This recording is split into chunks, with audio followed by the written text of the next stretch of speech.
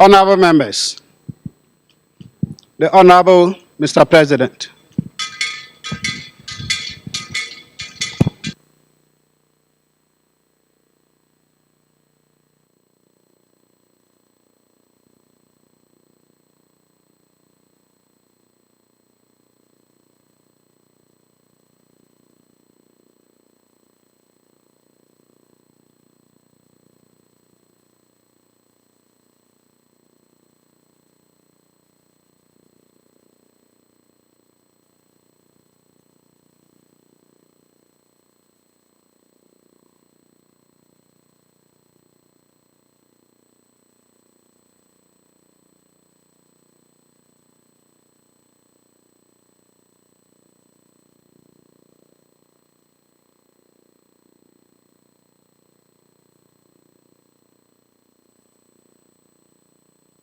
Morning, may I allow a moment of silent meditation or prayer.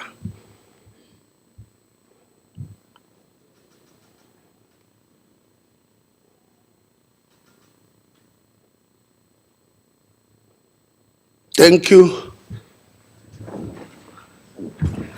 Yeah.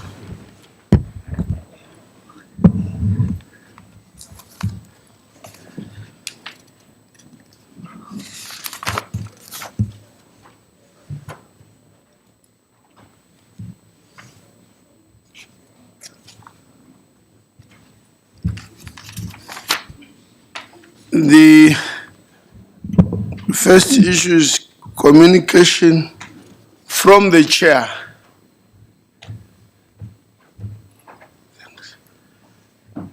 First of all, I would like to thank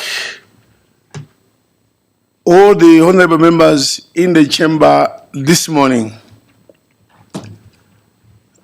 I want to thank you for your commitment and resilience to the work of the Parliament.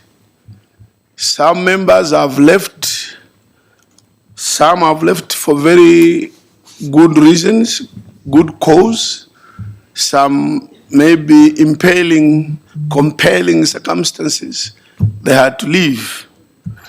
Some, I think, left for reasons that may not be very much acceptable.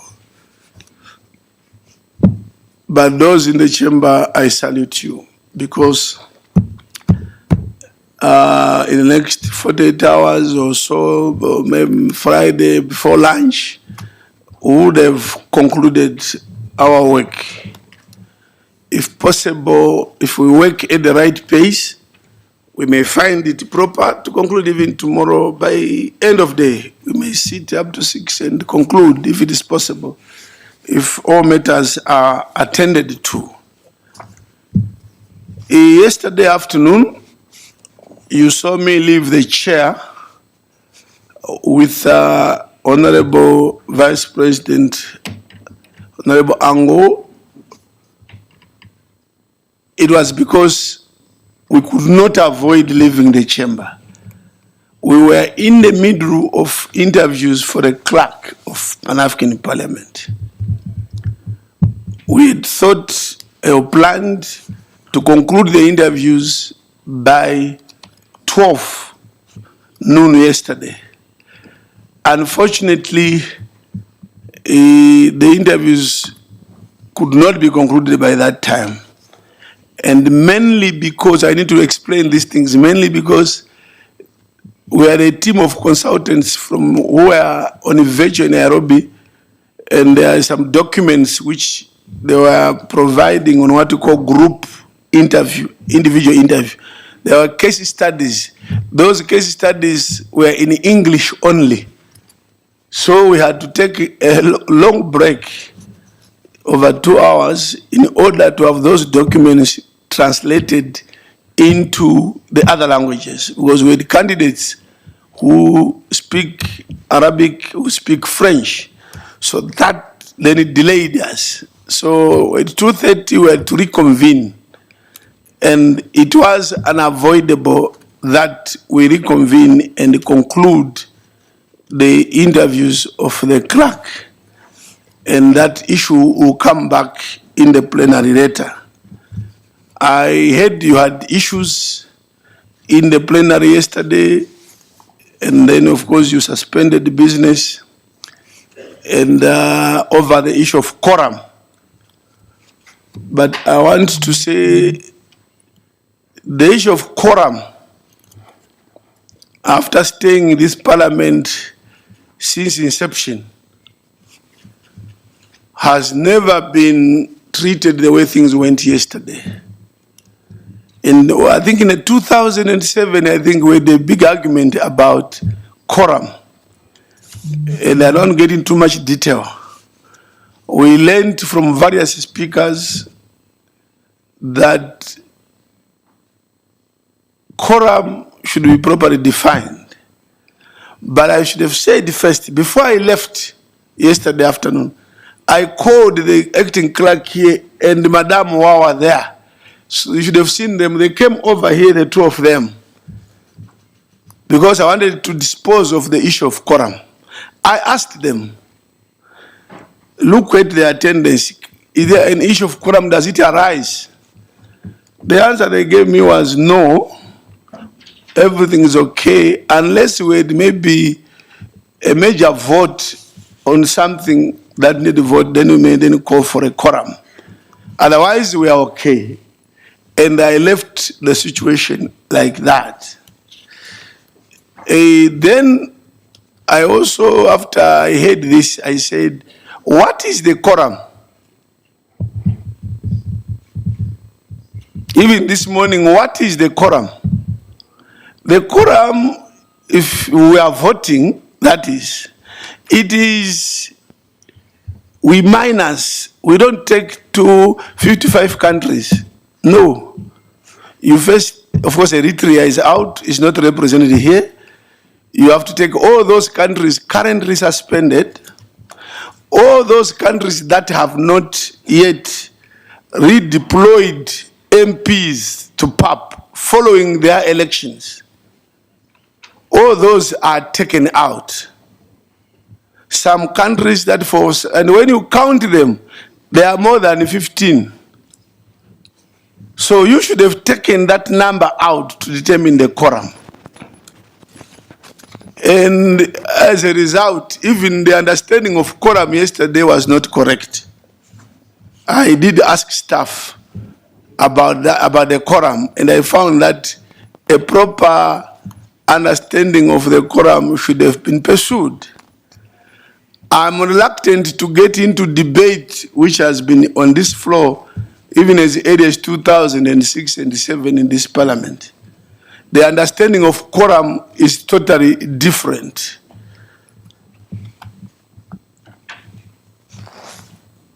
Mauritania is back.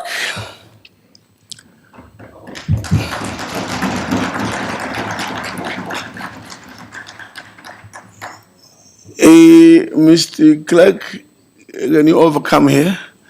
Right, so I don't want to get into that debate. It is a technical, intellectual, political. Ask him, where are the other? Sorry, where are the other forces that was in properly? Maybe they are. Ask him. Sorry, can you ask him? So I don't want to open a debate as to what is quorum. The number yesterday was a bit misunderstood, how many people, but also when do we call for a quorum? At what point? What would have happened?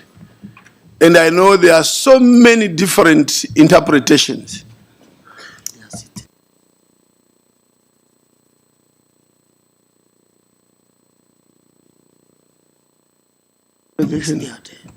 They are there. Yes. Okay, so she will have.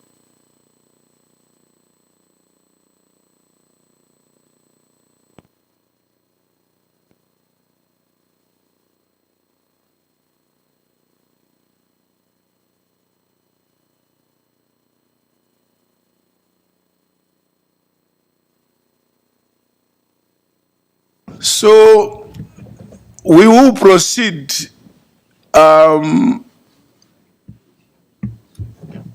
with the understanding that we are properly constituted now to conduct business. But we cannot vote for amendment of rules if this is the number, for example. That would be a different ballgame altogether. We are trying to find out if the Mauritania delegation, the whole of it, is around so that we swear them in. Can anyone confirm that there is Mauritania that side? MPs from Mauritania, are you here? Are they there? Mauritania? They are already in the chamber.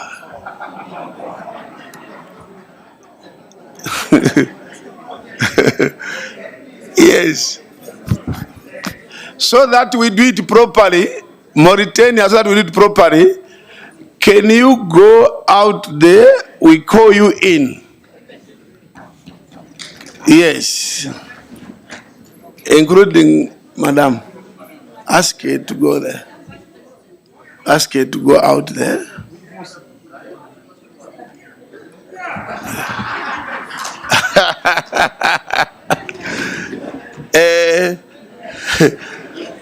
She's ready to work. Ready to work.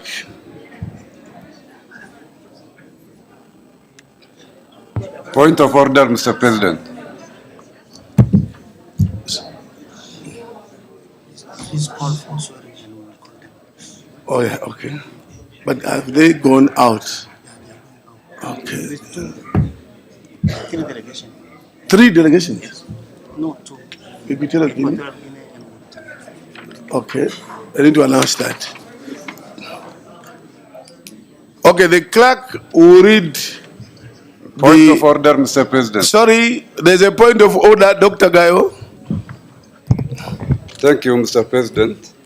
It was me who chaired yesterday's meeting, and I handled the meeting per our Rule 55.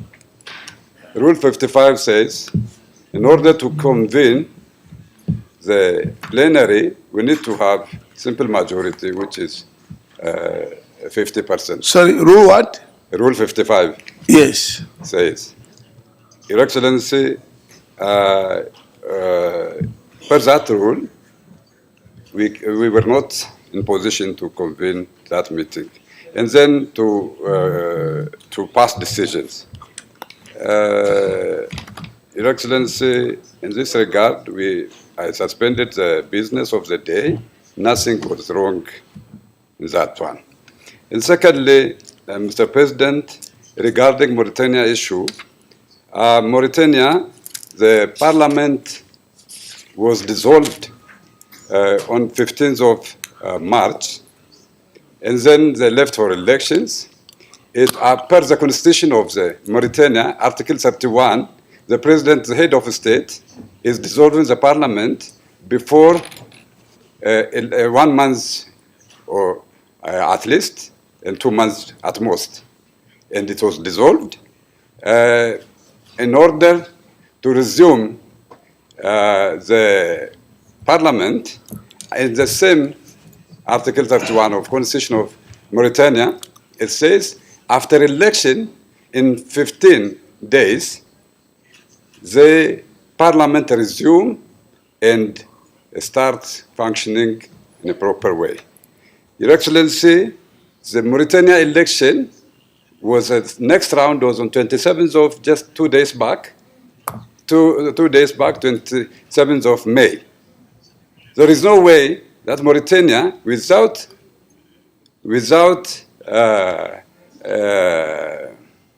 inauguration of the national parliament, in this warning in, they can send the parliamentarians to Pan-African Parliament, which is not in order, per the constitution of the Mauritania.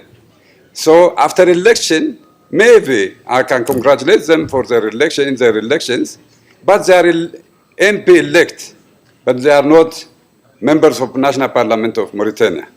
So in this regard, Excellencies, Sorry, this sorry, pay attention, please.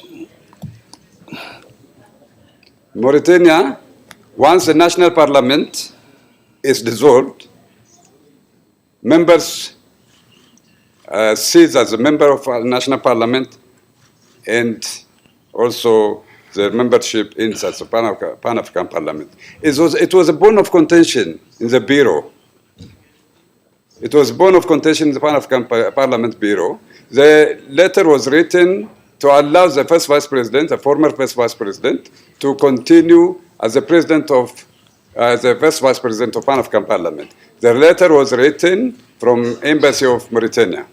Mauritania Embassy, the contention was Mauritania Embassy, they are not entitled to designate or nominate members to Pan-African Parliament. That was bone of contention in Pan-African Parliament Bureau. In this regard, Excellencies, we ask it in our group, when the Mauritania delegation is coming to Pan-African Parliament, I asked officially the clerk to have more information from Mauritania. And the clerk already announced it. There is no any information regarding Mauritanian delegation to PAP. Further delegation, there was no. So once the national parliament is not resumed, once they didn't build the inaugurations, really, I don't know where we are heading. Just we election that took place in one country, and the members come and join Pan-African Parliament. It's against the protocol. Against the protocol. And also, Excellencies, we are amending the protocol. Protocol cannot be amended by parliamentarians. It can be only amended per Article 22. Point of order. You rose on a point of order, but you don't then debate. No, I'm not debating, Your Excellency. I'm talking about Mauritania. Mauritania, the Mauritania issue, they cannot be sworn in Pan-African Parliament per the rule of procedure of Pan-African Parliament and the protocol. I submit. And also, Excellencies, today, again, we don't have quorum in the Pan-African Parliament. We cannot convene the meetings. I submit, Your Excellency.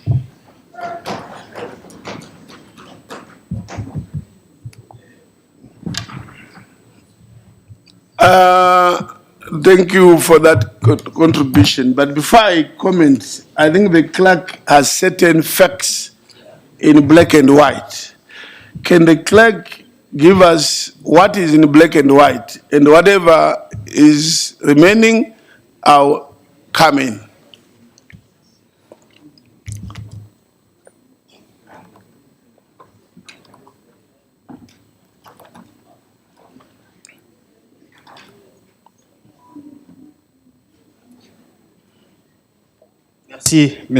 Thank you, Mr. President.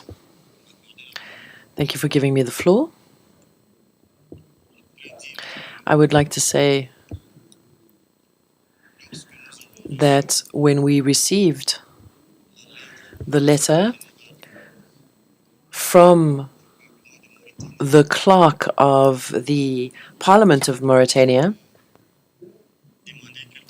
we asked for some extra information, and the extra information required was, we wanted to know, was the Parliament of Mauritania were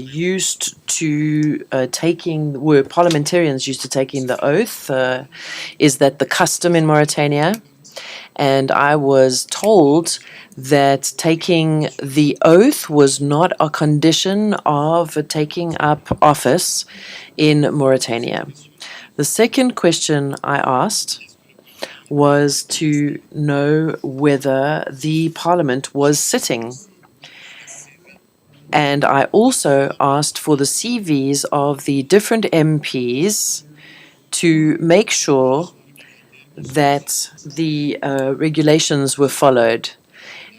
So firstly, In terms of the regulations, we need to have at least one woman in the delegation. Secondly, we needed to ensure that the different political parties of Mauritania were represented. So CVs were sent with a letter from the clerk of the Parliament of Mauritania to inform me that there would be gender representativity and that we would have representatives of various political parties from Mauritania. So I have the letters here with me, as well as the CVs that were sent to the Rules Committee. With regards to the sitting of the Parliament, whether the Parliament was actually sitting, I did not receive a response. And that is why we submitted this same question to the Rules Committee. The Rules Committee apparently has made a decision, but I have not yet received it. And it is up to the MPs in this August House to take the final decision. Thank you, Mr. Clark. Thank you, Mr. Clark. I think the issues that are on the floor is the issue of quorum. And what I've said, two things. What is quorum? Is quorum taken every day or is taken at the beginning of the week in the morning at 2 o'clock? I think we've had a lot of different interpretations on that issue. And the PAP practice ever since 2004 has been the understanding that once the quorum is there at the beginning, that quorum is sustained to the end. That has been the practice here, and all members who have been here for more than just a year have actually operated in that type of situation ever since. And none of these members ever challenged these numbers and saying, we want a quorum today. They have never. And it is only arising today. So, by practice, and that practice is pervasive, is notorious, is practiced in a number of jurisdictions, and that's what we'll go by. But when we call for a vote, it becomes a different thing. And then the issue of the letter, I think we've had letters from the Parliament of Mauritania, and when the embassy brings a letter, and we don't want to distort facts, it is international practice for all of us. When we are sending a letter as Pan-African Parliament to Egypt, for example, or any other country, we go to the local embassy here because they have a way of transmitting fastest. We give the embassy in Pretoria that when we communicate with anyone in any country with another government. So Mauritania also does the same thing.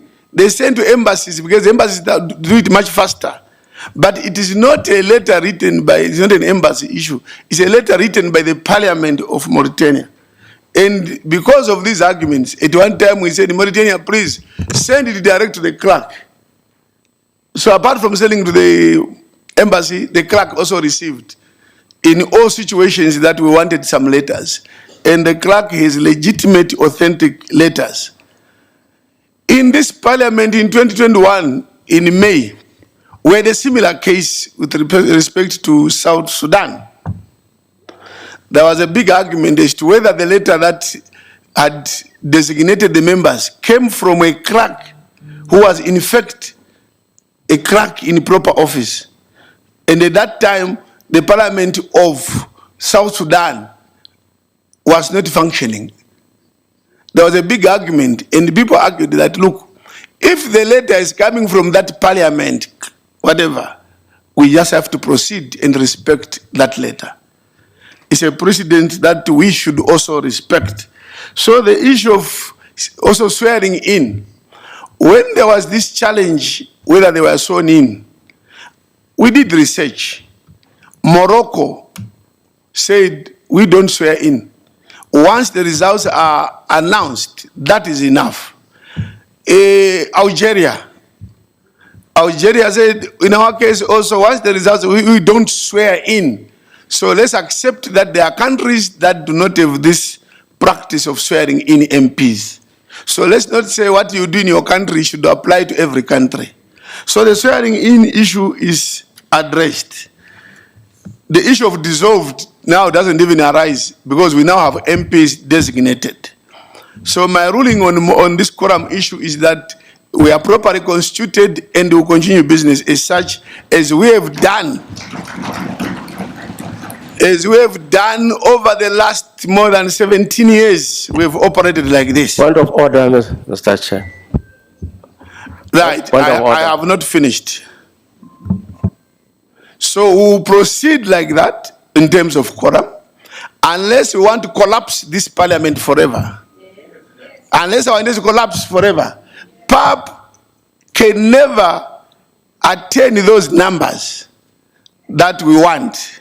Fortunately for today, so many countries are out, and as a result, we attain that quorum. But even then, we are saying the practice is that unless there is clear voting, otherwise, we have been holding sessions like this for more than 17 years. And I'll rule that the business will continue. That is the case. Those who want to challenge can challenge in whatever way, in whatever platform, but we should be careful not to collapse Pan-African Parliament. Right.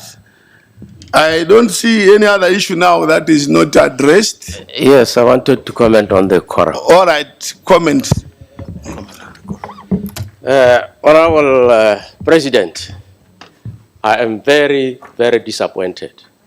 I come from Botswana, and we have said a lot about Botswana in terms of governance and so forth. Coming from that background, I am very, very disappointed. The question of quorum is not an academic exercise. It's a legal matter, and it's clearly stated. We cannot run a very serious organization like PAP on the basis of culture and tradition. It should be based on procedures, legal matters. And it's very clear that what the rules say. You know, in Africa, we are not going to make progress if we are going to undermine our own rules and procedures. This is very disappointing. It's very disappointing, really. And we are saying we are proceeding on the basis of the legalities that we have been pursuing over the years. Some of us are new, and we're very optimistic that we are going to fix this continent. Yeah. And you come here and take us back to traditions and culture when there are procedures, processes, legal matters. This is not an academic exercise, Mr. President. Thank you. And I'm saying, you. This is very disappointing. You are ahead. You are ahead. Yes. At the same time, honorable member. Hello, wait. Honorable member from Botswana. Honorable member from Botswana. Take the floor again. What should be the quorum today? The quorum they give us a number. It's more than 100. Not rule 45, but what is the number? It's more than 100. Yes. It's more than 100. It's more than 100? Yes. Based on how many countries? Not countries. It's not about countries. Let's read the 55. Let's read the 55. The quorum I'll come to you. Don't worry, I'll come to you. Constituted by a simple majority of all the members. Yes. All the members. Yes. Who are the members? It's 5 per each country. And how many members are we? We are more than 200. All right, no. How many are we today? Let him debate. We'll settle it. Yes. Yes. Now, first of all, let's agree in principle. Yes. If we agree, yes, that is simple majority of all the members. Yes. Do we agree?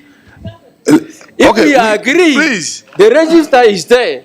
You debate. I'm the one that said come back on the floor. Yes, I'm on the floor. And we wanted you to give us the actual numbers.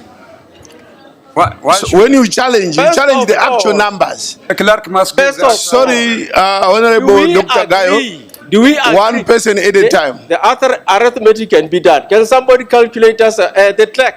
The clerk can assist. All right, If hello. you need numbers, the clerk can assist. Honorable member, I think your time is now up. Yes, thank We you. have heard you. Thank you very much. Yes. Again, it is academic.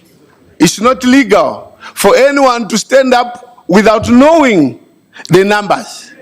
It's academic. You need to tell us right now how many members should be here for quorum. If you don't know, then that's not legal. Legal is saying this is the number. Now, you need to know what number. If you don't have a number, you can't argue about quorum. You need to tell us so many. 95. We are not 95. All right, Honorable Muntaka. Thank you very much. Thank you very much, Mr. President. Colleagues, it's sad the way we are treating ourselves. Oh, I said. It's very, very sad. For those of you, especially my colleague who just said is new, I'm just going probably you have to go and learn the history of PAP. I have said in this chamber 1,001 times, and I'm repeating today, it is not everything that is good to argue all the time. There are certain things it is better left the way it is so that you can make progress. You always weigh what you are asking for. Is that thing going to create progress? Is it going to create retardation? Is it going to move us forward? Is it going to take us back? That is very key. In every parliament, no exception, three things rule. Every parliament, at least I've been in my country's parliament for 2 decades, 20 years. It is the constitution of your country, the rules that you have, and then your practices. You can never take away your practices out of how you run your parliament. Unless your parliament is just 4 years old. If your parliament is up to 10 years, in running that parliament, you will use your practice as additional. And that's why when you go to the United Kingdom, they have what they call unwritten constitution. They don't write it. They just use their precedents and agree. Unless that precedent is clearly hurting your rules and constitution. Let's be mindful about the wording. Look at the Rule 55. It says quorum is half of all members. In my country, when we want to define the quorum, we say at the start of business, quorum will be this.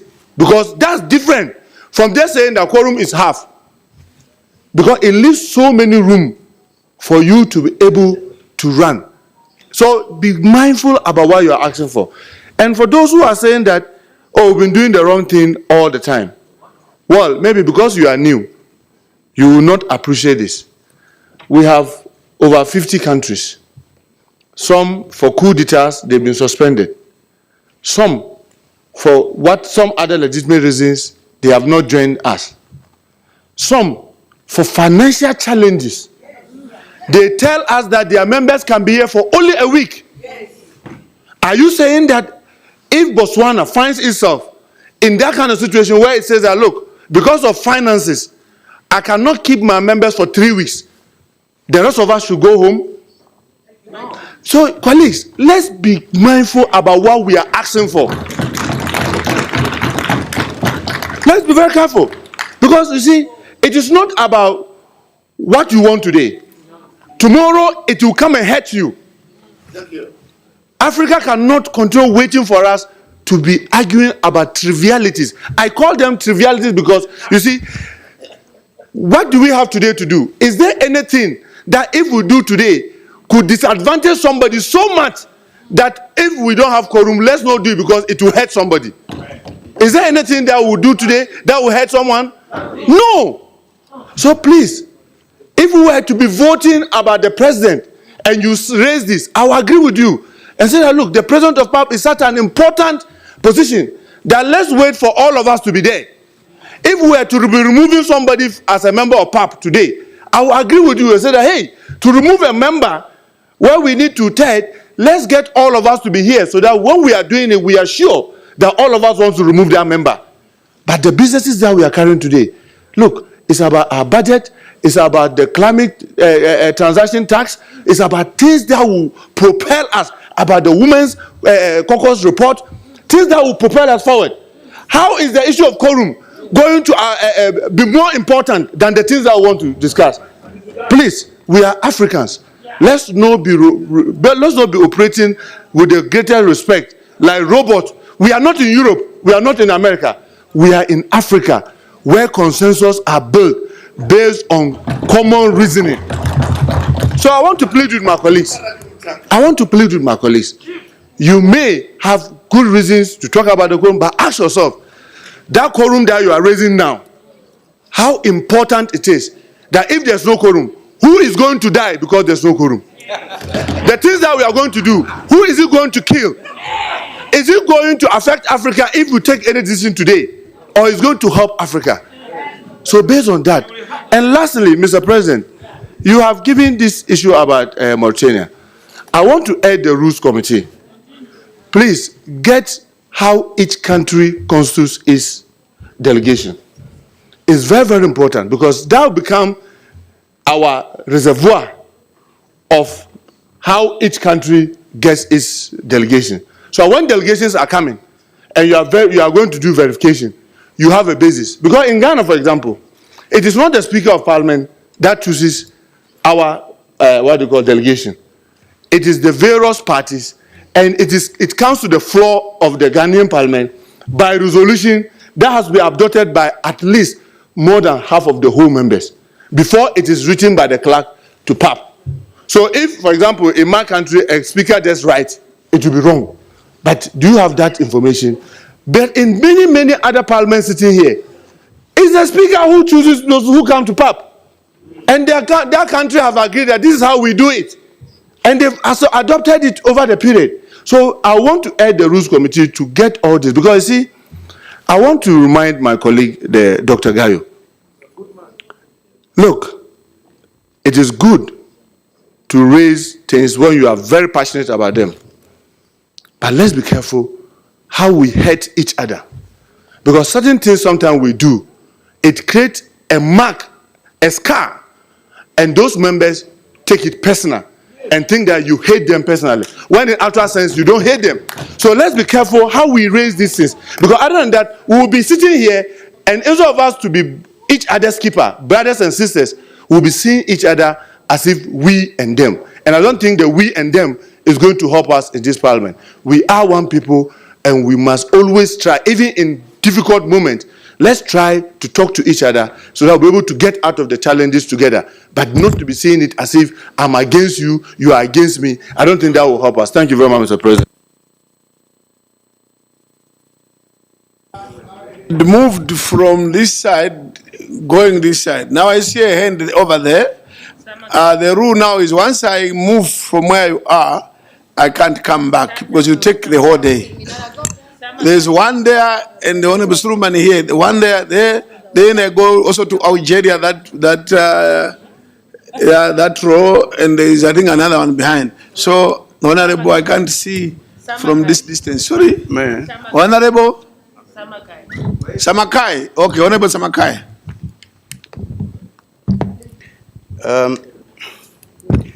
Thank you very much, Mr. President. Yeah, you rise, of course. You speak while standing.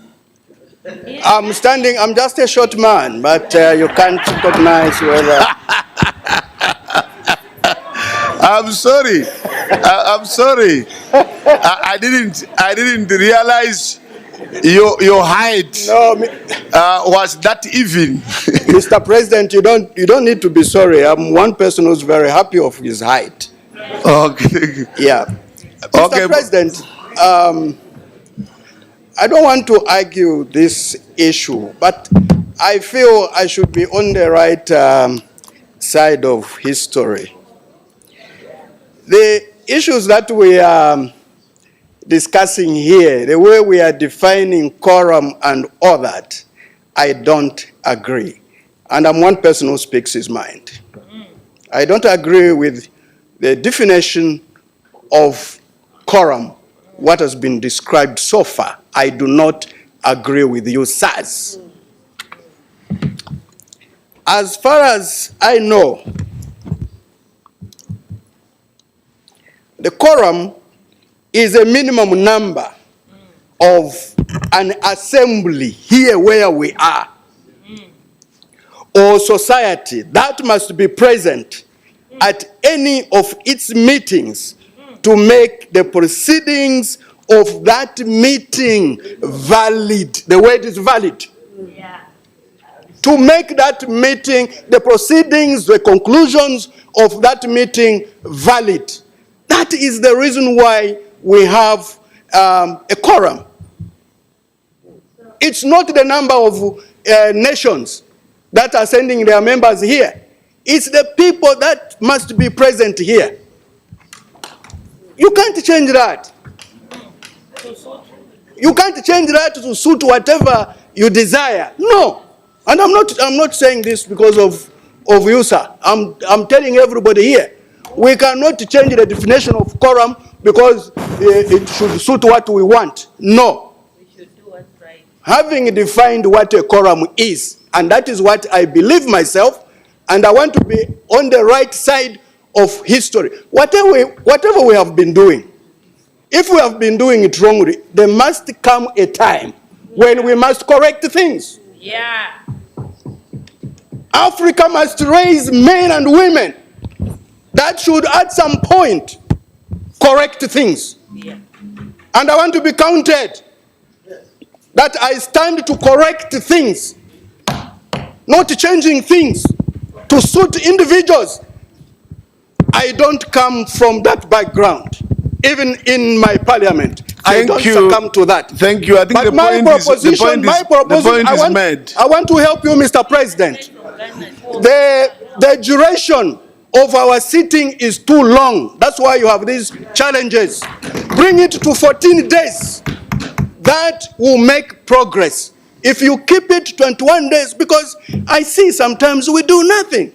Half of the time we do nothing.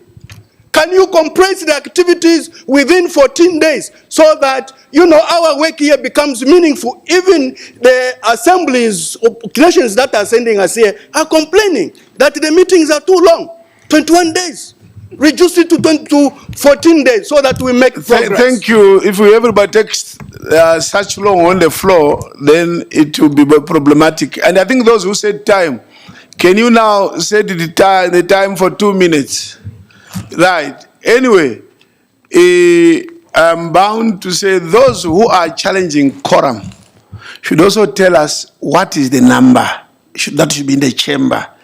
We can't just look at the heads and say they are not. It's good to say the number should be in the chamber. Then we will talk of quorum.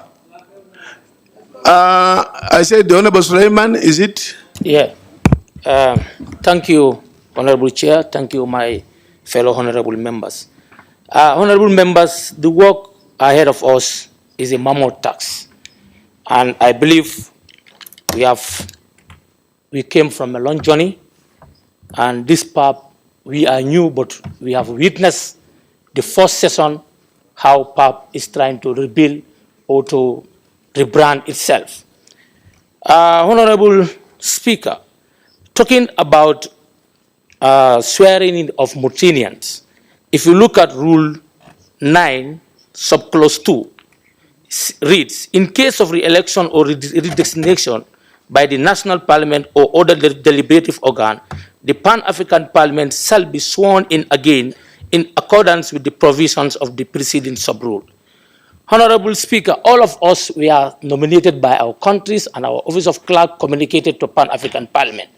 Now, if you have a communication from Mauritanian Parliament that these people are the delegates to represent Mauritania, who are we to stop them?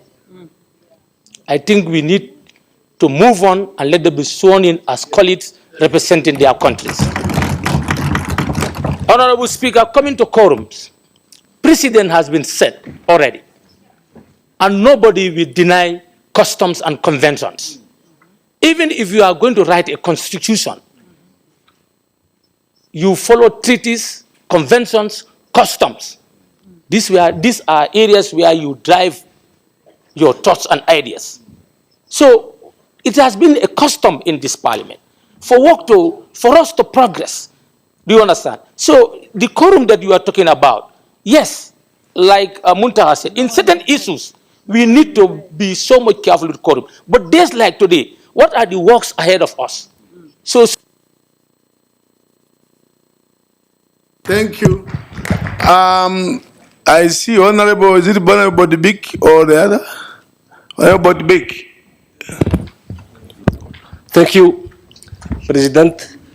في الحقيقة أسعدني هذا النقاش لما يتعلق بالتمسك بالإجراءات القانونية وخاصة لما نتكلم ما في Please, Arabic into English. Okay, there is the okay. You there? Yes. Yes, you can hear me. Okay. First of all, I'm happy about this legal discussion because we are a parliament. We want to follow the legal and we have to respect the rules of procedure and also accept and to respect the tradition. And this is one of the gains in which we have the rules, so we have to respect also. And also, I have a doctorate in public law. This is my doctorate in public law. And at the same time, also, I'm very keen that always we have to follow certain traditions. What had been raised today regarding to the Quran, I think the rule is very clear. The session of the parliament, which is one of the reasons of the quorum. So we have to give this, we have the quorum at the beginning of the parliament, so we have to accept that. We have to accept this. So the quorum, it is not up to the end, so at the beginning. But when we read the rules of procedure, we read it through the whole rules about also the president had the right to decide or to call for a suspension of a certain member, for example. This also connected to the beginning of the session. So we are not at the session of about punishment, but we are the general law. So we have to accept it. We have to follow the traditions. So the quorum, it is here, and so we have to accept it that we have the quorum.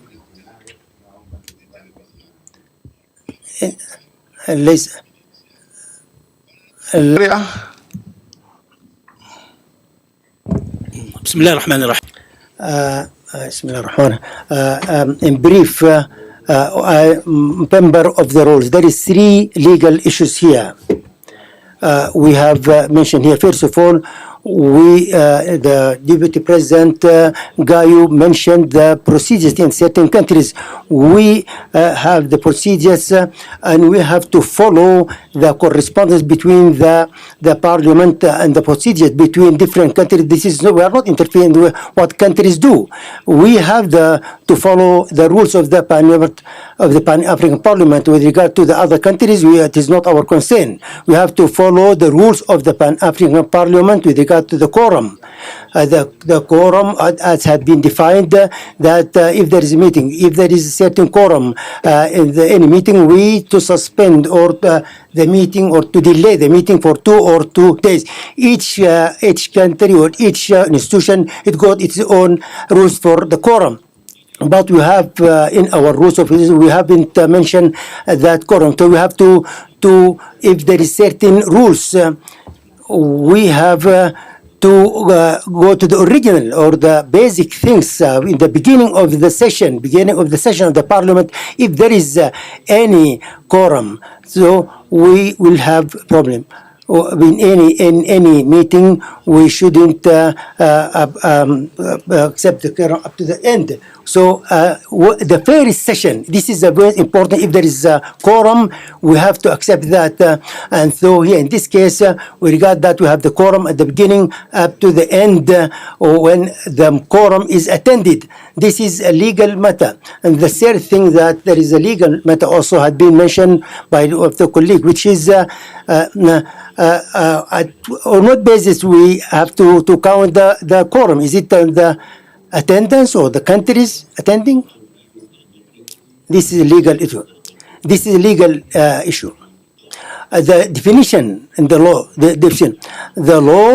the law define the member and the who is elected or appointed by the national government to be a member of the Pan-African Parliament. So when we go to the Article 55, we speak about the member, not the country. So, and here there is a definition of the country, which is a member country of the African Union. So we are concerning with the member who is attending the Pan-African Parliament. Majimbo. Thank you very much, Mr. President. Mr. President, I see the direction in which this House is taking, and I'm starting to become worried. Yeah. We are moving into the same hole that we were some time before. Yeah. The reason why I'm saying this, Mr. President, if we have to talk issues of quorum, and here, Mr. President, countries like 15 are legally not here as we talk. A membership of 270. Less 75 members, Mr. President, leaves us with 195 members. And we are assuming that these 195 members are all in South Africa. Some countries they have not funded some of them here. Some countries have funded a half of the period here. And if we go by that, a half of this, Mr. President, leaves me with 98 members. I have gone round here, my eyes. I have seen 86 members of parliament here now, as we are sitting. Which are the best time do we expect to get members of this size? Mr. President, we are frustrating ourselves. And if we proceed like these issues of quorum, we are going to get a point where some money is being poured around here to frustrate our own budget to pass here. If we don't pass this budget, we shall all be frustrated, and this parliament will collapse. And that is maybe the happiness of somebody somewhere, wanting this house to collapse. Mr. Speaker, Mr. President, according to me and according to us and the practice of this house, the best way to go it here is, why did the issue of quorum came when we are discussing the issue of women caucus? Why not any other thing, the business of the house? Mr. President, this house is ours. Yes. And the law is made for us. Yes. Us for the law. Mr. President.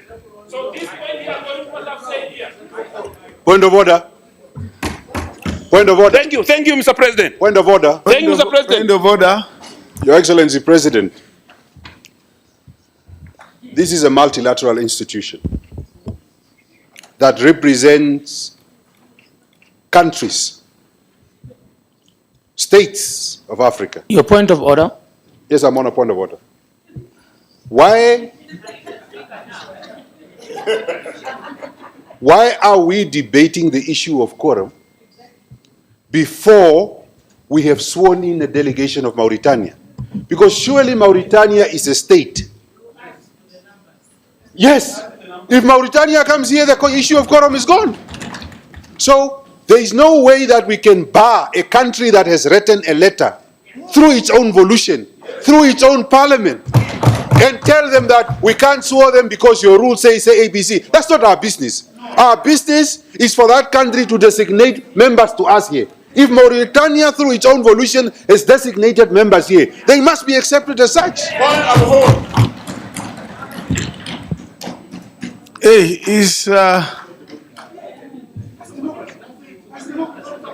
yes, but you want to move fast up to there. Sorry. Yes.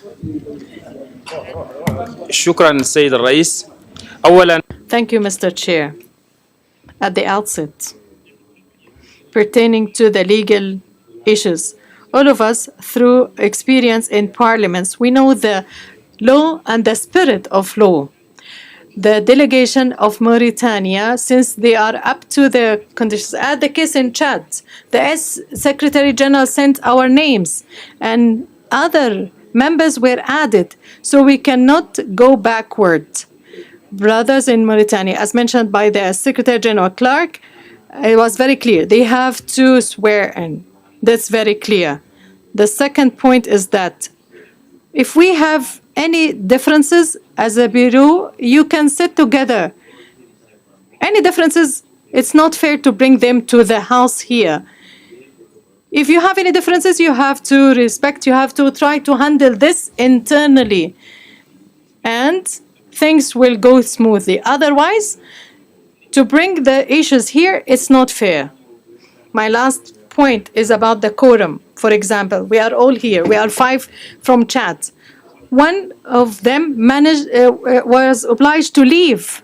How can you say that she is not there? She was here, but she left.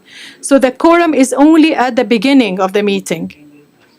If there's another issues, that can be tackled later on. Mr. President, you have to be very clear about that. The Mauritanians should swear in. Thank you so much. Bosses will come at the end. Can I finish this side? I see you say, yes, Honorable Chair, gender, and then there's another hand there, then I come there, then I come this side. We close, we move, yes, we end there, then we do business. Merci, Monsieur le Président. Thank you, Mr. President. Mr. President, with regard to the question from Mauritania,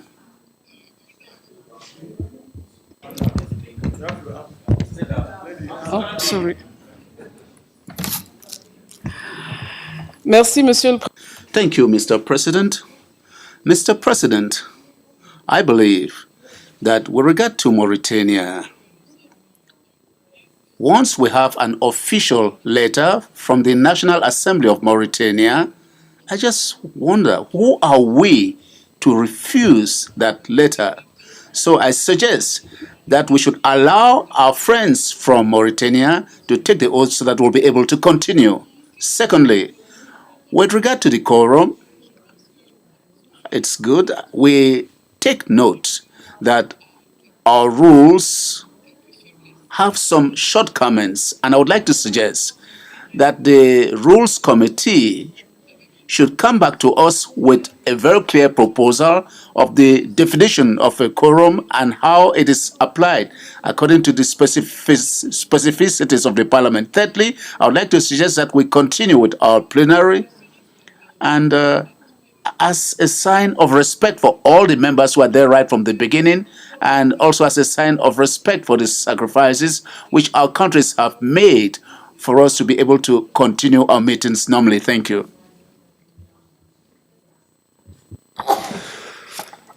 شكرا سيد الرئيس. Thank you, Mr. Chair. Mr. President, we all know that our interpretation of laws in this Parliament should be the interpretation of the rules of procedures and taking into consideration the interest of the PAP. So the question is that to stop everything for the reason of quorum is for the benefit or the interest of this organization or not. Rules of procedures are clear. Since day one of the sessions up to last day are only one meeting, one setting. These are the messages sent to us. And the MPs are not here only. We are members in our national parliaments. We have our own commitments, and we can continue up to the last day of the sitting or not. We have our own commitments. We have our own responsibilities back home. So the quorum should be based only achieved at the beginning of the sitting, not at the end of the sitting. Otherwise, we interpret things in a way, if not for the benefit of PAP. And we have to respect the new members and to receive them properly with full respect. We are not here to challenge rules or messages. The official message, this is an official communication. We have to respect this state, and this is our responsibility. Thank you, Mr. President. Cards, and then Merci, Monsieur le Président. Thank you, Mr. President. We have a discussion. I don't want to talk about our Mauritanian colleagues who are waiting for us, but would notice that the rules have been challenged, as Madam Chair has said. So I would like to suggest that our rules should make a consensus. I've been in this parliament since 2014, and I know that the issue of quorum has always come up. But please, let us try to clarify our rules so that we should no longer discuss this next time. Thank you. Honorable Victoria. Thank you, Mr. President. I wanted to suggest to move a motion that hearing all the comments here, three-quarters, the majority of the comments, they're saying the rules are not clear as it is now. And the issue of quorum could have been discussed on the very same day we convened in this parliament. After 2 weeks, that's when you said, let's go for the quorum. It's unheard of. And second, on monitoring, as it has been said, we can't question the parliament. So three-quarters of majority of the people have taken the floor are that we should swear in the delegates from Mauritania. We carry on with our business. And my worry is, why only women caucus report? That's when the August had wanted to reach the majority, the quorum. Why women caucus only? Why? Thank you, Mr. President. Honorable John and Honorable Kasingo. I can see that's honorable. Thank you, Mr. President, for giving me the floor. I want to just make a few remarks. I've been a parliamentarian for almost 20 years, but I'm in Pan-African Parliament. This is my second time, my second year. Mr. President, there's no void. The day we came here and got into the General Assembly, the day we started in this chamber, all of us here, we had the agenda was adopted by members present. And every other meeting that we have held is an adjournment up to the second. What is the meaning of adjournment of a meeting? To continue. That's the simple law. To continue. We have not closed any meeting since we started. We have just been adjourning meetings. That's the law. Let's not bring and confuse people here. Some of us are villagers. Too much may just ruin us. Two, Mr. President, when I hear that a law was passed and regulations were taken, or the statutes of parliament by acclamation, what is the meaning of acclamation? In simple English, acclamation means unopposed. That means that if you sat here on that day and everybody claps, say it's correct, it's correct. I don't raise your hand for a point of order, an objection, for another person to second it, you are part of it. Three, in every parliament, there's what we call leave of absence. I've been talking with one of our colleagues who is a member of our education committee from Libya. Yesterday we met twice. Yesterday she called to say, my dear brother,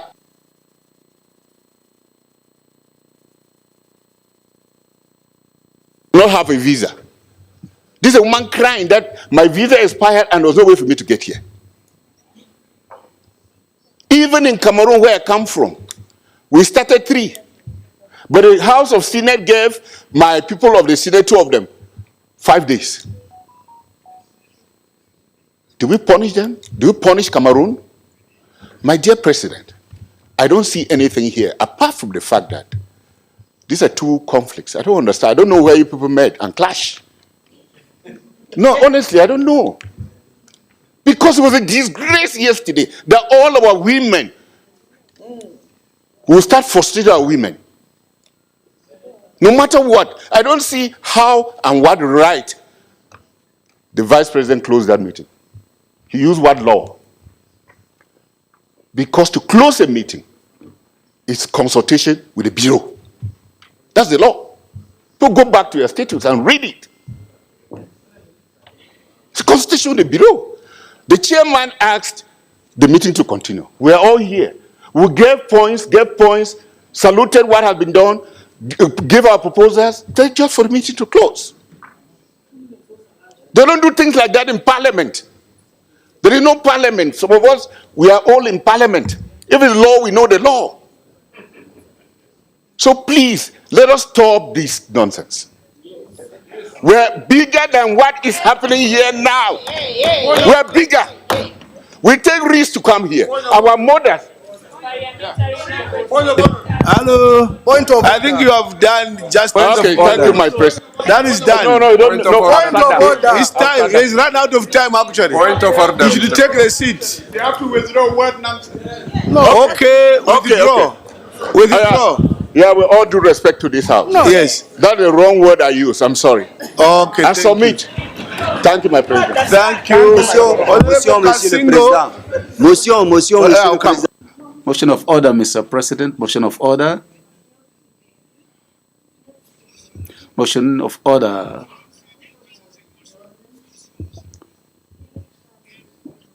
Is that point of order? It's a point of order, Mr. President. Point of order. Merci, Monsieur le Président. Thank you, Mr. President. I believe that there is some confusion because yesterday when President Gayu was talking about the quorum, he was right. He was perfectly right because what we have here today, we didn't have even half of the number yesterday. So when the problem was raised, that of Mauritania this morning, because we did not have an official correspondence, not even from the Rules Committee, it is it's a point of order. It's a point of order.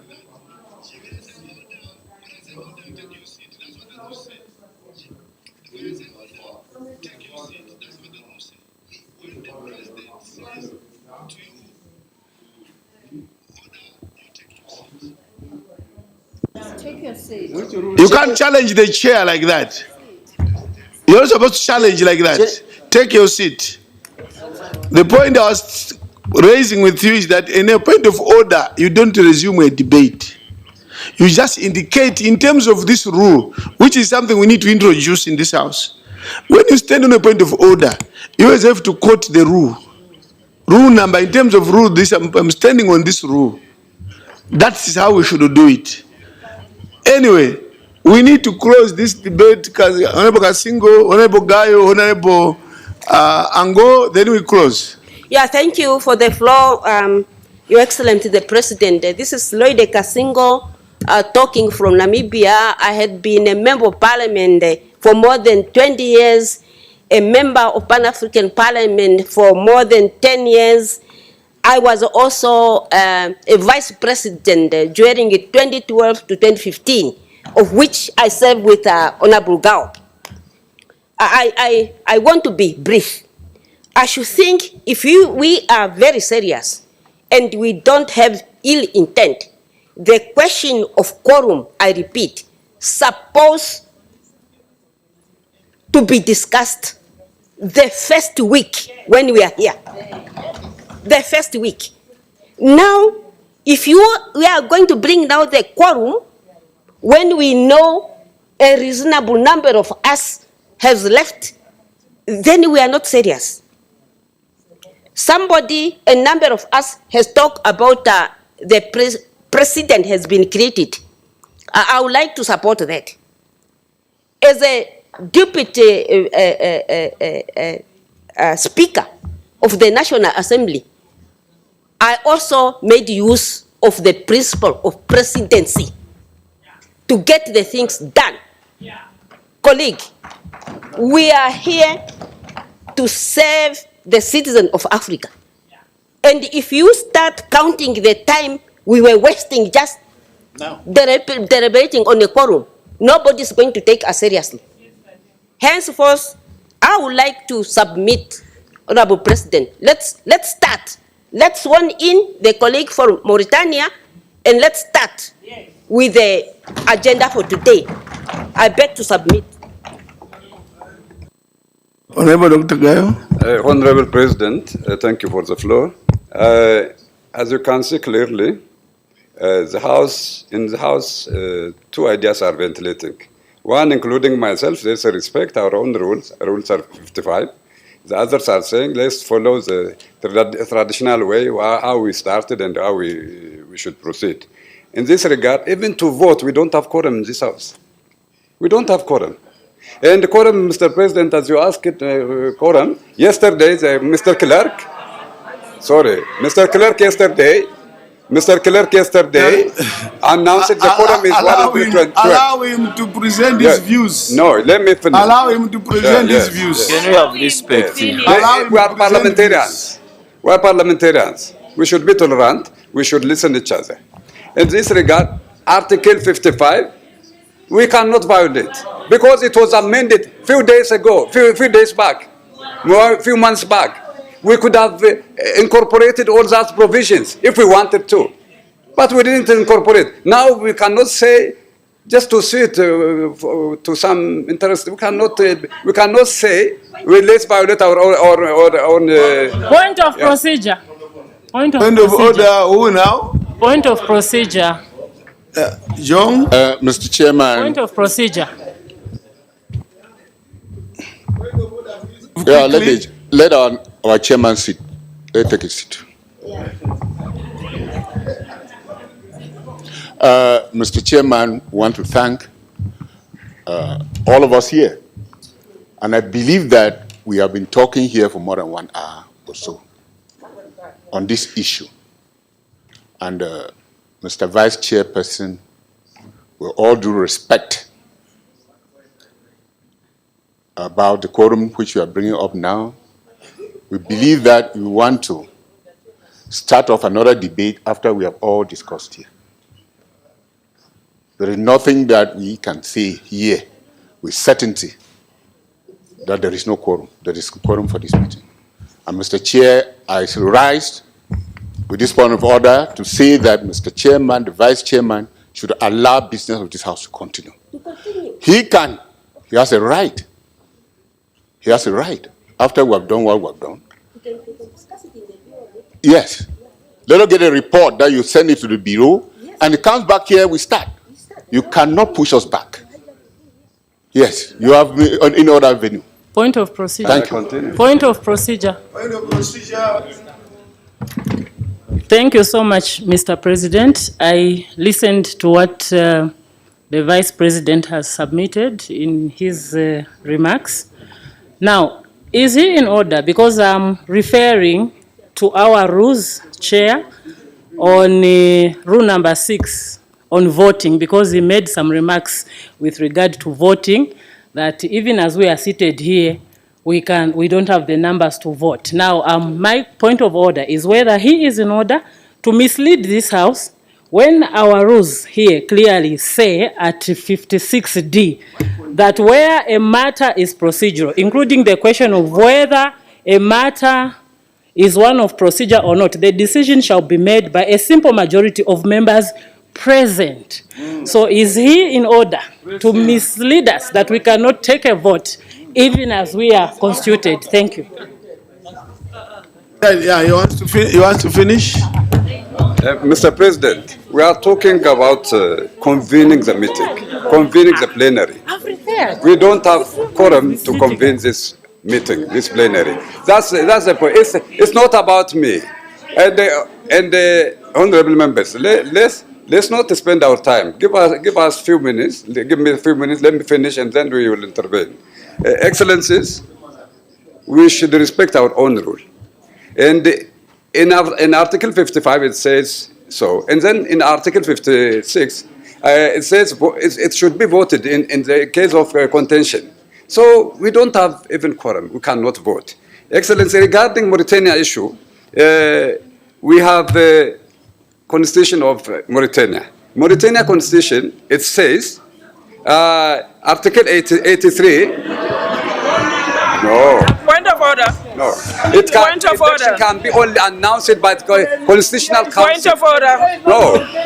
It should be announced by Mr. Constitutional President, Council of the Mauritania, not by the even National Parliament. Point of order. So after that only, after Point the of order. announcement Constitutional Council of the Mauritania, and then it will be announced. Is now winding up. Point of order. Excellencies, let me finish. They are winding up, yes. Yes. Point of order. The Honorable Ango. Honorable Ango, I think let's make this last, then we proceed. Excellencies, we need to have President, quorum. Uganda Let's here. respect our own Point rules. of order. I submit. Chairman. Honorable Ango, our last input. And Uganda.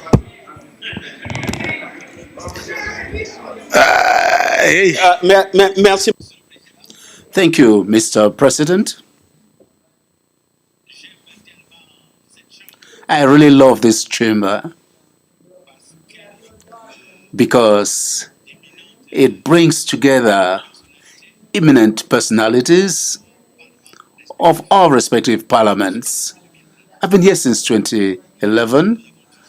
I think I've always followed the discussions and they're very interesting.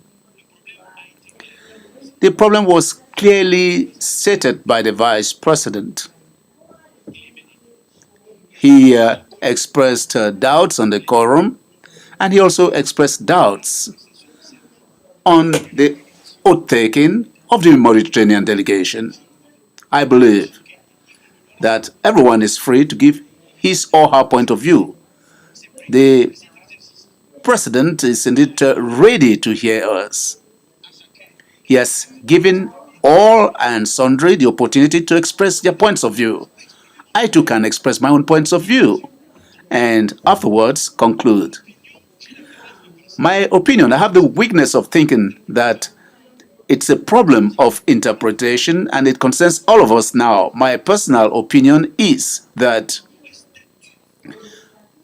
the status, the nature of the science, not all sciences are the same.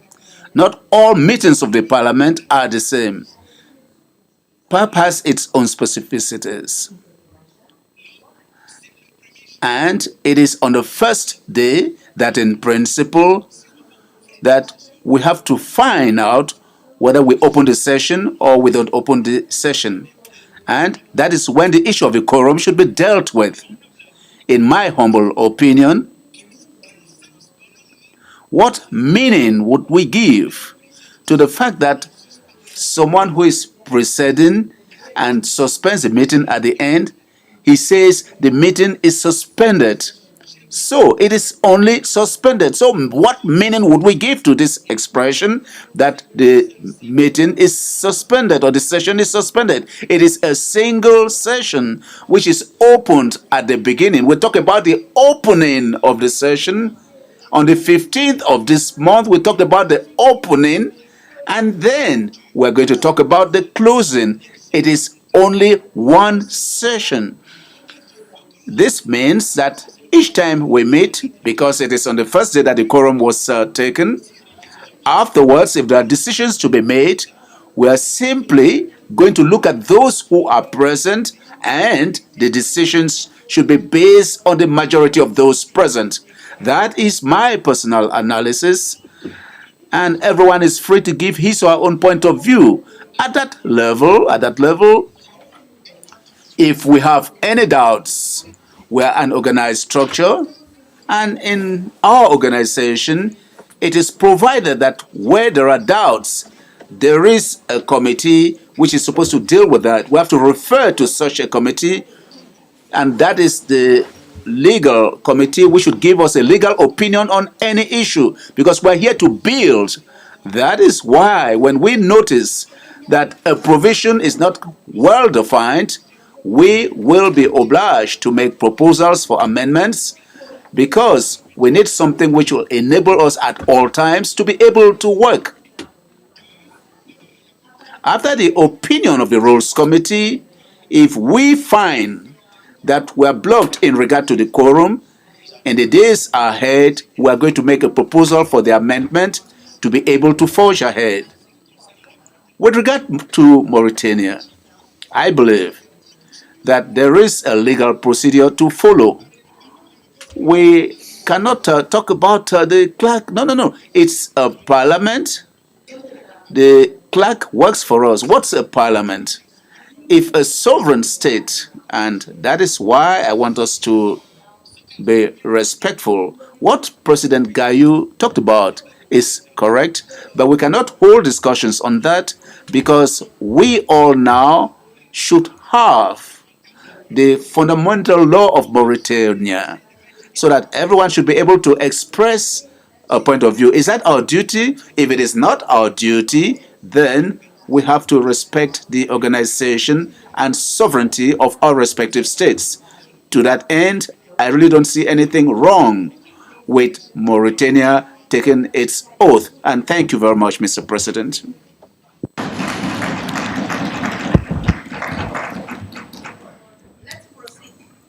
When you debate like this, the rules say the president now shall make a ruling.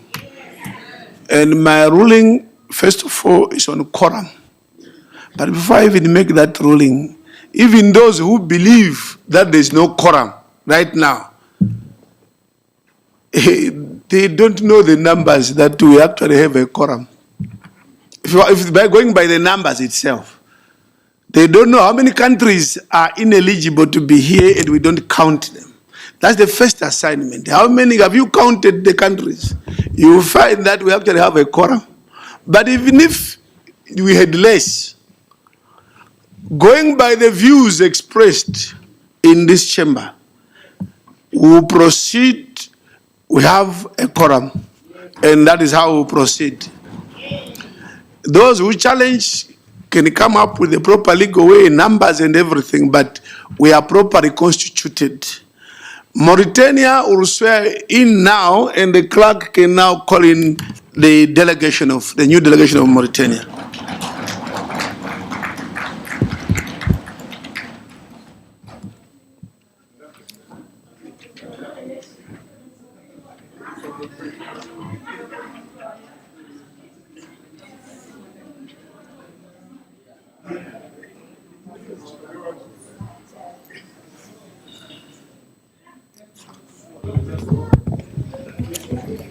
Merci, Monsieur le Président. Thank you, Mr. President. I would like now to invite members of the delegation of the Mauritanian Parliament to come forward to be sworn in. It's Honorable Dr. Fatimetou Habib,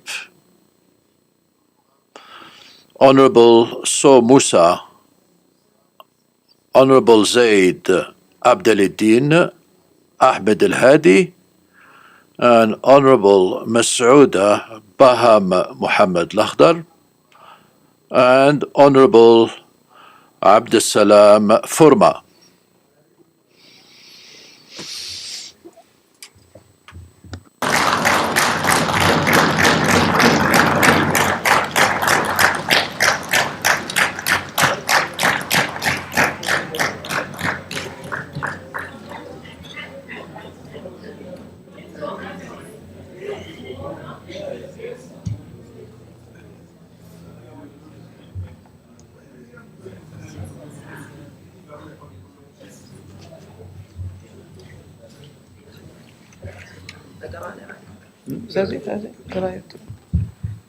On commence.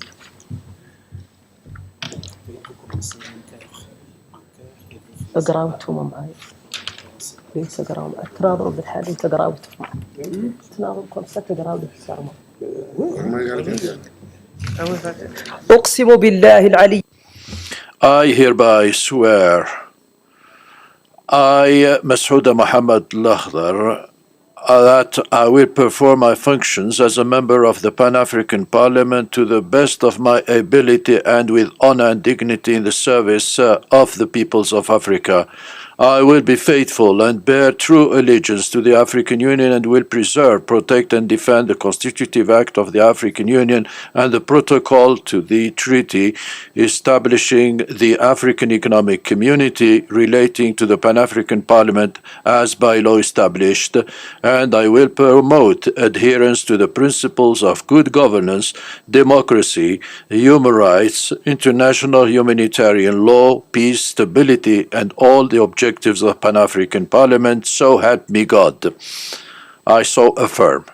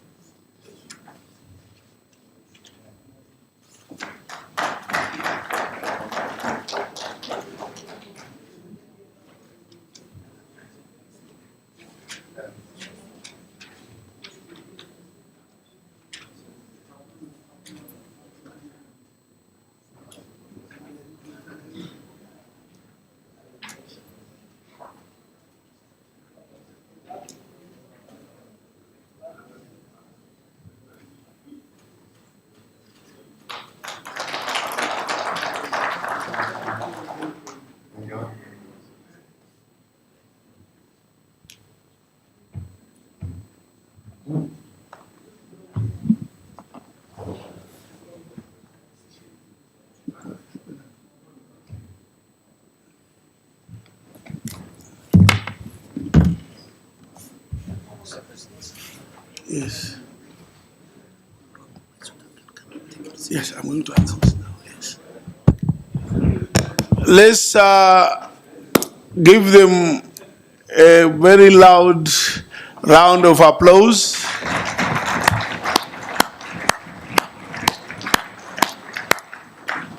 As they take their seats, I need to read the following rule, Rule 1615. I believe you all have your rules. And if you read that rule and pursuant to that rule of the rules of procedure, Rule 1615 of the Pan-African Parliament is amended on 4 November 2022, and having satisfied all other provisions of this rule, I now invite the Honorable Vice President, Her Excellency Honorable Professor Mohammed Lagdev, to return to her seat and assume her responsibilities as first Vice President for the remainder of the original office.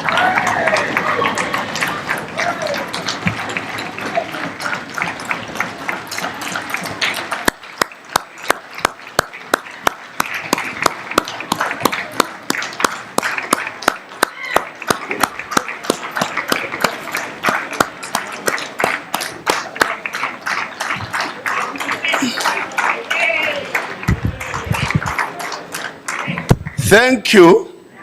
I now would just for 1 minute invite Honorable Azadine of the Northern Caucasus, representing the Northern Caucasus, where Honorable Masauda comes from, just to give a 1 minute congratulatory message. Merci, Monsieur le Président. I thank you, Mr. President. On this very happy opportunity, we would like, on behalf of our caucus, to express our congratulations to Honorable Masouda, and may Allah guide her steps in the service of our peoples and our continent. We would like to assure Honorable Masouda that the caucus of North Africa renews and reiterates to her its full support. She must know that we are impatient to see her back in order to assume her functions as first Vice President of the Pan-African Parliament representing our region. Thank you.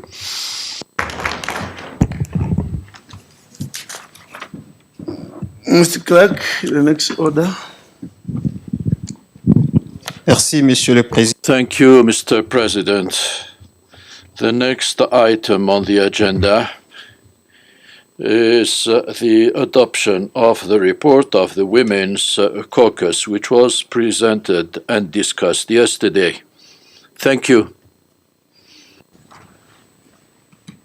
Honorable Victoria, I know since yesterday, just motivate in 1 minute for the adoption. Thank you so much, Honorable President. Indeed, on behalf of the Women Caucus, yesterday I presented the report of the activities which we carried on from November 2022 to March 2023. There were 3 main activities. The first one was celebration of the Women's Day. The other one is the status of women, which we, members of the Women Caucus and from the Gender Committee, participated in New York, USA. And the third one was the resolution on the status of war in Sudan. After presenting the report, the House deliberated over about 8 members contributed, and in summary, they were all in agreeing what we reported, but mainly, majority supported that women should be in the forefront in the war, forefront in meditation about the war in Sudan.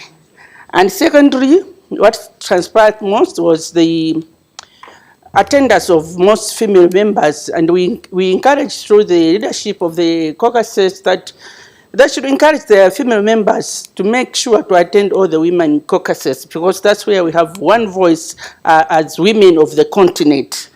Briefly, that's what transpired yesterday. And once again, Mr. President, I ask this Honorable House to adopt our report. I submit. Thank you.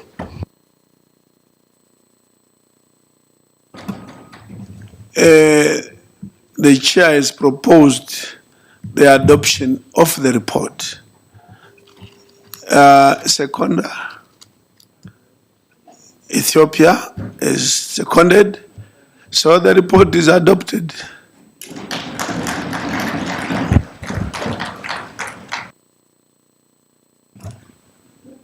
we are looking for Honorable Muntaka to present the next item. Honorable, anyone seen Honorable Muntaka? What do we do? Finance committee, because before the clerk announces. Sorry, we went to the bathroom. Okay. Okay.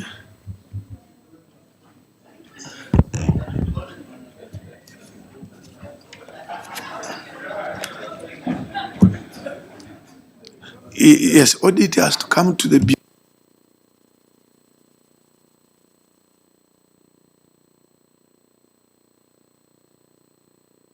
Just maybe 2 minutes, he should be back.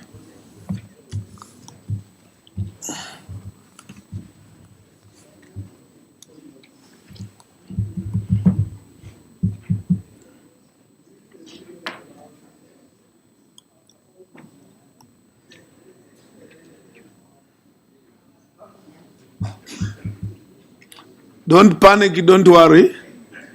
Take your time.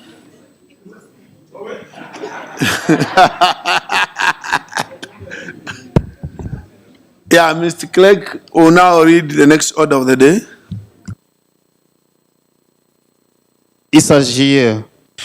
The item is about a presentation followed by debates on budget 2024 by the Committee on Finance. Thank you.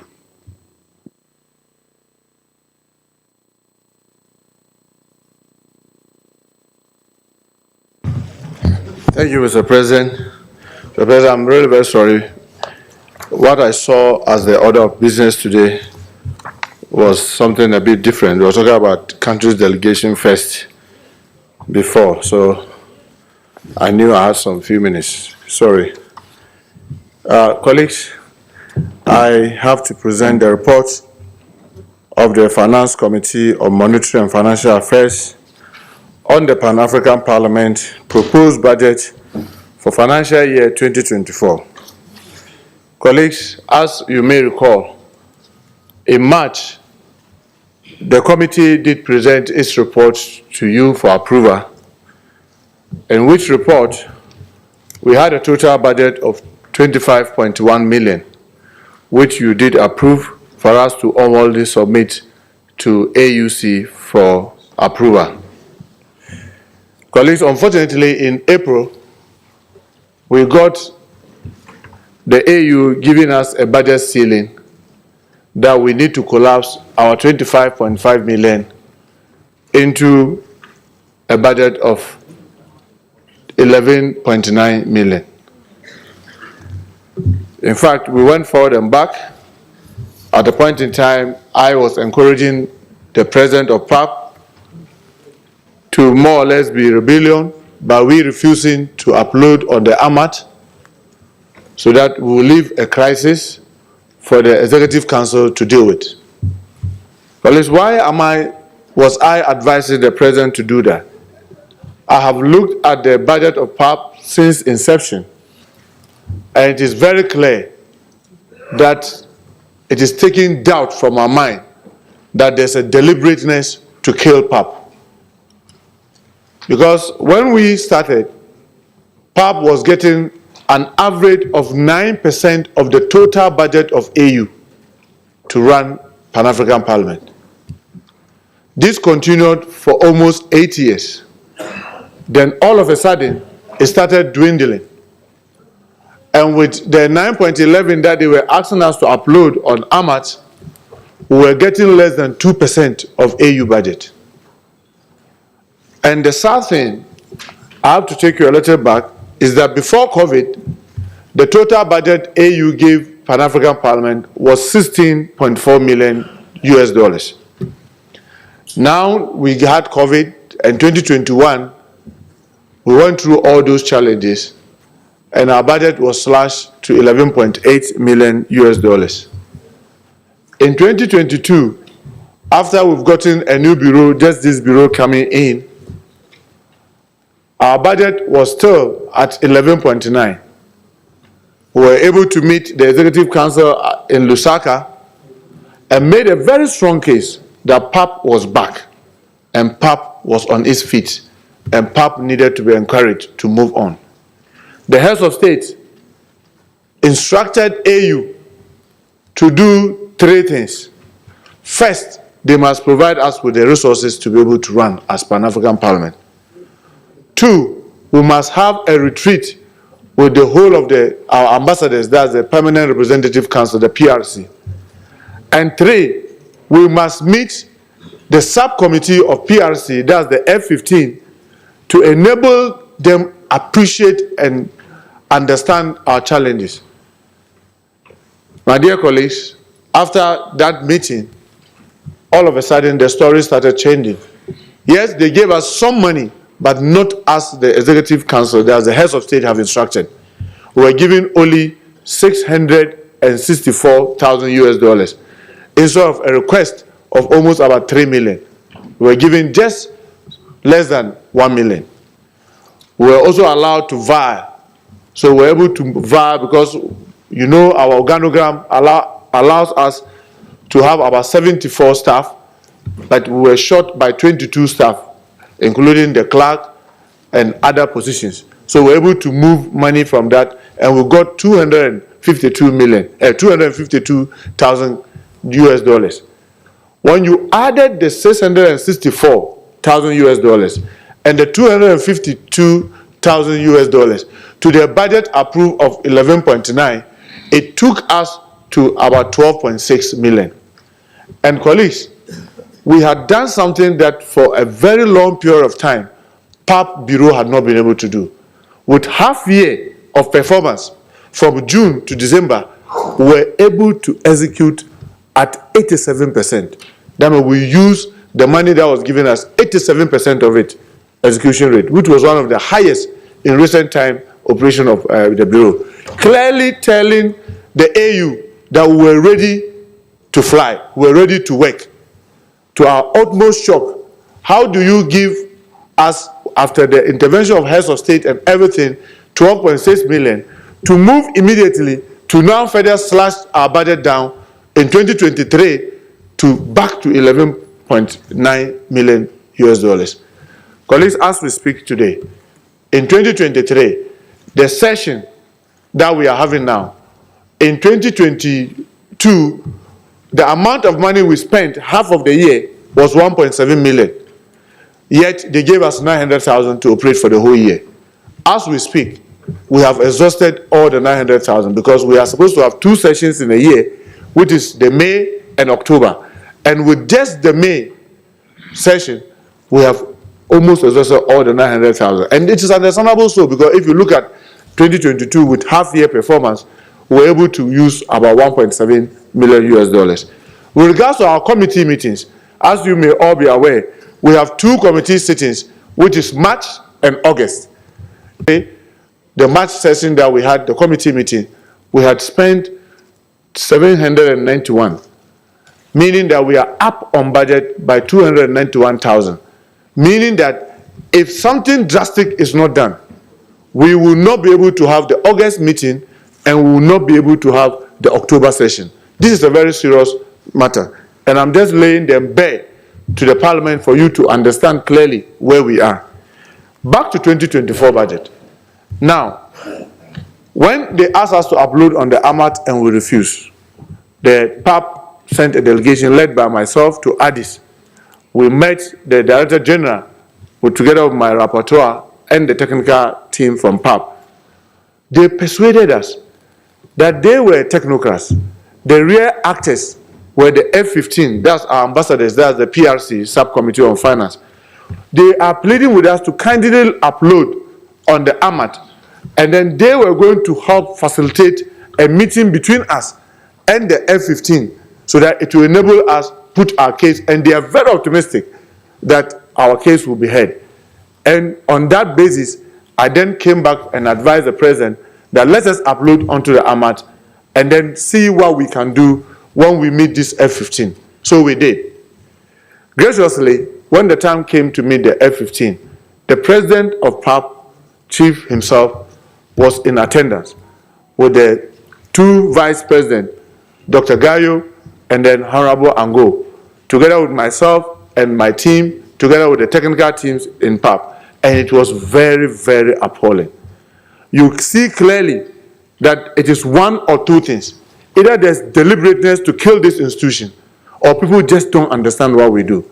Because if you get an ambassador say, because NEPAD is doing something, and PAP is also going to do that, we should rationalize and team up together with them to work. And I asked them, in your individual country, do you have a Minister of Finance? He said yes. In your parliament, do you have a Committee of Finance? Do you say that that is double? Because one is to do the act, and one is supposed to see whether truly that act has been done. Do you have Minister of Education in your country? And do you have a Committee of Education in Parliament? Because one is supposed to play oversight on the other. To cut a long story short, the story was that, we didn't have the Malabo Protocol rectified, and therefore our rule was still advisory, and therefore we should restrict ourselves to the advisory rule. And I said, this even confirms that you don't understand how parliaments work. Given that is before all of you, I just want to show to all of us the major challenge that confronts us. You remember, like I earlier mentioned, we came here, you gave us an approval of $25.1 million US dollars, 95,592 US dollars.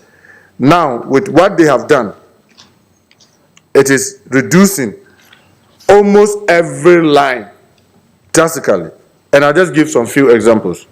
For example, when we did the budget that you approved in March, the Bureau was supposed to have 2 million to operate for the whole year. Now, with the new ceiling, they are going to have only 500,000.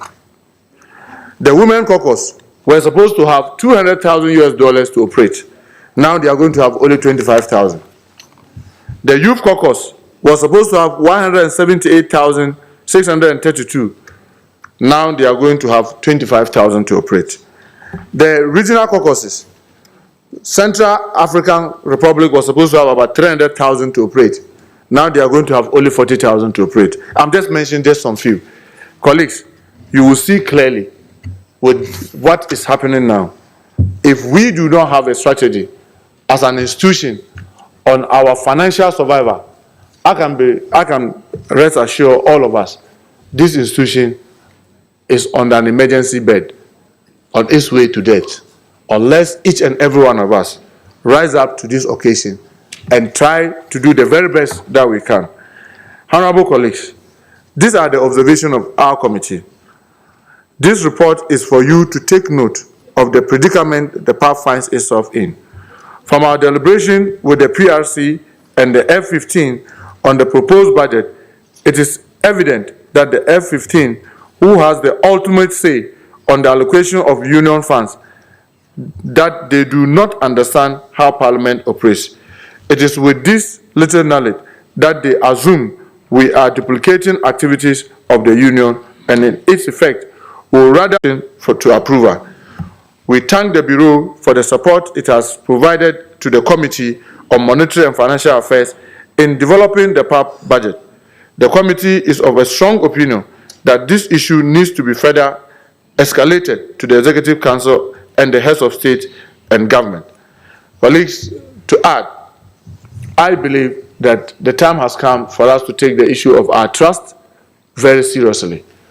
We have, the Committee on Monetary and Finance Affairs have advised the Bureau to, as a matter of urgency, establish the trust to enable us embark on massive mobilization drive within the continent so that we'll be able to raise resources to justify why we need to continue operating. Two, I want to add that each and every one of us should be interested in who your ambassador is in Addis.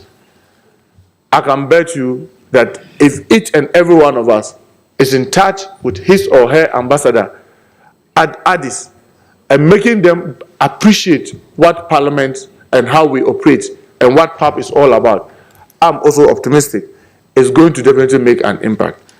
Lastly, we must let our ambassadors appreciate that we are not rivals to them. We are not rivaling them. Because yes, if the Malabo Protocol is approved, PAP is supposed to be in charge of budget of the whole AU. We are supposed to play oversight on all the organs, which the PRC is currently doing. They shouldn't see us as a rival. to be frustrating the running of PAP by cutting our budget unnecessarily. I also want to add that we, as PAP, must also be up and doing. With this kind of situation, we should also be very, very serious how we utilize our resources. And I'm happy this morning someone was trying to draw the attention of the Bureau, in particular the President, about the duration that we are meeting. You know that our session is supposed to be 2 weeks. Each time it goes beyond the 2 weeks, it has financial implications. The number of supporting staff that we bring, if we bring so many interpreters and then we have to pay them, and our activities are not properly programmed, and some of the days they sit and they still have to be paid, that is a financial burden to the PAP. Let us look inwardly to tighten all the loose ends within our activity here in PAP, whilst we push forcefully to ensure that AU fund us adequately. Lastly, before I take my seat, colleagues, we are also urging the Bureau to put up a very strong delegation with a very strong message to our heads of state. I strongly believe that so long as PAP is going to be left at the mercy of the PRC and the budget processes at AU through the F-15, we may never be able to achieve our objective. We need to be able to make a strong case that in the case of PAP, we operate committees, we operate a number of things, we do things differently from how other organs operate, and we cannot be cut into an armored format that doesn't even allow you to state which committees that you have, each committee and its activity and why you have justification for its budget. With that kind of format, forcing all of us to just have one size fit all will be difficult for our parliament to operate. Colleagues, this is the sad report I have for you, and I only hope that all of us will put our hands behind the wheel to ensure that we are able to get at least supplementary budget to run the year to the end and be able to get the 2024 budget also substantially improved. With this shortfall of our 40 million, I doubt whether we'll be able to operate next year. I thank you very much for the opportunity.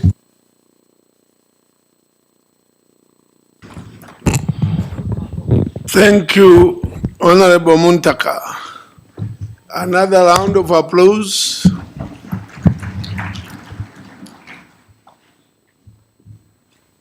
The clerk is moving to consult with Honorable Muntaka.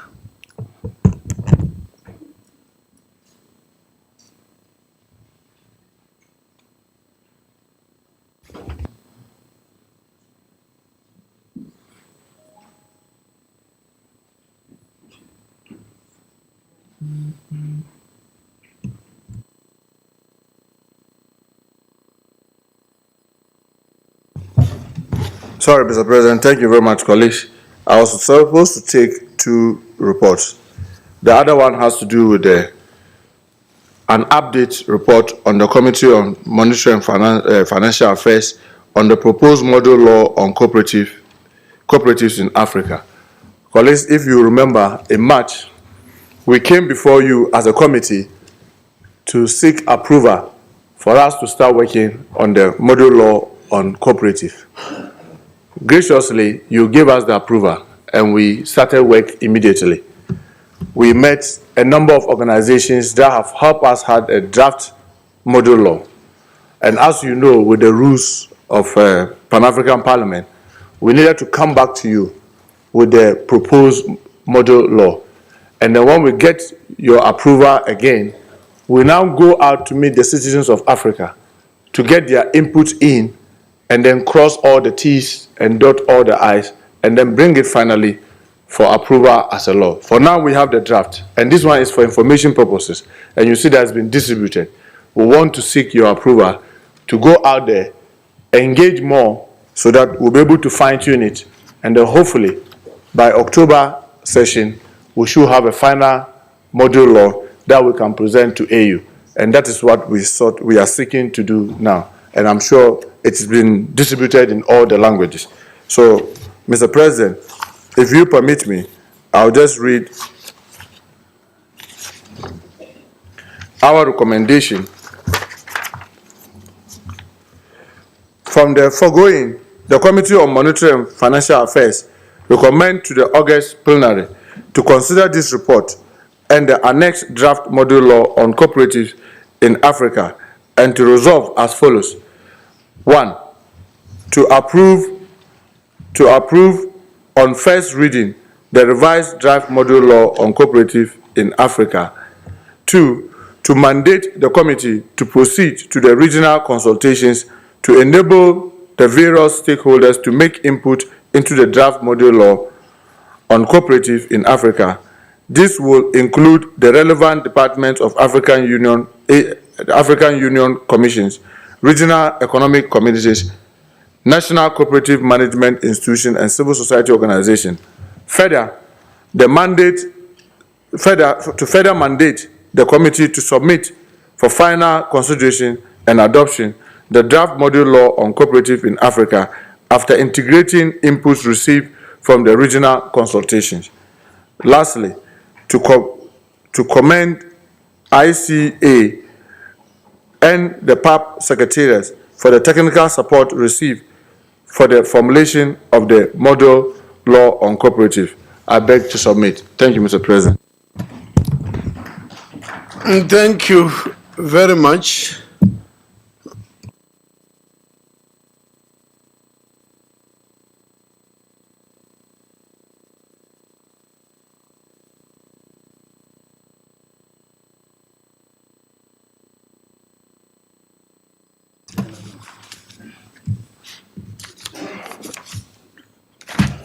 We have 9 honorable members who have registered to make an input on the reports by the chair of the Finance Committee. So then we go through that list. The first is Honorable Lloyd Kasingo.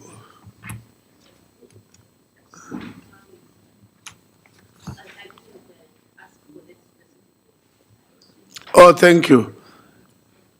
Honorable Sinia Ahmed Na, Sahrawi Republic. شكرا. Thank you very much.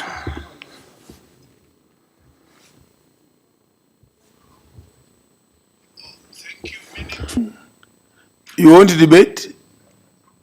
Are you going to take the floor? No, okay. Next is Honorable Dao Gabala Mariam, Côte d'Ivoire. Merci, Monsieur le Président. Thank you, Mr. President.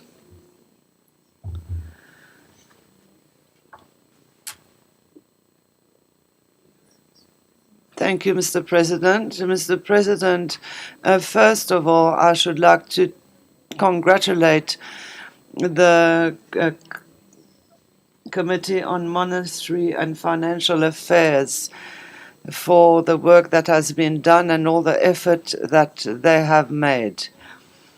Mr. President, the Committee on Gender Equality, on people with disabilities and youth has proposed a motion concerning the analysis of the budget of PAP. I think that this analysis was forwarded to you yesterday afternoon. It is in French. If you allow, Mr. President, the motion proposed for activities to be undertaken. First of all, the motion proposed to reduce the number of days for the session to between 10 and 15, because the budget of PAP is taken into account also by our states for funding parliamentarians here. The second point in the motion was to propose that we have virtual sessions that would allow a cost reduction. And the third point, Mr. President, is that when we look at all these aspects, everything goes back to the adoption of the Malabo Protocol. So the motion suggested that the Bureau of the Pan-African Parliament visit countries that have not yet signed the Malabo Protocol to ratify it. The motion also suggests that the Bureau of PAPA undertakes visits or missions to heads of state of the African Union to explain what the challenges of the Pan-African Parliament are and allow them to act so that we have a better budget compared to the one that has been currently allocated. Thank you. Thank you. Next is Honorable Abdallah Barkat Ibrahim, Djibouti. Merci, Monsieur le Président. Thank you, Mr. President, for the floor. We have learned in the last few days that the next committee meetings in August and also the plenary that takes place usually in October could maybe not take place for lack of funding. Another question. We were used to receiving reports that are considered in plenary the day before, either by email or a hard copy, but at least those reports were available to us so that we could at least read them before the meeting. So today we note that not only the reports have not been sent to us yesterday, and we also don't have the report on activities to be presented by the President. So, Mr. President, this is a problem. And also, the Committee on Monetary and Financial Affairs is proposing the adoption of a budget of $25.2 million. That is 13% of the budget of the African Union. Whereas we are usually given half, 11.7% for 2022, for instance. So my question is, how do we organize a session lasting more than 3 weeks?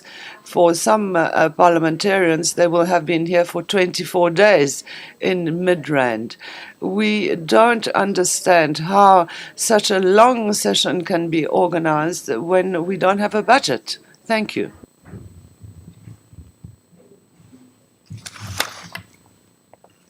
Honorable Ngwasi Damas Kamani, Tanzania. Asante Mheshimiwa. Thank you so much, Mr. President, for giving me the floor to contribute on the issue regarding the Finance Committee. I want to start by commending Mr. Muntaka and his committee for the efforts they have been doing through their presentation, that there are efforts which are going on to make sure that we overcome the budget challenges we are facing now. Honorable President, I want to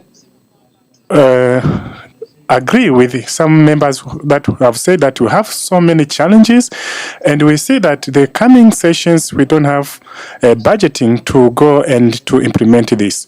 I think as members from African countries, we have responsibility to make sure that the relevance of this parliament is there. So we as leaders and as members, we need to agree with you that we come with the recommendations and we adopt the recommendations, but we need to go back as the Bureau to sit with the African Union to see how our parliament is being led. Our countries are spending a lot of money to make sure that we are present here. Now, we as the African continent, we need to revisit and review the relevance of this parliament in solving our own challenges, we as Africans. The Pan-African Parliament is an important institution because it represents an African and to deal with the challenges of Africans. So all of us together, we need to adopt the recommendations by the committee, but also we urge the leadership of this parliament to understand that for our parliament to function, we need enough budget for our activities. Thank you so much. Asante sana. Next is Honorable Evaristus Ndim John Cameron. Thank you, Mr. President, for giving me the floor. Mr. President, yesterday we started getting information about the presentation of today. And if we're a parliament, and you take up as a personal challenge with the team to leave here, leave your country, go to Addis Ababa, hold meetings with them, and try to explain a lot of things to them. And in the end, we have this type of budget. And when we had the presentation in our committee yesterday, the secretary told us that everything has been done. And the report has confirmed it, that everything has been done. And we are hearing now that we may not continue in August. Do we surrender? No. Mr. President, the first thing which we discussed yesterday was that, like the dynamic president that you are with your bureau, we have to get a memorandum from the AU to source of funds. We here, from our various parliaments and from our contacts around the world, it is very, very possible that we'll get a memo written, and we have the legal instruments that are backing us up to source for funds from any direction, which is legal. We can do that. That's the first point to me. Mr. President, I think when we came here and this man came here and we talked to him, we've been discussing these things. And it looks like there is something wrong somewhere, because the Secretary General told us yesterday that there is a computer thing that when you log in, you cannot add the amount, else the amount will not come out. It's an embarrassment, because anything about computer is done by man. Mr. President, let the Bureau not give up. By the close of this meeting, let's come out with a resolution. A very strongly worded resolution that the Pan-African Parliament has the right to have the money that we are talking about. It's not conditional. These are the programs that we have, and those programs must go on. And thirdly, Mr. President, any organization that carries out audit is a genuine organization. We have been auditing ourselves, and everything that has been done within this period is being laid bare by the audit and the reports that we are receiving. Let these documents be presented to them, so that the General Assembly of October, Mr. President, if nothing is done, I will propose very strongly, Mr. President, you get to some head of states. When the head of state of Kenya spoke here, we saw a decisive leader who understands the value of this parliament. You get personal with some of them. You get to President Kagame, you get close to the AU president who was here. And Mr. President, go further. Get to the heads of states yourself and talk with them. Your office gives you everything, and your dynamism can give you everything. The people of Latin America told us here when they came here what they can do for us. We have our African diaspora, which is longing. When they were here the other day, they're longing to give us industry support. We have African foundations. So, Mr. President, I think what I'm actually trying to say is that we can make our own money. The latest which I just got here, Mr. President, there is a Libyan team that is ready to fund a conference on technical education for the children of Africa. They're probably working to get Morocco involved, Algeria involved, Egypt involved, so that they do that for us. And that's the work of a member of parliament. So, Mr. President, let's not give up, but confront them this time around from the messages that we received here. Thank you very much, Mr. President. I submit. Thank you. Next is Honorable Jean Patrice France Quirin Mauritius. Is not here. So next is Honorable Janet Kabila, DRC.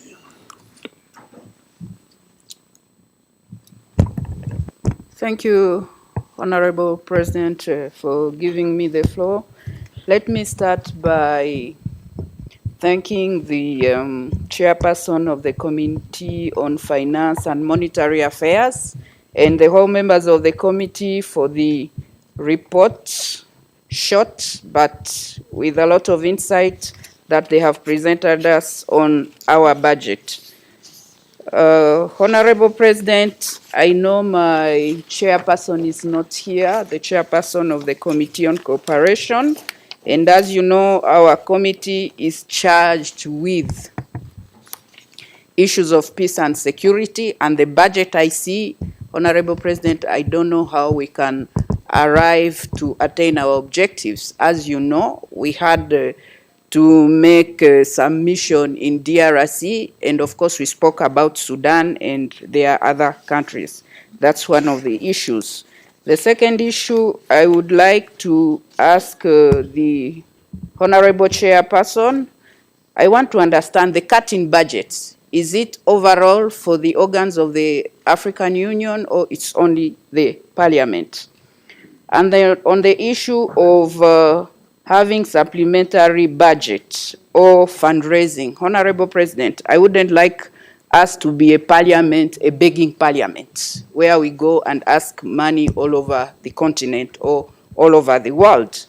And I do concur with the proposition of some honorable members who spoke before me, that we should find ways where we can be doing fundraising.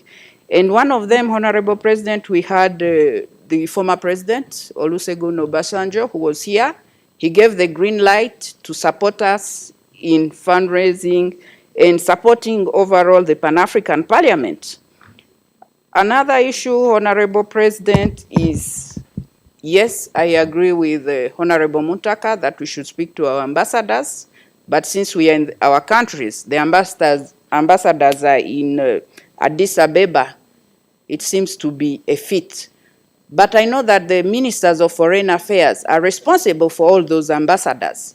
I think we should engage with the ministers of foreign affairs, each one in our own countries, and explain to them, because I think those are the representative of those ministers and they're the one playing a major role in deciding what our budget should be. And then I should think that, Honorable President, we should take into account, I hope, we will have the meeting with the president of the parliaments, national parliaments and regional parliaments.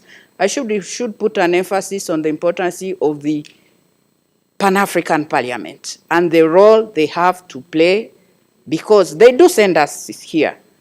I came here on the 11th. I think I've done 3 weeks here, and my parliament is taking that in charge. So I think they know the importance of the Pan-African Parliament, but they should be more engaged in supporting us to move forward. And on the issue of the modulo on cooperatives, I would love to ask the Honorable Chairperson if he can explain to us what are the countries that they have taken into consideration for the best practices, because I see he said that they will be having consultation with the regional and some national stakeholders. I thank you, Honorable President. Thank you, Honorable Menyani Zulu. Thank you, Mr. President, and good morning. Mr. President, looking at the presentation on the committee observation on our budget, I think we are not doing fine. And I don't think the PRC and F-15 are of help, because they are the final deciders. Whatever they are doing, it is wrong. And Mr. President, you have your ambassadors here to speak to the ministries of foreign affairs, speaking to the presidents of different countries, because it's very tedious for you to go around 54 countries, may I say maybe less 15 countries who are suspended. Mr. President, these ambassadors you have here, it's you to talk to them. They also need to understand, I'm part of those ambassadors, because the 5 members from each country, they are your ambassadors. And you should show them why it is important for them to speak to the ministries of foreign affairs, because these are the people who are the immediate supervisors of those ambassadors at Addis Ababa. They are supervised by in fact, ambassadors are below the Director of Foreign Affairs. So these people you have here, when they speak good of this parliament, we are not going to have money issues. But if they speak ill of this parliament, we are going to have issues to do with money. Because people are here not just to attend this parliament, but also to check, analyze, what is it that you are doing? And what they speak about this parliament in their respective countries, that is what is important. Because there's no way an ambassador can be controlling us. Not in my country, because the ambassador is below the director and is below, the Director of Foreign Affairs. He listens what we want. Maybe from some countries where we want to put these ambassador issues that they should be controlling us, they can't. The only important thing we need to do is to do what is right as parliament. If African Parliament, all of us, when we go out there, we are happy where we are coming from, we understand the difficulties this parliament is going through, and we relay this information to our foreign affairs ministries. Honorable President, I don't think we are going to have issues. So it is important when we tackle matters in this parliament, let's not have who is strong and who is weak. We need to make sure that we've got a concession, so that a consensus understanding on issues. The issue we are doing today, Mr. President, might not help us. For us to achieve this, it's very possible. For us to fail to achieve what the Chairman of Finance has presented, it's up to us to do it. Either we fail or we manage this. Thank you, Mr. President. Thank you, Honorable Costa. Honorable Costa Mongola. Costa Junior. Muito bem, Sr. Presidente. Thank you very much, Mr. Chair. Thank you for giving me the floor. And I'd like to take this opportunity to thank the Bureau and to greet the Bureau and to greet all the parliamentarians here present. Mr. President, we are discussing the budget, but I think that actually the budget is linked to the entire functioning of the Pan-African Parliament. I don't think that it is possible that a continent made up of so many countries has got such great difficulties in making possible just $11 million for this parliament. What I read from this issue is that actually we as Africans need to invest significantly in this institution, because if the African Union does not have a Pan-African Parliament, then it is going to not function properly. It is going to be missing a very important institution, which is actually the supervisory and oversight institution. And so I think that this budget constraint that we are facing is very much linked to the fact that there's somebody up there that is trying to limit the oversight functions and the oversight powers of this institution. But we are also well aware of the fact that if we don't carry out our oversight function, there are many problems that are going to continue in Africa. I would like to reiterate the fact that each delegation that is present here should return home and carry out good officers and carry out all efforts possible by sensitizing their heads of state and their governments. And I would actually like to suggest even something more than that. I would like to suggest that the President of the Pan-African Parliament puts together a team that goes and meets with the Permanent Representatives Committee at the African Union, because they are the ones that are in charge of assessing and approving the budget for the African Union and all its institutions. So it's important that you create a team that can go to the Permanent Representatives Committee, the PRC, not once, but many times, that you go as often as is necessary. And then the other thing that is important is that we consider it with many people, but it was interesting that many people didn't know, and the youth didn't know what the Pan-African Parliament is and what it does. And so it's important that we create an ad hoc committee that can reflect on the marketing and the brand of the Pan-African Parliament. And then they carry out efforts to sensitize all the countries regarding what the Pan-African Parliament does and how it behaves. But in that case, we also need to behave better and act better. And here I'm going to make a comment, and this is confidential. I hope that this won't leave this room. It is a small criticism. The fact is that we see that the president presents a specific program, and then we see that the vice president presents a different program. And this is not correct. We should try to improve our functioning so that we can all act in harmony and unison.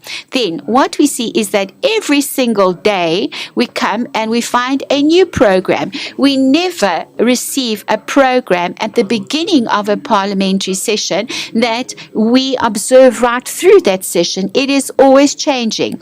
And then what we see as well is that there are delegations that don't stay the entire time. Some delegations came for a week, others came from 2, others have stayed for 3. It is very difficult to actually present things that are so important and that require approval and that require quorum, and that those things are only presented right at the end, in the last week, when we know well that many of those delegations are not going to be present. So we need to push those things forward to the beginning of our session. And then, yes, regarding the budget, we know that the budget is not our ideal budget. The budget that we required was a budget that would allow us to carry out the necessary oversight, the necessary marketing, so that this institution could be well seen in the whole of Africa, and that it could actually attain the objectives and the expectations that people all over Africa have for it. Thank you, Mr. President. Eswatini. Thank you, Your Excellency, the President, for giving me this floor. May I congratulate the Committee on Monetary and Financial Affairs for the good job they are doing to manage the finances of the continent. Honorable President, it is very, very concerning and disheartening to learn from the chair of the committee of the decline in member states' contributions to the African Union. This decline due to defaulting of payments by member states is really disheartening. Honorable President, may I refer the House to the Article 23 of the Constitutive Act of the African Union, Clause 23, subsection 1. It reads, "The Assembly shall determine the appropriate sanction to be imposed on any member state that defaults in the payment of its contributions to the budget of the Union in the following manner: denial of the right to speak at meetings, to vote, to present candidates for any position or post within the Union, or to benefit from any activity or commitment." Now, Mr. President, my question is, why are we as members of parliament not pushing our member states to pay? 2, why are we allowing MPs from the defaulting member states to participate on PAP activities? I submit, President. Thank you. Honorable Dr. Tapiwa Mashakada. Thank you, Mr. President. I wish to, first of all, thank the chairperson of the Monetary and Financial Affairs Committee, my good friend, Honorable Mutaga, for a very comprehensive report on the budget. Let me hasten to say that PAP is the third organ of the AU, and we cannot play second fiddle to other organs. We cannot accept a situation whereby we are told that we are duplicating the functions of other organs. We are not duplicating any other organs' functions.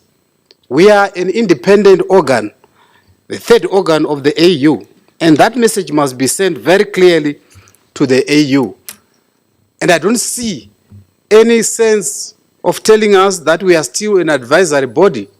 Whether we are advisory or whether we ratify the Malawi Protocol, our role is clearly defined in the Constitutive Act of the African Union. So I see an attempt by the PRC to subvert our independence and our autonomy and our effectiveness as PAP. And this is very unfortunate. You can progressively see the decimation of the support given to PAP, from the withdrawal of the medical allowances, the medical insurance for PAP members, from the withdrawal of the allowances for PAP members. It's a deliberate attempt to weaken and subvert PAP. And it is up to us to demand our rightful place in the architecture of the AU. We must not beg, we must demand that we get what is rightfully ours. The reduction of the budget from 25 million to 11.9 million is quite shocking, to say the least, and this is unacceptable. My recommendation, Mr. President, is that PAP should write a note verbal to all our parliaments as we leave this place. Let's have a note verbals to all our parliaments, note verbals to all our ministers of foreign affairs, and note verbals to our heads of states, so that we start lobbying at that level, because there's a structural problem between us and the PRC. So we have to escalate the matter to our parliaments, to our ministers of foreign affairs, to our heads of state. So the note verbal is a very important diplomatic instrument to enforce our rights. I also want to comment on the issue of the number of days PAP sits. I hear some members were complaining that PAP is sitting for a longer period of time. But I think if we go to institutional memory, we must realize that this parliament has been dysfunctional for many years. With the COVID pandemic, we didn't work. With our own institutional electoral issues that rendered PAP dysfunctional. So I thought when the programs are lengthened, it is a way of trying to recover the time we lost, because the people of Africa are expecting us to work for them, to represent them.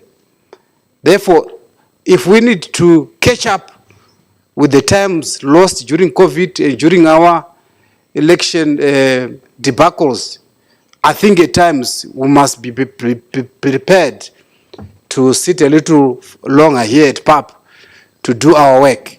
Thank you very much, Mr. President.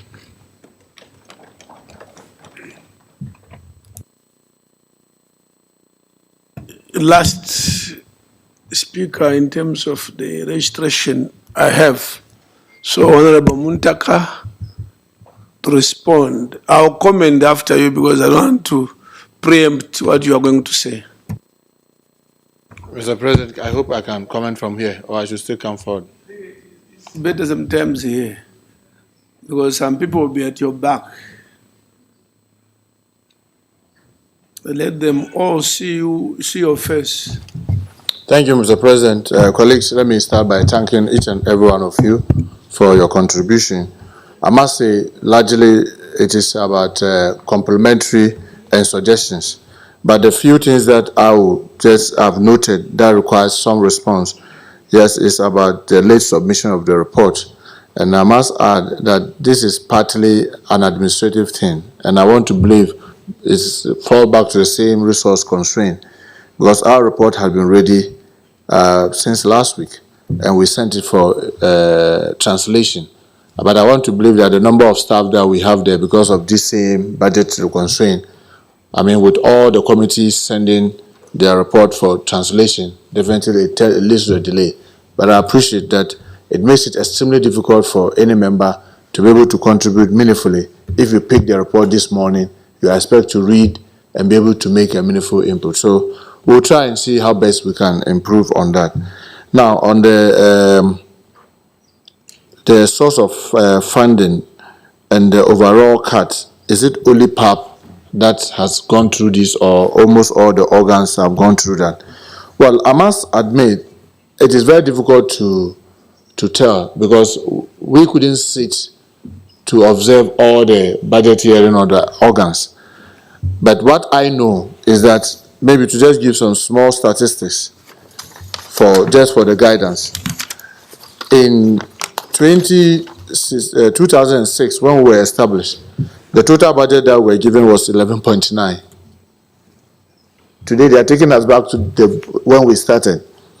The total budget of AU in 2007 was about 132 million, and we were given 12.6, which was about 9%. In 2008, they had 140 million, and they gave us 12.6. In 2009, they got 164 million, and we got 13.4. In 2010, the budget of AU went up to 250.4 million, and we got 9.1. Then in 2011, it went up further to 256. We got 9.7. Then 2012, it went up to 274. We got 10.1. Then 2013, it went up further to 278, and we got 10.3. 2014, it went up, it just shot up to 426, and we got 4.2. Then it went further to 446 million, and we got 12.1. The best year that PAP got money was 2016, when the budget of AU, total budget, went to 837 million, and we got 32 million in 2016. In 2017, the budget went further to 850, and they gave us 20 million. Then 2018, it came down to 792 million, and we got 22.9 million. Then in 2019, they got 726 million, and we got 18.5 million. 2020, the AU budget came down to 694 million, and we got 15 million. Then in 2021, the budget went up to 726, and we got 11.8. 2022, it came down to 684, and we got 11.9. So if you look at the trend, you will see clearly that our budget started going down after 2016, and it's still going down. So looking at the trend, for me, it becomes the issue of choice. Because if when you had 132 million, you could give us 12 million. What is it that now you have over 700 million, and all you can give us is 11.9? That tells you how we are being seen there. So I will not be able to tell what's happening to the other organs, but what I can simply say is that we didn't sit through all the meeting, but we are very concerned about how our budget has been going down. There was this question about the cooperative. and which countries are we looking at? Yes, based on the original budget of the 25.1 million that we were hoping to get, and the finance committee was hoping to get, then I think we was hoping to get about 380. We were planning to do Kenya, because we know Kenya has a very strong cooperative society, and then try to do one of the regional parliaments, and then meet international bodies within Africa that have been dealing with cooperatives. That was our plan. But now that the thing has been slashed so drastically, I'm tempted to believe that maybe the best the committee could do is to try to see whether we can fuse maybe Kenya with other international meetings all in one meeting, probably in Nairobi, so that at least we can get the best out of one meeting. So in terms of the cooperative, that's what we had planned. There was this advice that we should get an ad hoc committee to sensitize the African citizens about what we are doing at PAP. I perfectly agree, but unfortunately, we anticipated this in the earlier budget when we had about 25 million, and we have budgeted then about 104,000 US dollars for publicity and communication. That will help us to sensitize the African citizens. With this flashback, it is taking us back to 20,000 US dollars, and I don't know how much of this sensitization we can do with 20,000 US dollars. So that's the challenge that we have there. Yes, the others were about suggestion, our long stay here, and what I would just want to plead with members. I know sometimes we all try to put a lot of pressure on the Bureau and its leadership, especially the President and the Vice, about wanting to come with supporting staff. We should all have at the back of our mind clearly, as we push the President and his deputies to make room for us to bring supporting staff, especially outside South Africa, it comes at a serious cost. And that is a major challenge that we have. I hope that the Bureau will be firm in trying to let us understand that if each and every one of us wants to come with one name or two about supporting staff, what is simply going to happen is that all our budget will have to be used in sustaining those guys, and that will be very difficult. Maybe we need to clearly, from the HR department, have a clear strategy of each department. When we have committees, how many supporting staff will they require? If we are having a session, how many supporting staff will they require? And then we all encourage the Bureau to be firm so that we don't go pushing them to take additional more than what our strategic plan or strategy and budget can support. If we all do that, I'm sure we will be helping the Bureau to implement our budget in a way that is sustainable. But if all of us ignore this challenge and then everybody is just putting pressure on either the Vice President or the President to take more supporting staff, obviously we'll be running over budget, and that has its own challenges. And then lastly, maybe those who are doing the program for our activity, whether committee or session, we want to encourage the Bureau to be firm.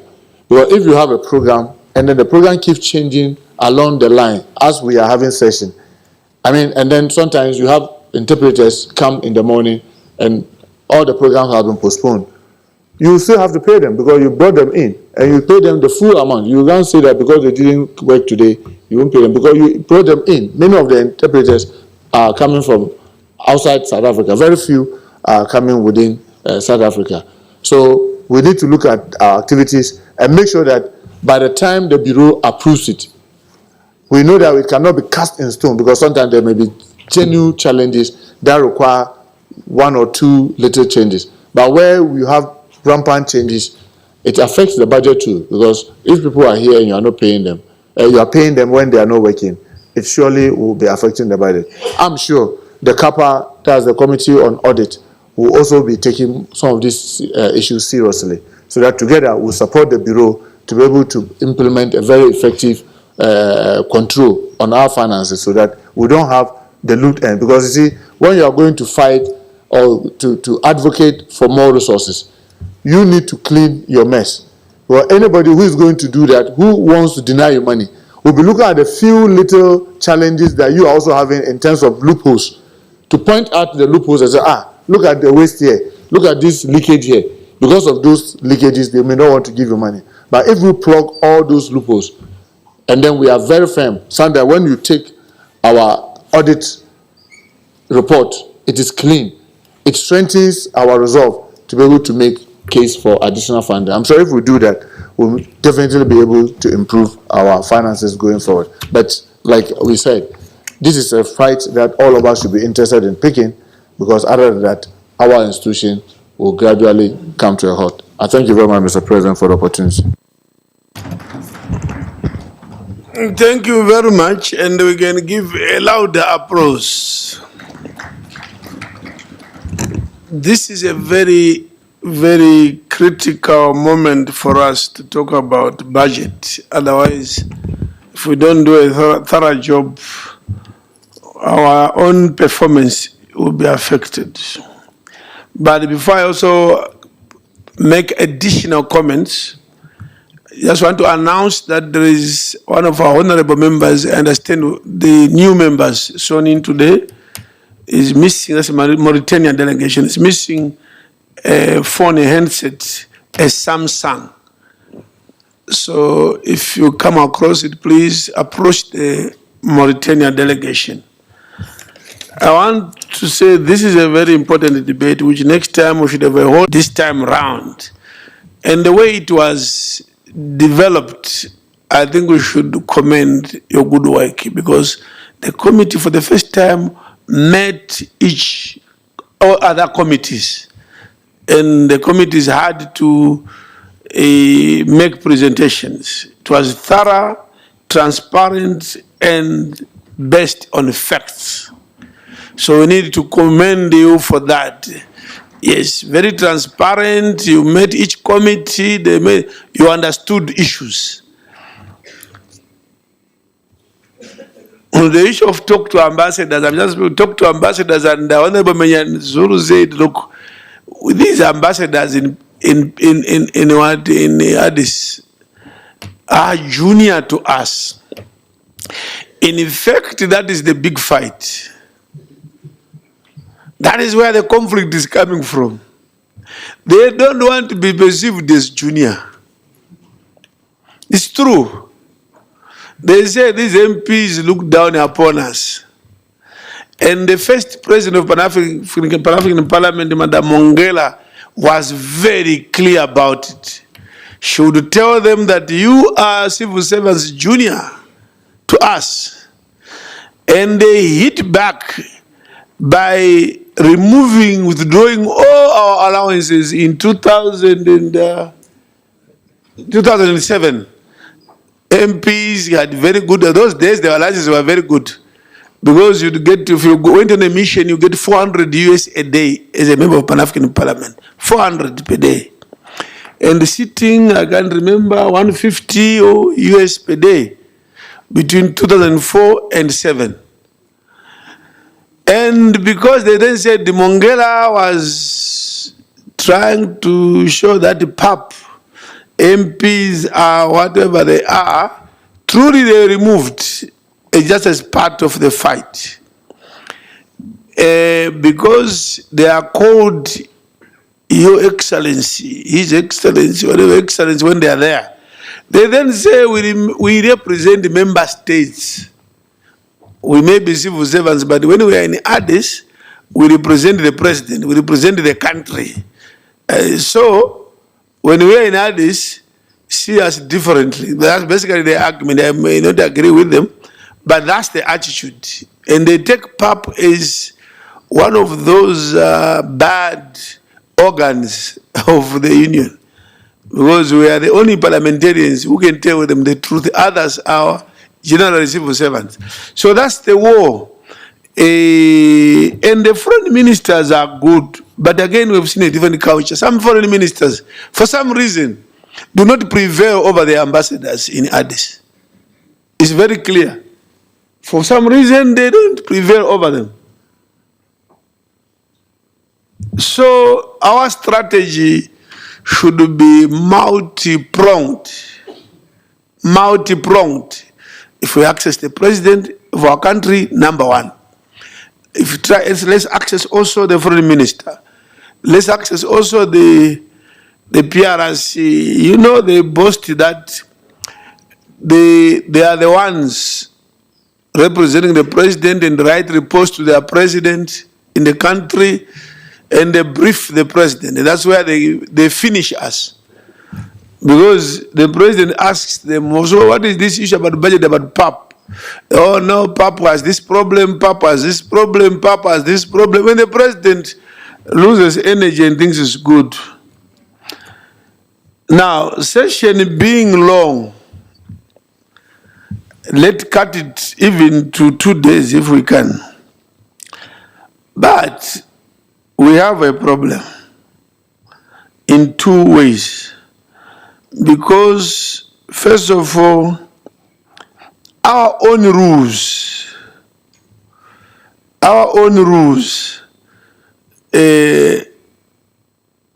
state that the PAP sitting shall be for 4 weeks, 1 month. That is, we've never done that. Our own rules say we should at least sit for at least a period of 1 month. Now, we have been unable to do that. Now, the reason for Malabo Protocol, the reason why we are moving from this to Malabo Protocol is that the MP PAP does not sit for enough days in a year. That's the argument about Malabo. Because they then argue that you should be more full-time like. The current model is 2 weeks. You are divided between your parliament and this parliament. So they want a model where members of PAP are outside their national parliaments. You remember the original argument of the Malabo Protocol, that you should have nothing to do with sitting, so that you don't go back and say, oh, like one MP who said, oh, this week Friday is budget in our country, I have to go back. And this, my parliament is assigned me to do this. They want a Pan-African parliament where you come for a month, 2 months. That is the model of Malabo. 2 months in Midrand. And then one reason why Malabo is not being signed is that some countries say we won't afford that cost. And they are resisting to sign. They are saying we cannot have MPs staying for 2 months in Midrand when we can't afford 2 weeks. So the issue of period is an issue that is perceived as a weakness of Pan-African Parliament. You can't sit 4 weeks in plenary per year, 4 weeks only, and claim to say you are serving the people of this continent in those 4 weeks only. 2 weeks, 2 weeks. That is a fact. There is not enough time for us to look at the health issues on the continent, agriculture, climate change, minerals. It's not possible in 4 weeks. It's not just possible to do that. So we are contradicting ourselves when we say, let's reduce because of whatever imperatives. But at the same time, it's a weakness of PAP that we do not have time enough to get into real issues of the continent in depth. Right. Then the issue of the bureau support staff, I just want to say, look, I think let's have carrot and stick strategy. Look at both sides. As even when we say this chamber is empty today, one good reason is not just about the assignments back home. Or the other reason is there are no incentives to keep you around for 3 weeks. There are no incentives. You have better deals to do back home than stay here, where you don't get even an allowance. I thought we should say this without shame, that you don't get anything. And some after 2 weeks you say, no, I'd rather go back to my gold mine and see if my workers there can work harder and produce more gold than staying here where my gold is being stolen there and I'm here for nothing. this is a reality about PAP. And we should confront this, and we should, even in our report, Finance Committee, we should keep mentioning this, that one aspect of this budget which is really missing is motivators for the MPs, incentives to work for PAP. If we had incentives paying each one 200 US a day, would there probably now 108 MPs sitting in this house today? Just do that, you see that it will change, it will come do for the better. Now, Bureau support staff, let's also be realistic. What does your Bureau member, what do Bureau members get for sitting where they are sitting, for doing all that we are doing? Next week, I'll go to Kigali. Next week, President, maybe two others. I'll be in Rwanda next week to attend the African Union reform workshop or whatever meeting, something. It's a workshop on reforms of the AU, including organs and the PAP included. We'll be presenting on the reforms, how we can make PAP more effective in terms of institutional arrangements. But you go there and in the per diem for Kigali is sometimes $75 or $80. And that's what you get. So after spending 3-4 weeks here, you go to Kigali and spend another week in Kigali for nothing. All these issues need to be looked at. Then, after Kigali, there is something. Then the other major issue is, are you aware that these bureau members have not even have a secretary in that building? These are some of the realistic issues we talk about. These bureau members have no secretaries. When they go away this weekend, they lock the office until they come back. I don't know when. How can PAP perform where even the bureau members don't even have a secretary? So during session is where we try to make things normal, that they have support staff. During session, for 2-3 weeks, those people come and go away and lock the office. So I think the real problem is to support the Bureau to have permanent staff in their own offices, rather than argue about some few members, the support staff that they've brought for the session only. I think we need to look at both sides of the coin, and then we move. Then virtual meetings. Virtual meetings, yes, they are the way to go today. In all our parliaments, we are doing virtual meetings. Some of them even setting sessions, fine, virtual. But a parliament cannot be virtual 100%. And our experience is that, for example, for PAP, when you make it virtual, it's worse. In all our parliaments, you attend a virtual meeting, you have a sitting allowance. In PAP, you attend a virtual meeting, there is no sitting allowance. I believe these are the issues that we should confront. And they say we are being unrealistic. When the people are in their countries, you keep them from 9 to 1 o'clock, to 5 o'clock in a virtual meeting. That is nothing, becomes problematic. And we should, then look at the issue of Malabo Protocol. I was saying to the league officer the other day, Clement of PAP, I said, you know, league officer, I'm the only one. I don't know why I'm the only one. And then he jumped on and joined me, so it became 2. That understands that this Malabo thing has nothing for this parliament. There is nothing new in the Malabo Protocol.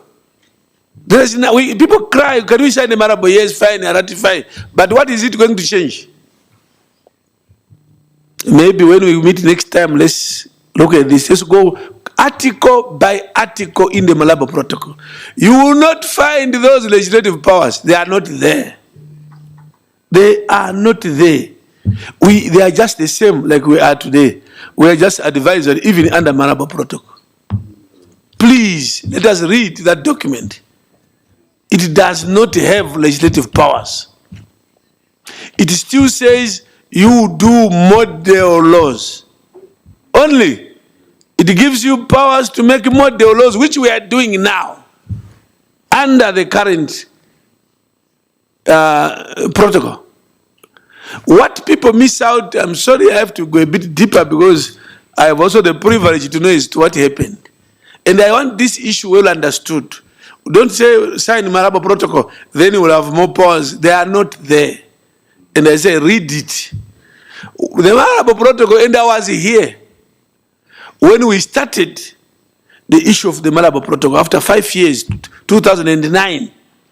Because the original protocol said after 5 years, parties to this protocol, which means member states, will convene a conference to decide whether Pan-African Parliament will have legislative powers after 5 years, which meant 2009. No conference was convened to give us those powers. 9, 10, 11, we started on a program, said, look, let's initiate amendments ourselves. And we did the amendments 2011, I remember, yeah, I think it was 2010, 2011. The first draft had full legislative powers. It was rejected by the summit. Some say, how can you have a parliament with legislative powers without a government?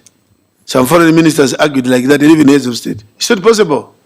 First of all, you should have a government. And in this parliament, we had a whole 3 days trying to come up with a draft of a law that would form the Union Government of Africa. In this chamber, Professor Guto, from then he was at UNISA, and the other prof came here, presented Union Government. It was rejected like AU because it's a Gaddafi thing. I'm just going into detail about this Malabo so that we then say, what do we then do?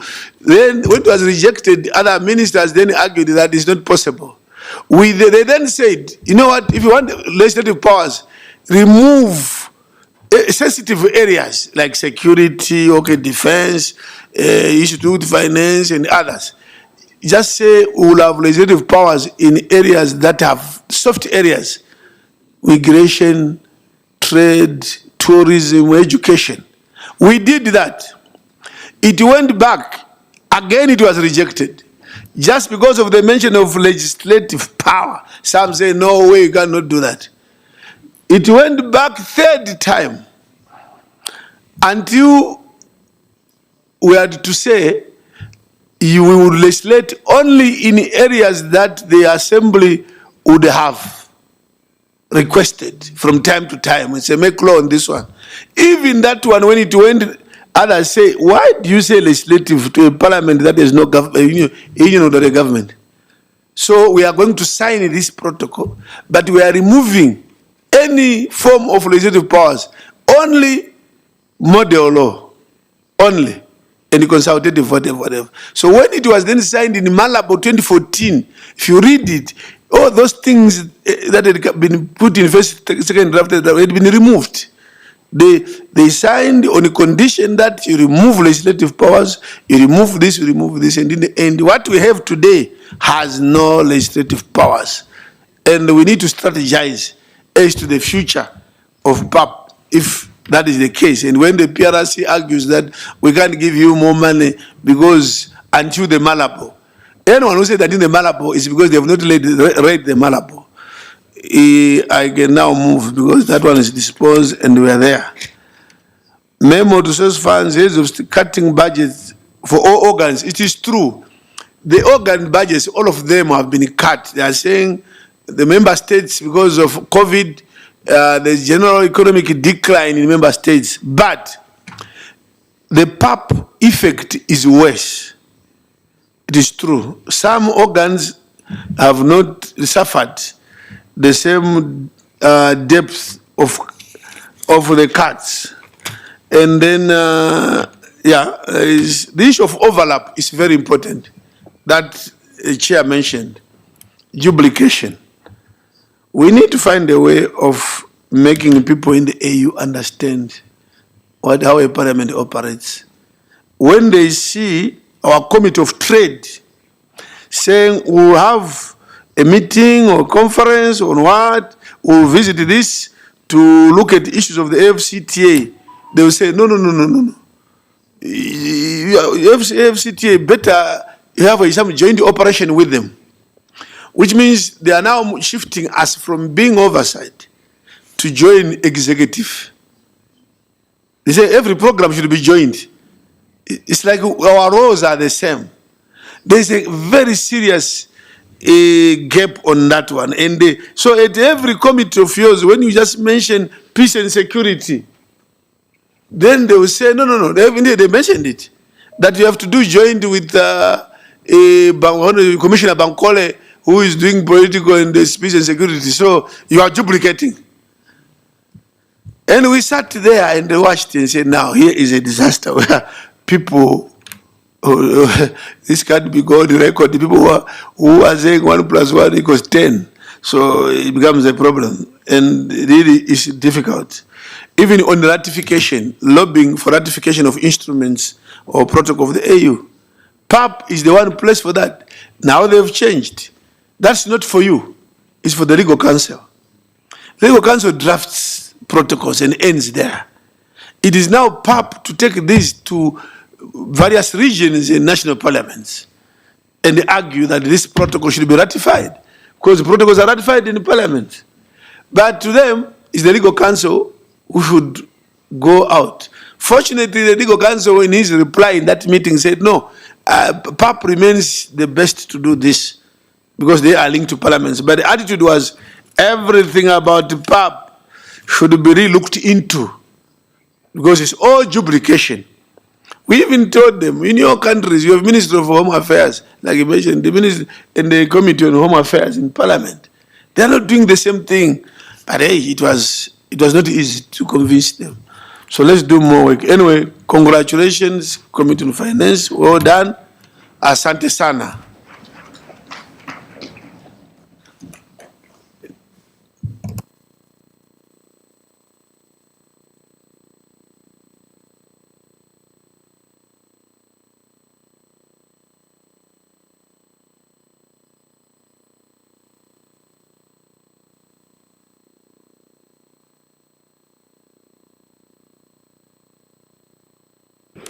Monsieur le Président, Honorable President, the next presentation on the list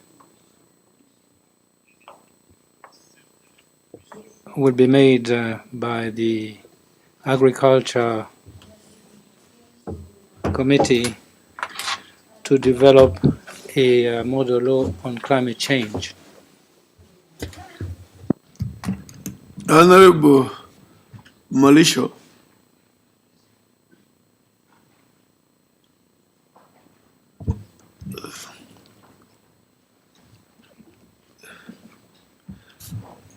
If it is possible, you can summarize so that we break for lunch by at least 1:30.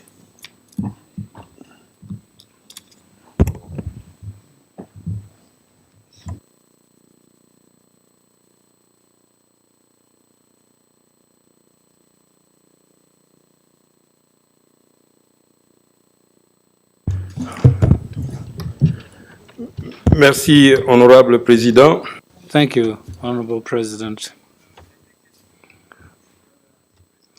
Originally, I was supposed to present the report of the business of the committee, but following the announcement we've just listened to, we have been requested to give just a few items on the model law, because your committee has had the opportunity to work on other topics.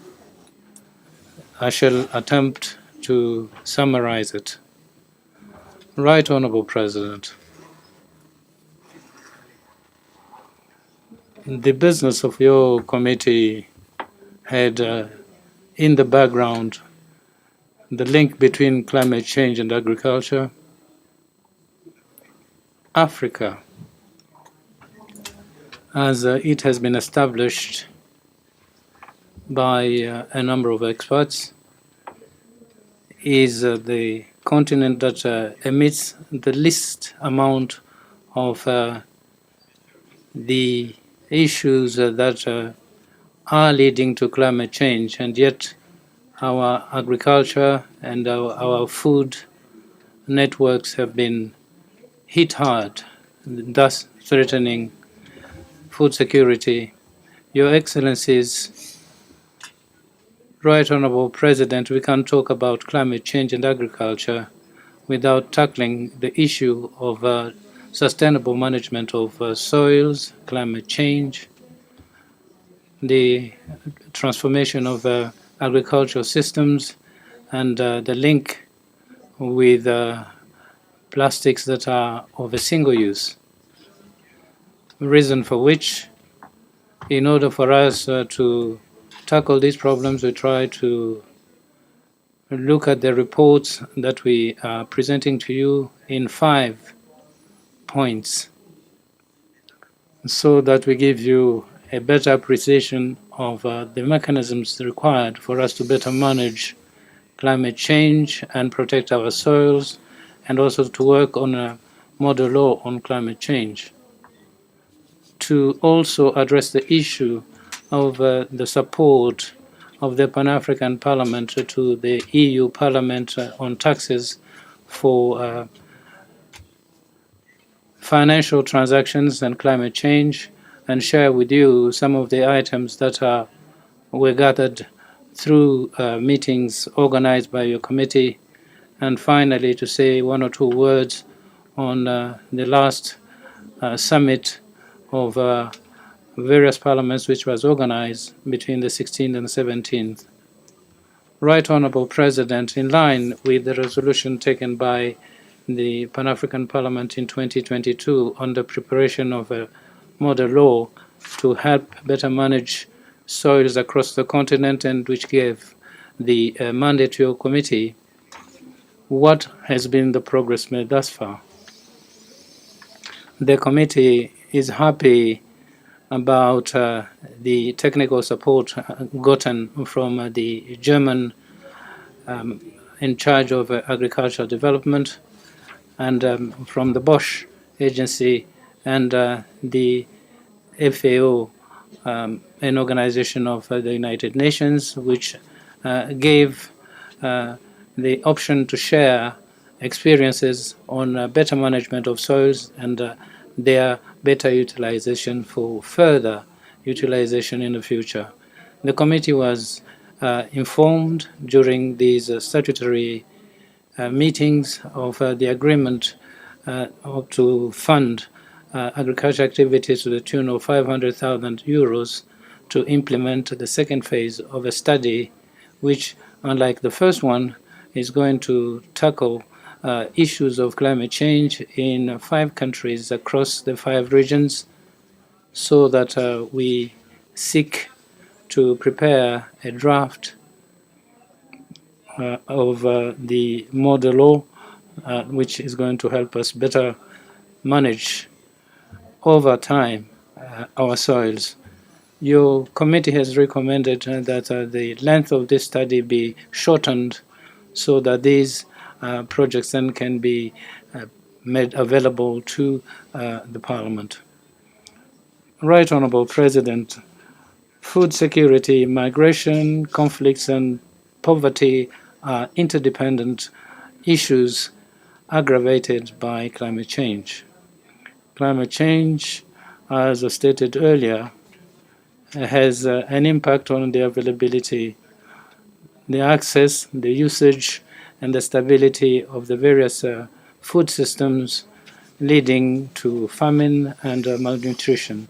However, climate change does also offer an opportunity for us to rethink our agricultural systems, our health systems, agricultural practices, and so on. By adopting sustainable methods and resilient ones, I think we can then reduce the emission of gases that have got a negative impact on our climate and better manage our water, and also export the innovation potential together with the cooperation that goes with it, and allow us, therefore, to come up with proposals that are beneficial to agricultural workers and to countries. Some countries such as Nigeria, Kenya, Uganda have made significant progress by adopting legislations that are tailored to deal with climate change.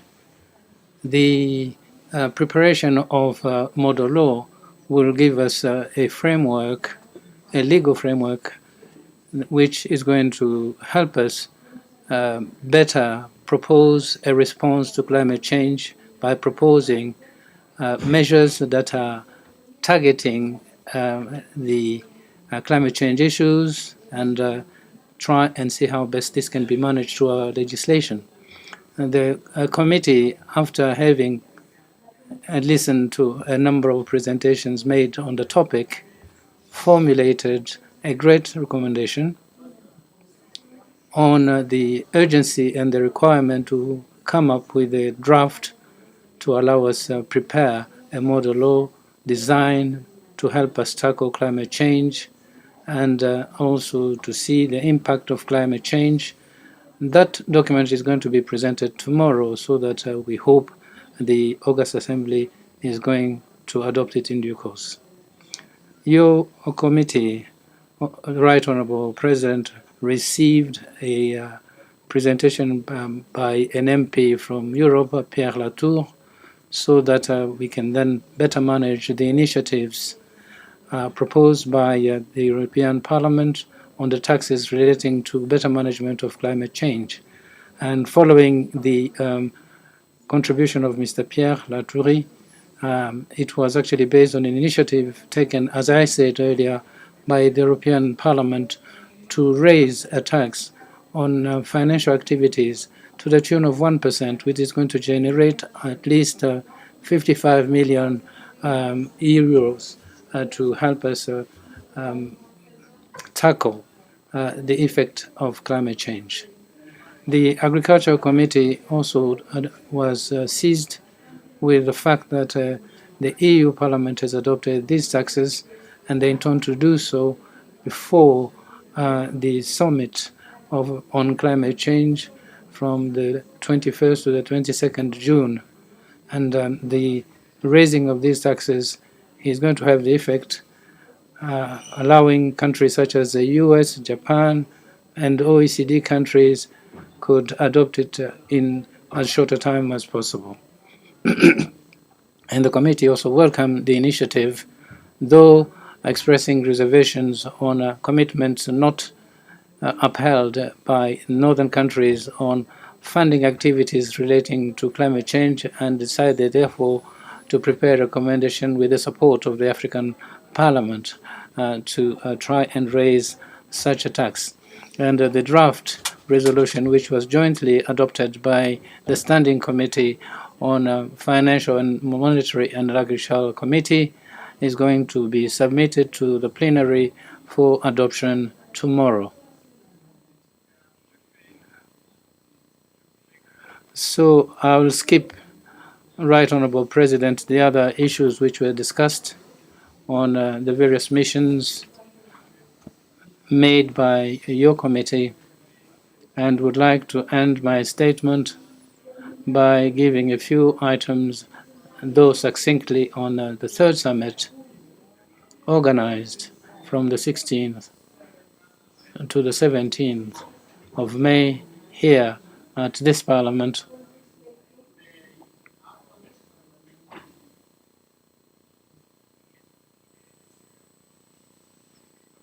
On climate. Right Honourable President, the Pan-African Parliament and the African Alliance for Climate Change Justice organized the third summit of that nature on climate change and fairness, tackling the issue of the crossroads that the continent has been going through, so that there is a harmonious implementation of policies, a better commitment at the national level to take into account the realities of the continent.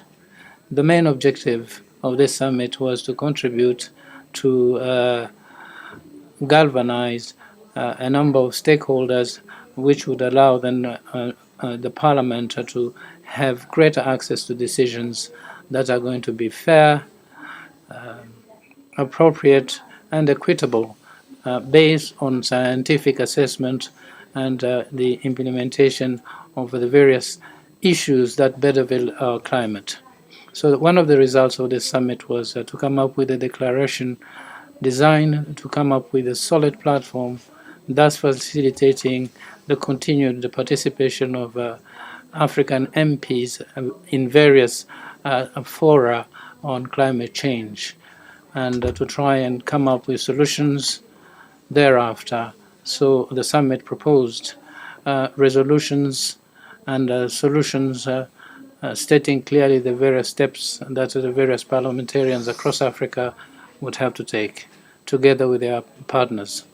These measures are going to allow partners to partake of various discussions on transitions to economic ways that are going to lower issues of climate change, so that we then get to a point where it is fair and appropriate for Africa.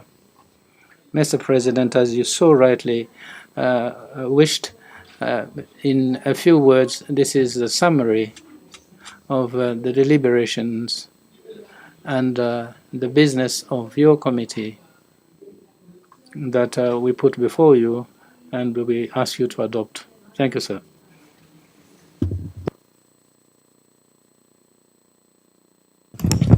Thank you, Honorable Mauricio, Chair of the Committee on Agriculture, Rural Economy, and the rest. Another round of applause.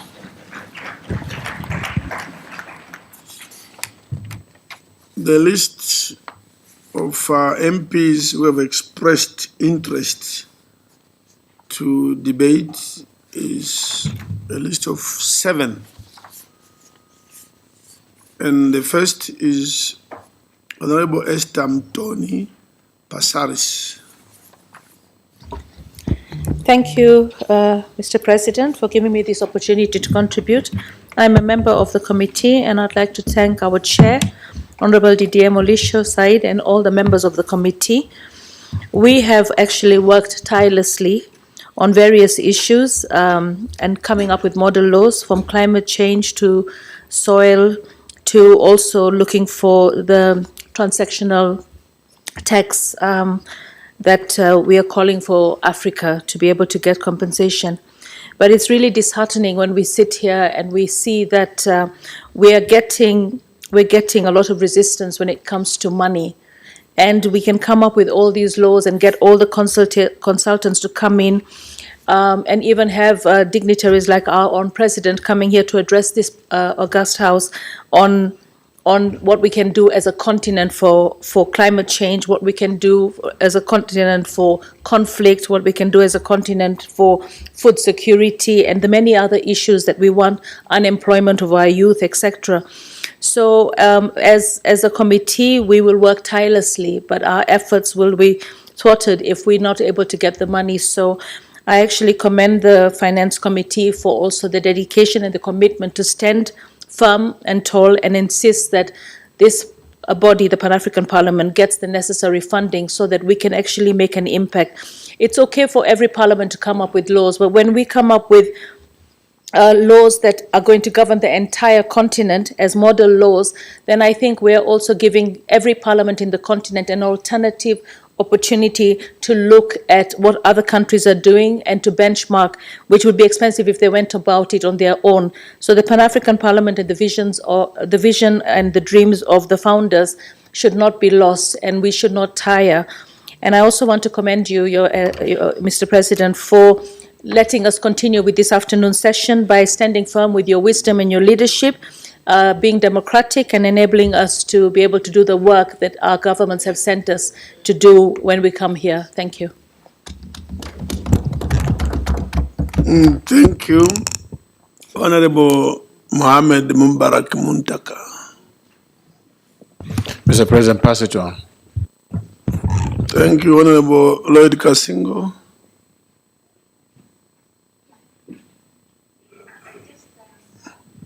Thank you, Your Excellency. I just want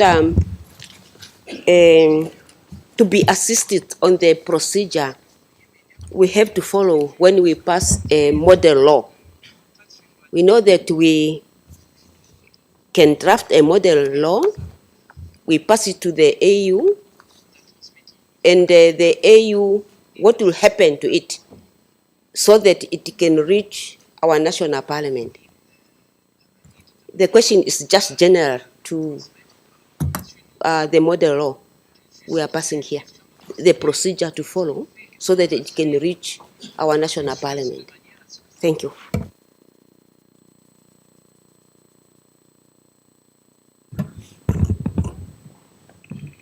For a model law, once we have passed it here, of course we have to share it.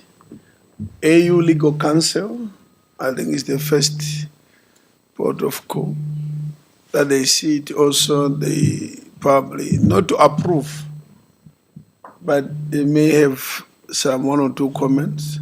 If we don't like it, it's not obligatory, but it's just good practice that they also look at it and share widely within the AU and the organs of the AU, especially the relevant commission or department. So like if it's finance, there is our counterpart there so that they can also share it with other partners. The next is that law should then, each delegation to Parliament, Pan-African Parliament, should then introduce it in their country. It may be good to go through your foreign affairs if you can, and then bring it to Parliament. So there are two ways. Either foreign affairs, through the relevant minister, can then bring it on the floor also. Or you can introduce as a motion, you debate it, then you call upon the minister responsible to incorporate, to harmonize, adopt some of the good elements. You may not take everything in that model law, but you may pick a number of provisions in that law. Then, of course, you need to adapt it to our own and align it with your domestic laws. So you call it domestication. It means you include it in your own national laws. Thank you. I just thought that one we can quickly, was a bit technical on the general side. But the next speaker, Honorable Evaristos Dim Jong. Thank you. Honorable Ngwasi Damas Kamani. Nashukuru sana Mheshimiwa Rais. Kwanza nipongeza sana kamati kwa kazi. Thank you very much. I want to thank the committee for the good presentation they have made. For us as a continent, Honorable Chair, in addition to all the challenges that we have, for example, internal conflicts, the biggest challenge is food insecurity and high cost of living. These are challenges that touch on agriculture. For us as a continent, a lot of countries depend on agriculture for development. And the agriculture, then the issue of climate change is critical to be looked at. And as we look at our situation, we have not contributed in this problem of climate change. For us as a parliament, I think it is important that we come up with a model law which our countries, as members of parliament, we can ask our parliaments to adopt this model law so that we can save our continent from the effects of climate change and also address the issue of food insecurity. And we can also lobby to get compensation from the countries which have been polluting the environment more than us. We also need to talk about carbon credit. This issue is very important to ensure that we reduce the emission of carbon in our environment. So I think as we look at this model law, we also need to ask ourselves how our different countries can get into carbon trade so that we can get manage to deal with the effects of climate change. Thank you very much. Asante sana. Next is Honorable Janet Kabila. Honorable President, je vous remercie. Honorable President, thank you for giving me the floor, and I would like to seize this opportunity in order to thank the chairperson of the Committee on Agriculture and all the members of this committee. Honorable President, I just wonder whether really our continent, whether we are really managing the problems of climate change as we need to. For example, on the report on page 3, Honorable President,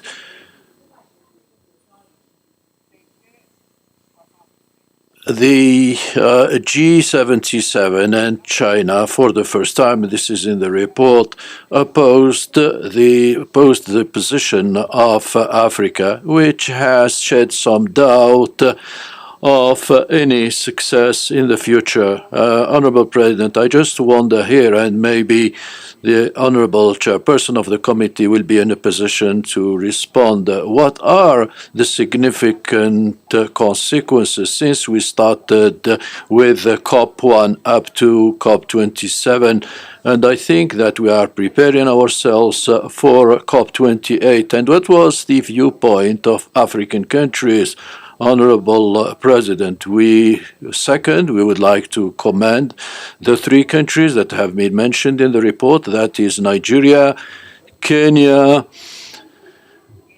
and Uganda, for the adoption of laws on climate change. Maybe we should keep in mind the importance of sharing good practices, if we can just plan that either in August or in October for the sharing of good practices, which will be used, which will inspire other countries to choose the same option. Honorable President, page 7, the committee is requesting us, or proposing that Africa, or the population of Africa, should choose between the use of oil, gas, or renewable energy. We forgot, if I'm not mistaken, that 60 to 65% of African populations live in rural areas which still use wood.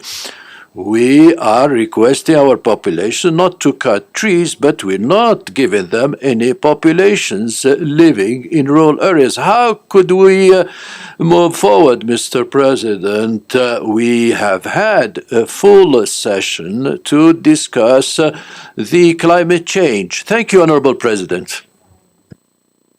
Thank you. That was the last contribution. Chair, you may want to respond. Merci beaucoup. I thank you, Honorable President. I would like also to thank the colleagues who have made contributions. I would like probably to add one element on the procedure on model laws, following what the President has presented as technical explanations.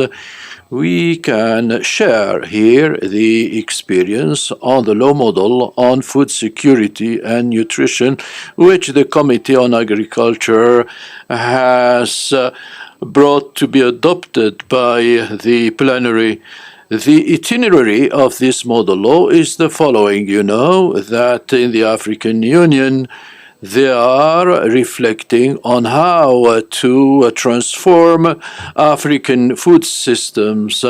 And I do join the Honorable Damas share his concern on seeing to it that the small farmers be valued in the African food system. This practice of involving the elements to the right for food and nutrition. These have been taken into consideration in the policy of the African Union on the transformation of food systems, but also in member states, there are countries which have taken the text on the law model, which have been worked on together with the FAO, and since FAO is represented in countries, there is the association, there is the food association, and among parliamentarians of some countries, parliamentarians have taken some elements of the model law in order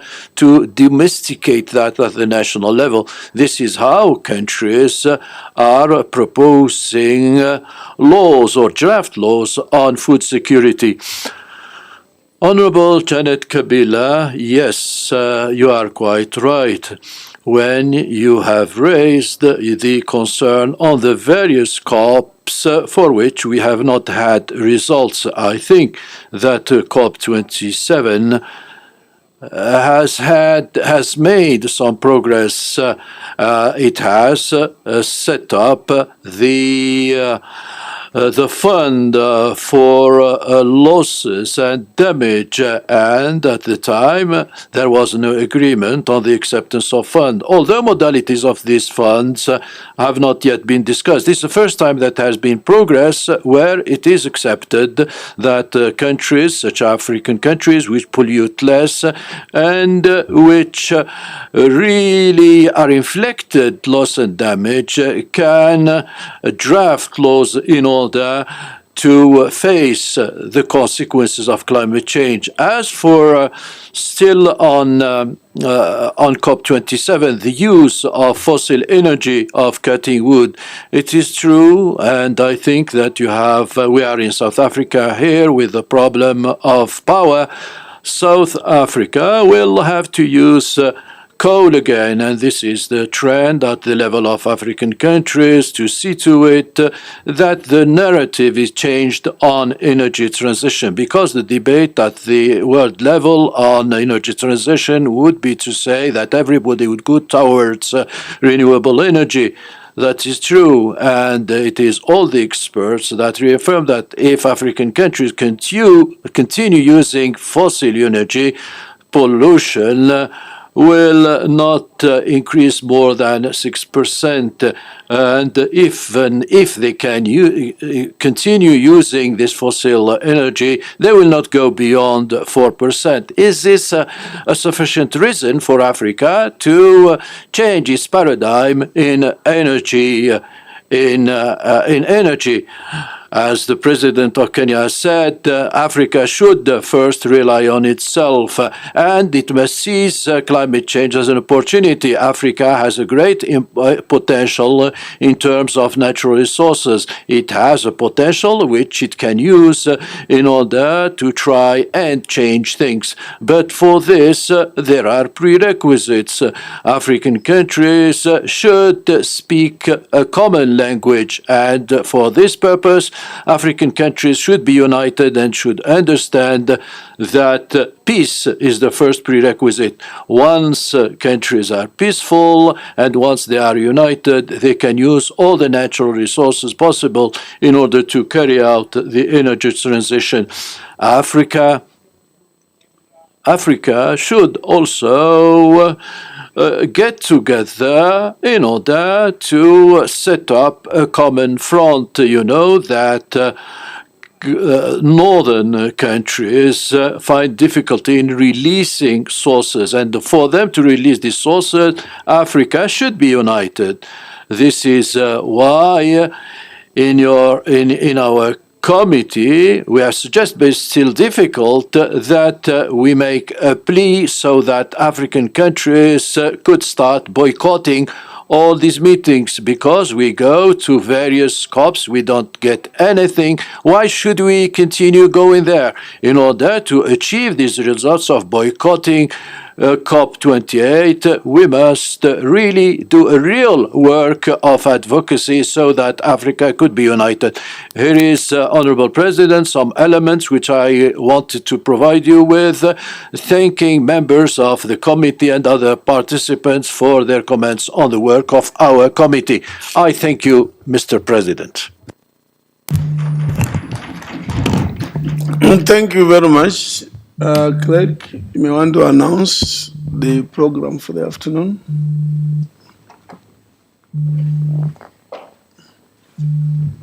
Merci, Monsieur le I thank you, Mr. President.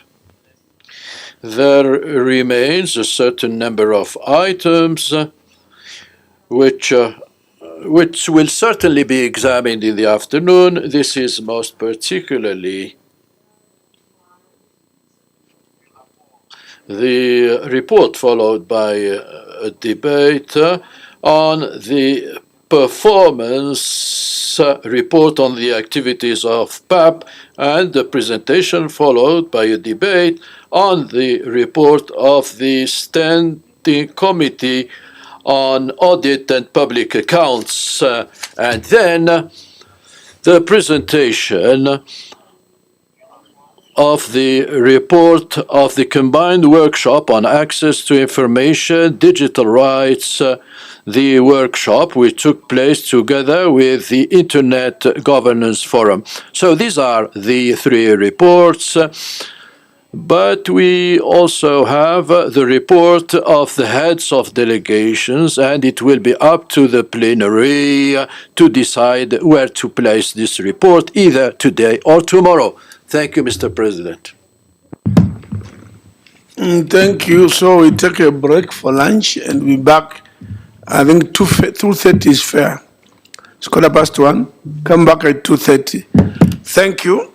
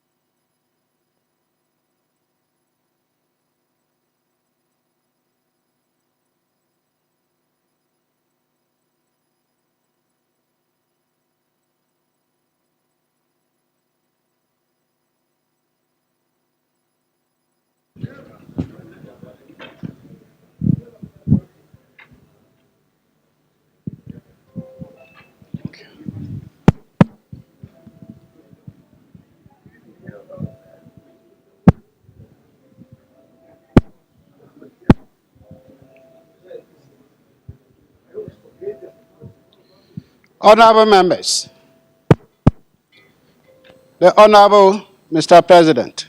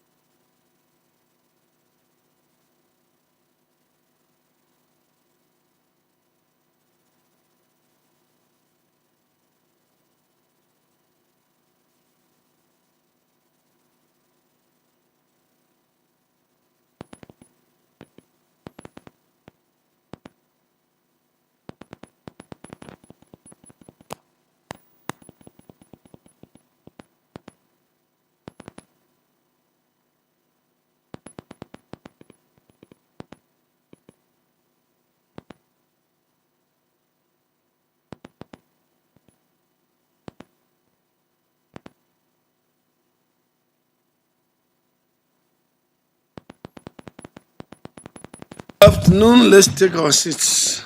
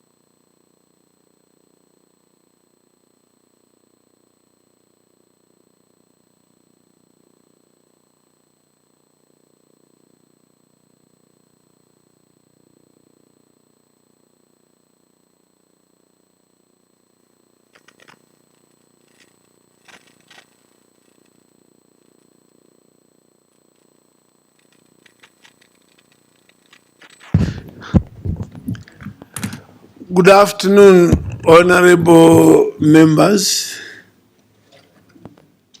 Imagine the numbers we have this afternoon would have meant that we have no quorum. Let's go back to the hotels.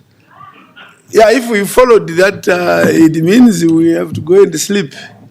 And if it would be like that, then we would be playing the people of Africa.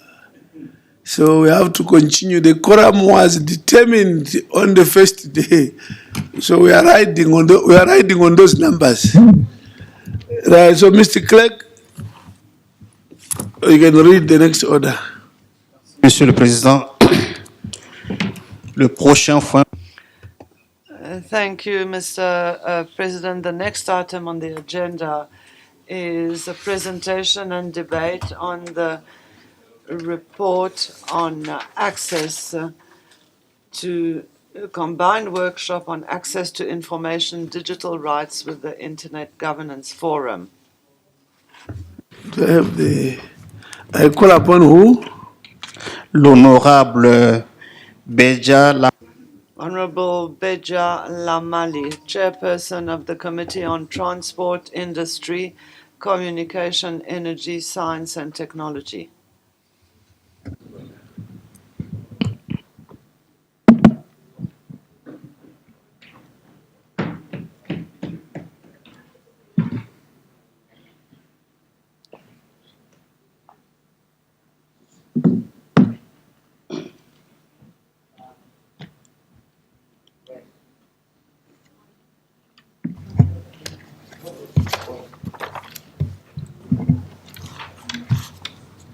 Thank you, President. This report of Committee on Transport, Industry, Communication, Energy, Science and Technology was supposed to be presented by the chair of the committee, but because of some issues at home, she could not able to make. She left to home, and I am the rapporteur of the committee. she handled the report to be presented by me to the plenary.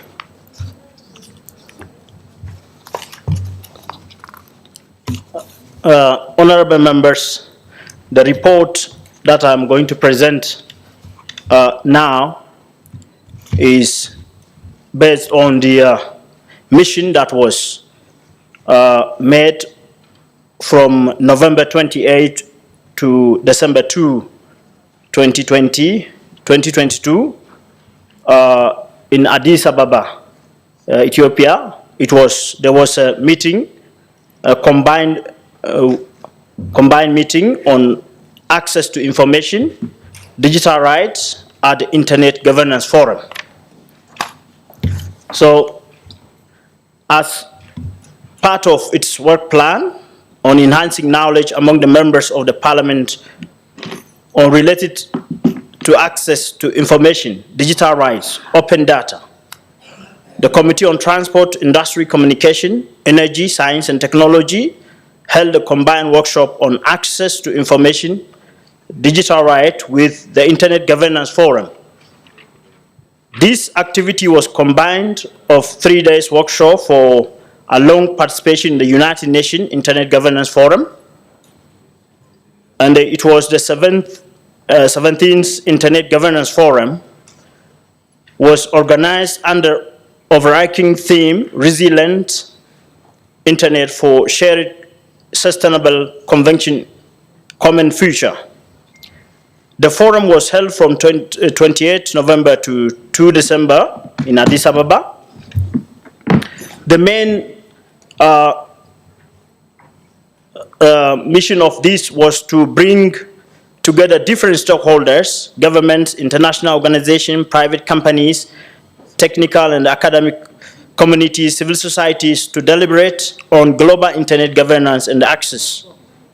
The workshop was facilitated by an expert in technology and law with aim of making MEPs conversant with internet access matters and its governance, which is of insignificance to the parliamentarians. This was to enable parliamentarians worldwide to participate meaningfully in the Internet Governance Forum. The team that participated in that meeting from the Transport Committee were 7, and they were also supporting 3 supporting staff from the Pan-African Parliament. On the workshop, we conducted, that was conducted from 28 November to December 2. There were 5 presentations that were made, which the committee members participated.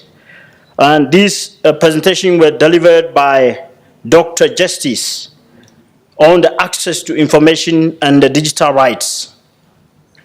He focused on the significance of the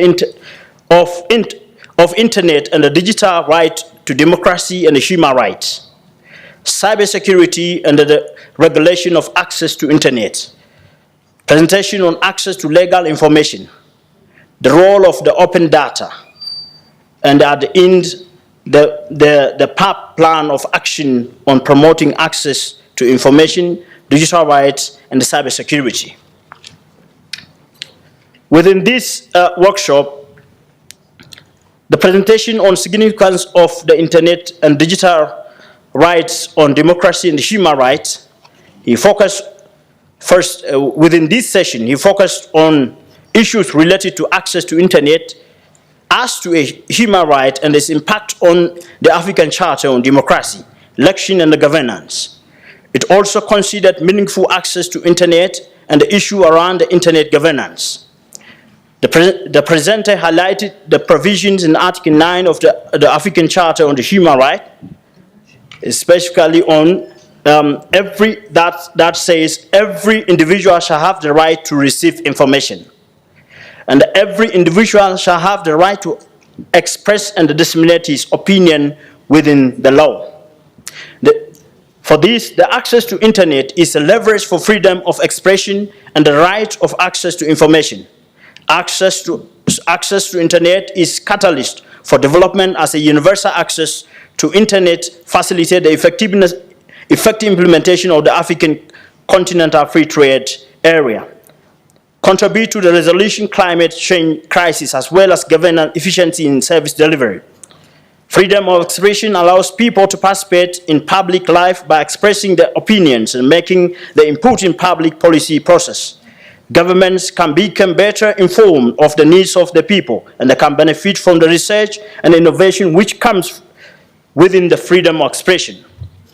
On the other hand, the right to access to information enables people to make informed choice on the governance issue, and is leveraged for many other human rights, including the socio-economic rights.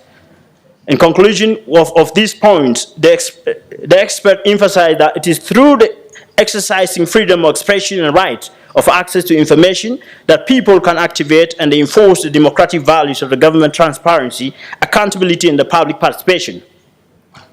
The another presentation was focusing on the cybersecurity and the regulation of access to internet. For this, in this session, a focus on how to safeguard internet use and access for all is also considered as part of participation of the Pan-African Parliament members on the Internet Governance Forum. Parliamentary track topics which are at the IGF 2022 focus on the cybersecurity.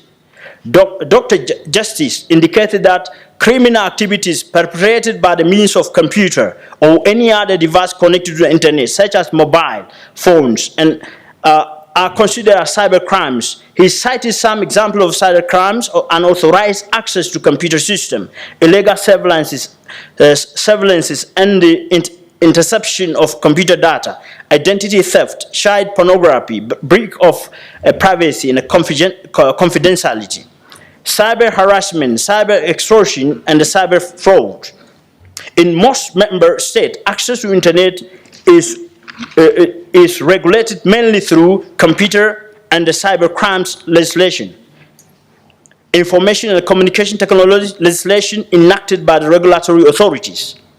This executive regulation must comply with the following legal standards driven mainly from the Article 9 of the African Charter: lawlessness, non-discrimination, necessity, proportionality, judicial oversight, and the remedies. The restriction to the internet access must be provided by law, must serve a legitimate purpose, and must be in non-discriminatory. Limitation on human rights, including freedom of expression, right, privacy, and right of the access to information must be provided for the law in line with the international human rights standards. A law which gives this discretion to impose restriction must comply with the principle of the controlled discretion. It must clearly identify the authorities charged with the power to impose such restriction, circumstance under the restriction may be imposed, the specific nature of the restriction that may be imposed, and the procedures to be followed when exercising such restrictive powers. And the third presentation was on access to legal information. In this session, internet used to legal information and how this has impacted the society. The role of the various institutions, including the executive, judiciary, parliaments, and the civil society in providing relevant information to society was highlighted. And for this, Laws Africa lead effort toward open access to law in Africa.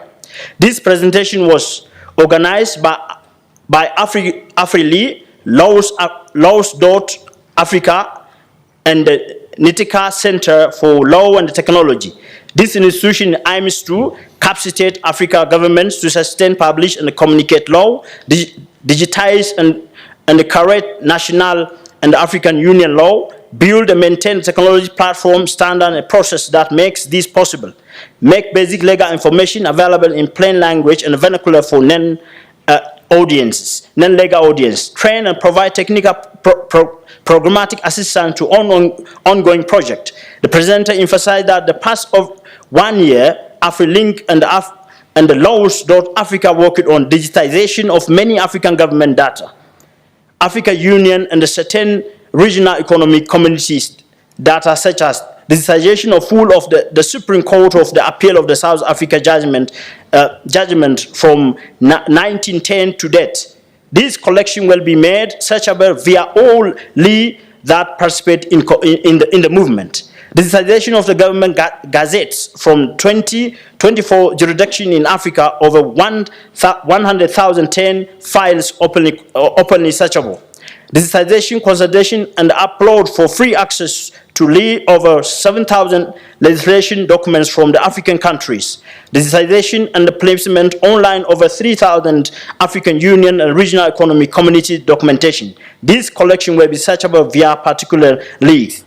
They collate and edited 2 new case law collection compete with the summaries and the file notes on refugee law and on asset for issue and recovery and illicit money flows. The other issue that was presented was the issue of the open data, the role of open data. In this session, it brought on board the second expert, provide to members with information on what data and its impact on democracy, development, and human rights. Open data focus on making information available to citizens in a way that enables value addition and empowers them. The Pan-African Parliament Open Data Portal was also discussed, as well as how it can be improved interaction between the public and the Parliament. The summary of the 2 presentations is as follows. The data or content are open if anyone is free to use, reuse, or redistribute them. The subject at most to measure that preserve the origin and the free access. Open data is important for democracy and human rights. It promotes public accountability as it promotes transparency in public policy decision-making, facilitate the public participation, and enable evidence-based governance. There are key requirements that need to be followed for open data. The first one is legally open. That data must be open in public domain or under liberal terms of use with minimal restrictions. Second, technically open. The data must be published in electronic format that are machine readable and non-proprietary, so that anyone can access and use that data using common freely available software tools. Third is the publicly available and accessibility. The data must be placed and maintained on public accessible server without password or freeware restrictions. Data which need to be open to the public include legislation, court judgments, government policy, government gazette, etc. The plan of action on promoting access to information, digital rights, and the cybersecurity. In this session, the workshop was focused on summing up various topics discussed and the lessons learned. The session considered topic for both workshop and the IGF. This provide an opportunity for the members to get clarification on any of the matters from the week. The session considered plan of action by the Pan-African Parliament on promoting access to information, digital rights, and cybersecurity. The summary of the debates. During the 3 days workshop, the members of the Pan-African Parliament Committee on Transport, Industry, Communication, Energy, Science, and Technology raised the following issues. 1, there is a need to review the internet regulation system in certain African countries, as some government block internet use for everyone whenever there is a tension in the country, and that this is against the human rights. As it has been highlighted that access to internet is a human rights, member urge African governments to put in place the required infrastructure to allow all African citizens to enjoy the right. Members indicate that internet cost is very high in Africa, and that there is an urgent need for African Union member states to set up strategies that will be used to reduce the cost of the internet on the African continent. Members of the Pan-African Parliaments have crucial role to play in internet access for all. They must check within their respective government if there is a law that guarantees access to the internet for all, and they monitor the progress of the implementation of the regulation yearly. Children need to familiarize themselves with the internet from young age in order to gain knowledge. This helped to contribute innovative idea for the development of the continent. Cybercrime is an issue that caught the attention of the members of the committee. They emphasized that there was a need to audit computer crime and cybercrime. In AU member states, Telecommunication Act should be amended to include the aspect of the internet countries with the telecommunication law should include internet aspects. In conclusion, the members of the committee indicate that the need to create a committee on internet governance in national parliaments to be better monitor the governments. Another workshop was made on the Internet Governance Forum, and within this, the Internet Governance Forum, we conducted the workshop on the Internet Governance Forum parliamentary track. The Internet Governance Forum parliamentary track is a series of sessions organized for the parliamentarians in which they participated and discussed different topics relating to Internet governance. The IGF parliamentary track resulted in an output document that reflects main points raised during the discussion. The following communique was adopted by the parliamentarian who attended the 7th Internet Governance Forum. In the IGF 2022 parliamentarian track output addressing cyber threats, national, regional, and international approaches. We parliamentarians that take part in the parliamentary track at the 17th UN Internet Governance Forum came up with these points. Meeting at the 7th United Nations Internet Governance Forum and the discussion issue relating to the national, regional, international approaches, state-led, multilateral, multi-stakeholder to address the cyber threats. Welcoming the continuation and the strength of the IGF parliamentary track, the building on the recommendation of the 2019, 2022, and 2021 edition, the national parliaments cooperate and exchange good practices in dealing with the digital policy issues. Acknowledging the role of the United Nations Department of the Economy and Social Affairs, the Interparliamentary Union, the House of the People Representative of Ethiopia, and jointly organized the IGF 2022 parliamentary track, as well as the support provided by the IGF Secretariat. Recalling the United Nations Assembly Resolution 74/304 of the 9th September 2022, which encouraged strengthening cooperation between the United Nations, national parliaments, and the Interparliamentary Union. Taking note of the United Nations Secretary General Roadmap for the Digital Cooperation and our Common Agenda report, which emphasized the importance of the strengthening multi-stakeholder cooperation in ensuring online safety and security. Noting that the internet and digital technology increasingly shape our economies and society, they also create vulnerabilities for individuals, public and private entities, critical infrastructure, and much more. Recalling that cybersecurity and the cybercrime are related but distinct issues, cybersecurity being something that needs to be improved and the cybercrime being something to be prevented.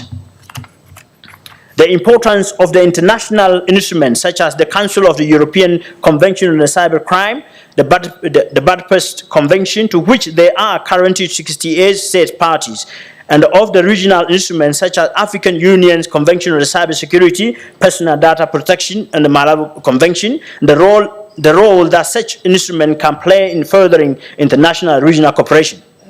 Acknowledging that the geopolitical concerns are never absent from the discussion on the cybersecurity, while affirming that all countries share a common interest in enhancing cybersecurity and combating cybercrime. And also that the cyber threat and the landscape is complex, that countries are at different levels of readiness together to develop policy, regulatory, legislative framework for enhancing cybersecurity and tackling cybercrime, and recommended that such framework are developed in an open and a transparent manner with involvement from onset and of all relevant governmental and non-governmental actors. Enable embedded human-centered security approach, incorporate principles of law, judicial oversight, proportionality, accountability, and transparency.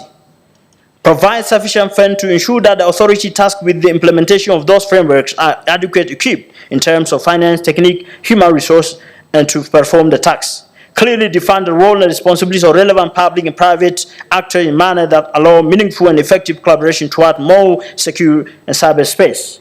Draw upon the internationally agreed technical standard for cybersecurity. Be current with existing legislation developed from the analog world, for example, legislation to combat hate speech or fraud. Also call upon parliaments to ensure a proper balance between measures to ensure cybersecurity and tackle cybercrime on the one hand, and the protection of internationally recognized human rights and the fundamental freedoms on the other hand, and in particular to ensure that cybersecurity framework are complemented by the strong data protection laws. Encourage effective cooperation between the intelligence services and the other government departments, and seek transparency and accountability from intelligence services and task cybersecurity. Avoid the use of the cybersecurity measure for political purposes, for example, the target opposition politicians. Further, call upon the parliaments to engage in regular dialogue with relevant ministries and agencies, ensure that the government is paying appropriate attention to address the cyber threat, and hold authorities to account for progress in enhancing cybersecurity and combating cybercrime. Consider the most appropriate institutional mechanism for addressing cyber threat-related issues in parliaments including clarifying mandate for existing parliament committee or creating dedicated committee. Encourage effective cooperation between the public authority and the private sector in the strengthening cybersecurity and the creation of an environment of trust conducive of such cooperation. Examine the potential for digital technology such as artificial intelligence to be used in the fight against cybercrime. Appropriate human rights safeguard needed to be avoided and misuse the technology. Call upon the parliamentarians to contribute to effort to raise awareness, build capacity, develop a culture of cybersecurity across societies. Translate the cybersecurity issue into concepts that are accessible to people, help the public understand what is at stake, build political will to address the cyber threats. Use every opportunity to encourage members of the public to practice good cyber hygiene. Focus attention on encourage women to take up career in the field of cybersecurity, as well as on combating cybercrime incidents that have women as a target. Find ways to bring a conversation on cyber threats into the mainstream political debate, attraction and increase pressure for the government attention. Consider organizing special events in the parliament to focus on cyber threats, such as dedicated cyber security days, a question time with relevant ministries. Encourage parliament considering potential regional international instruments in fostering harmonization of legal and regulatory framework for cybersecurity and cybercrime, as well as strengthening international cooperation. Consider the ratification of existing international instruments such as the Council of the European Convention on Cybersecurity, Cybercrime, the Budapest Convention, and the regional instruments such as African Union Convention on the Cybersecurity and the Personal Data Protection and Malabo Protocol. Ensure that the ratified conventions are reflected in national policies, regulation, and legislation are properly implemented at the national level. Encourage the government to participate in negotiation of the new instrument on cybersecurity, cybercrime, United Nations level, and the international process on norms for responsible behavior by the state in cyberspace. Also encourage the government to ensure that their position in such process are informed by multi-stakeholder dialogue, and that any instrument works in partnership with existing standard on rule of law and human rights instruments. Let me go for the recommendations and the way forward. Based on the proposal made by the expert of the conclusion to the discussion of the IGF, the members of the delegation formulated the following recommendations.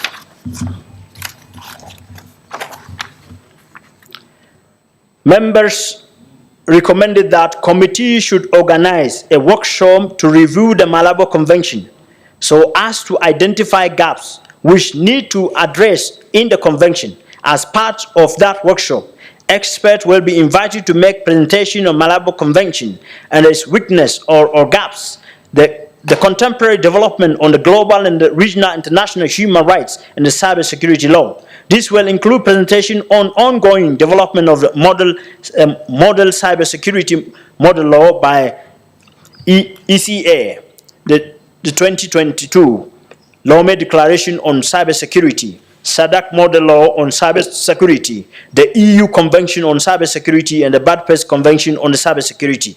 At the end of the workshop, the committee will be better informed about the issue which need update within the Malabo Convention and will make appropriate recommendation to the EU. For example, the committee may recommend that the EU update the Malabo Convention on or develop separate protocol to promote universal access to internet and combating on the cybersecurity and protection of the private data. Development of the model law on the universal access to internet and the combating of cybersecurity. Following the above workshop to review the Malabo Convention, the committee should consider engaging to assist in drafting model law on universal access to internet and the combating cybersecurity. The model law should primarily aim at addressing Africa's challenge in building universal access to internet and cybersecurity vulnerabilities. The model law also be informed contemporary developments in international human rights and cybersecurity law, including the draft cybersecurity model law by ECA. ECA 2022 Lome Declaration on Cybersecurity, the SADC Model Law on Cybersecurity, and the EU Convention on the Cybersecurity and the Budapest Convention on Cybersecurity. Development of the guidelines on the legislative measure through model law. It was also recommended that the committee should begin the process of developing guidelines which can be used by the member state or parliaments when enacting their own domestic law to a critical issue of the internet governance. For example, the committee can develop guidelines or legislative measure promoting universal access to internet, including addressing affordability, quality of internet service, legislative measure regulating internet shutdowns, legislative measure regulating the development and use of the artificial intelligence, legislative measure promoting and regulating the open data. Third is a ROMEX-based country assessment of progress on the development of the internet. During the IGF conference, the PAP delegation got in touch with the official of the UNESCO, and they had side meeting with her for possible partnership with Pan-African Parliament Committee on Transport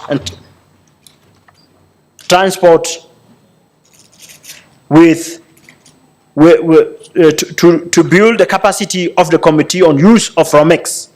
The delegation recommend that the committee partners with the UNESCO and the other stakeholders to adopt the ROMEX approach and develop criteria set indicate which committee can use to access progress by member state enacting laws which promote universal access to internet and the responsible use of internet service. The result of such assessment can be used by Pan-African Parliament to make legislative policy recommendation to member states on area which they need to improve to promote universal access to the internet and the responsible use of the internet service.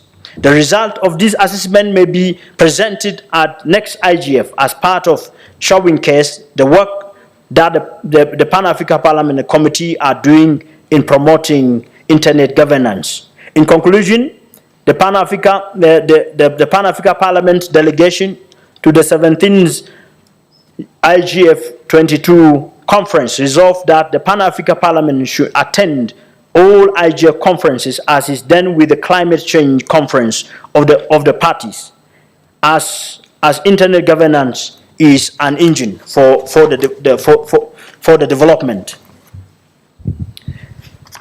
At the end, from all the discussion that we made, there is a recommendation. There are recommendations on cybersecurity and the cybercrime in Africa. So these recommendations, I read them first, and then I will end.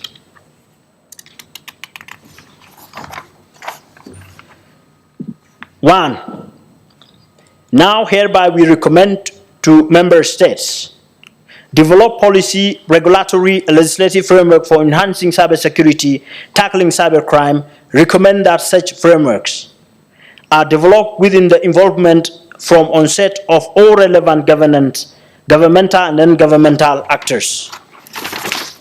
B, embed human-centered security approach and incorporate the principle of law, rule of law, judicial oversight, proportionality, accountability, and transparency. C, clearly define the roles and responsibilities of relevant public and private actors in a manner that allows meaningful and effective collaboration toward a more secure cyberspace. D, draw upon the internationally agreed technical standards for cybersecurity. Second, ensure a proper balance between measures to enhance cybersecurity and tackle cybercrime on one hand, and the protection of internationally recognized human rights and the fundamental freedoms on the other hand, and in particular. To ensure that the cybersecurity frameworks are complemented by strong data protection laws. B, encourage effective cooperation between the intelligence services and other government departments and seek transparency and accountability from intelligence services tasked with the cybersecurity. Avoid the use of the cybersecurity measure for political purpose. Last, sign, ratify, and domesticate the African Union Convention on the Cybersecurity and the Protection of the Personal Data. Thank you.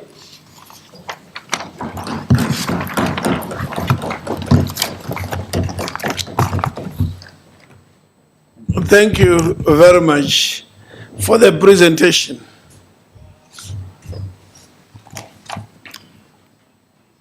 As he sits down, we give him another loud applause.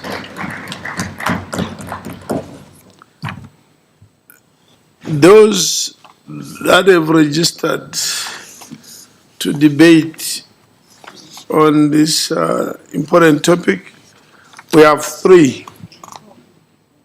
Oh, it's actually 2 because the other one is being repeated. We start with Senator, Honorable Senator Danson Mungatana.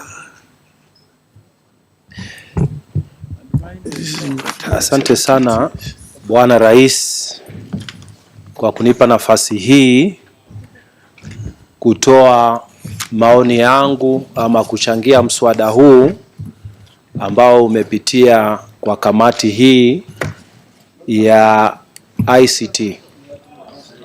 Interpreters from Kiswahili. Hello? Yes, are we getting the interpretation now? Is the interpretation coming out?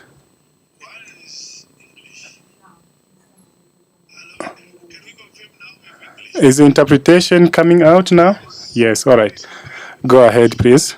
Be number 1, Mr. Chairman.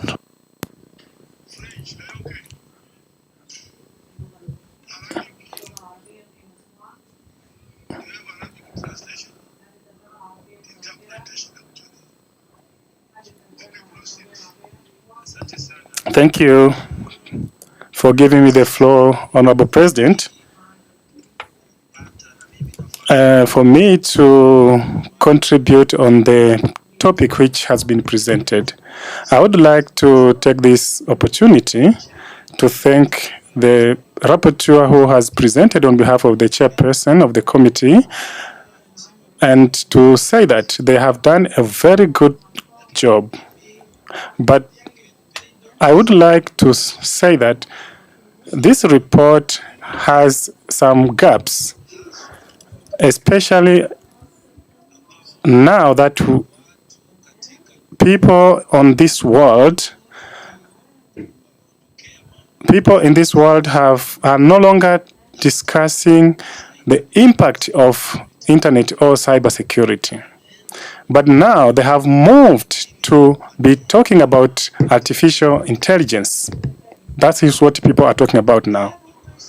So for us, I think it is a mistake for this committee that has not talked about artificial intelligence. The reasons being that the Europe and the US are now beyond. In Japan, they have advanced. In China, they are now discussing and planning how the world is going to behave in the near future. How our children in the future, our African children, and the world we are heading to is going to be the artificial intelligent world. But for us in Africa, we are still lagging behind. We are not organized, especially when it comes to the future of artificial intelligence. So it could have been better for this committee to discuss how we as Africans can be organized in research as far as artificial intelligence is concerned.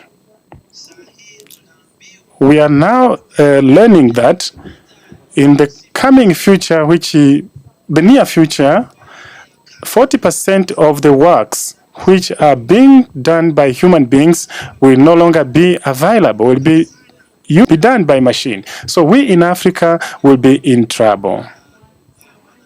So, Honorable President, I would like to request the committee to make sure that they put in their agenda the issue of artificial intelligence. They come with the recommendations which are going to help us as the African continent so that we stand together and be prepared, because these are things which are coming in the near future.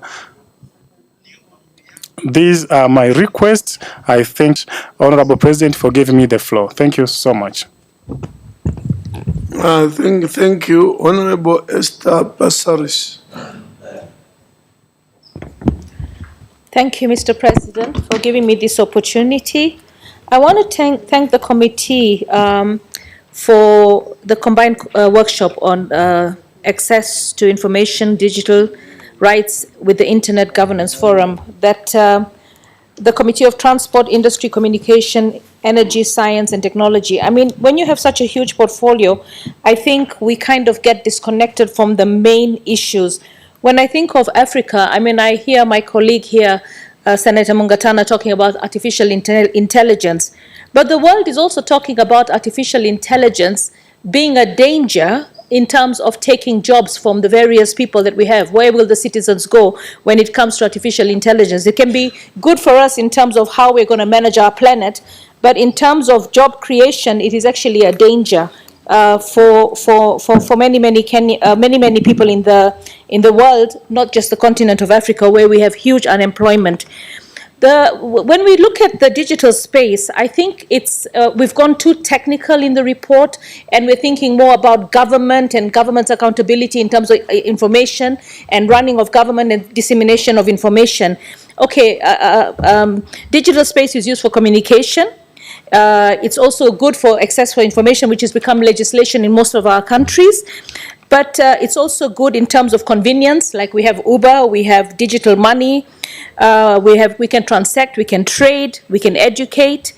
But there are also dangers. And I think when we talk about something like that in terms of the Africa continent, we have to look at how can we as Africa protect ourselves, because Europe is in another space when it comes to the freedoms of the media, freedom of speech. Africa is not there. And right now, all our children have easy access to everything that's on the internet. Parents cannot even manage what their children are accessing. And there's a lot of dangers of being lured, dangers of being brainwashed, mental health, fraud, lowering of self-esteem for most of our children when you look at the digital space and what it's doing, pornography. So we need to figure out as the committee and as Pan-African Parliament how to protect the generations, because there is a lot of dangers in the internet, and not just dangers in terms of financial institutions losing money or governments not being able to give information. I mean, right now, when you look at digital space, our government or any other parliament, even we are transmitting live on YouTube. That's good. It's access. Before it was just getting home and getting in front of your TV and you have 5 minutes. But I feel that what we should look at in terms of the digital space is the reality of it to the citizens, the reality that the citizens are facing when it comes to digital space, the dangers that surround it, because our population is actually in a big problem. People are being brainwashed directly, but can you imagine, with a click of a button, you can actually send an entire population into disarray just by the false information. And we know that propaganda is the biggest problem that Africa is facing right now. You can listen, you can watch something on the digital space and you think it's real news, but it's not. It's actually propaganda, and it's very dangerous. So I feel we should look at being real, being able to be in tune with what exactly is happening on the ground with the citizens at the click of the button, because there is a huge danger there. And I don't know how Africa can protect itself when we are all having access to the space that is out there. If you go to YouTube right now, our children have access to YouTube. What's on YouTube is dangerous. So how can we as the continent of Africa protect our own citizens in terms of reducing that excess? Because freedom of speech comes with responsibility, and I feel sometimes we're not being responsible by letting it being open to everyone, because that information sometimes can actually be more dangerous than helpful to our population. Thank you. Thank you. I call upon Honorable Suabo Torre, the Gambia. Thank you very much, Mr. President. I think the committee has done a very good job. They've given us a lot of information, and I think whatever contribution that we are going to make is going to further help them to be able to do the job better, so that they'll be able to give us a draft, a very good draft about this issue, because the issues are many, but like what the members have said, we have concerns. And we'll want the committee, when they are working on this model law, there are issues that they should look into. And those are some of the concerns that we are going to raise. My take is that it is digital access is definitely necessary in all material respects. Just contentious part of the law is perhaps the abuse of the instruments which relate to cybersecurity, etc. But everything is positive about it. But there are other parts also which are very negative, like my sister has already alluded to. We know that with this internet, countries can definitely maximize their incomes, and they can build up their economies.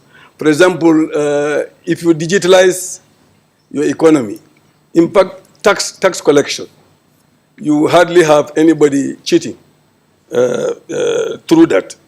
But if it is, for example, paying and then you give a receipt, then that type of thing is definitely susceptible to a lot of corruption.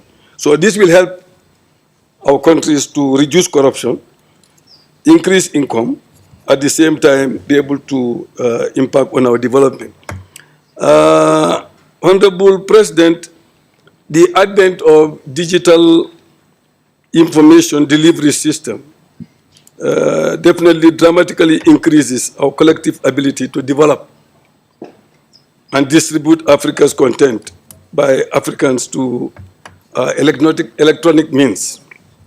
But we must be ready that our communications airspace will be vigorously invaded by the proliferation of international package non-African radio and television materials. We must be ready for that. So I only hope that the committee has looked into that area, because that is one big concern that we are raising. Also, when that happens, Mr. President, there will be an imposition on our culture. And the issue in Africa is that we are trying to revive the damages that have been done to Africans throughout the ages, through colonialism, through neo-colonialism up to now. They are in control of the media throughout. And we are trying to recover from that. So if we come up with a model law, the model law must put into context to protect us, so that, like my sister is saying, our children will be protected. Because we don't own these platforms. They are owned by other people. If we just go into it like that, it's like we are already in it, and it is affecting us. Like she said, our children are definitely affected by this. How do they know the repercussion of what they look at in TikTok and all these things? We are not going to control. I give you an example. Just 2 days ago, a little girl from Kenya, I suppose she is from Kenya, through the WhatsApp, wrote, and just say hi. And when I replied to say, who are you? She said, well, I know you somewhere where we are all in the same platform.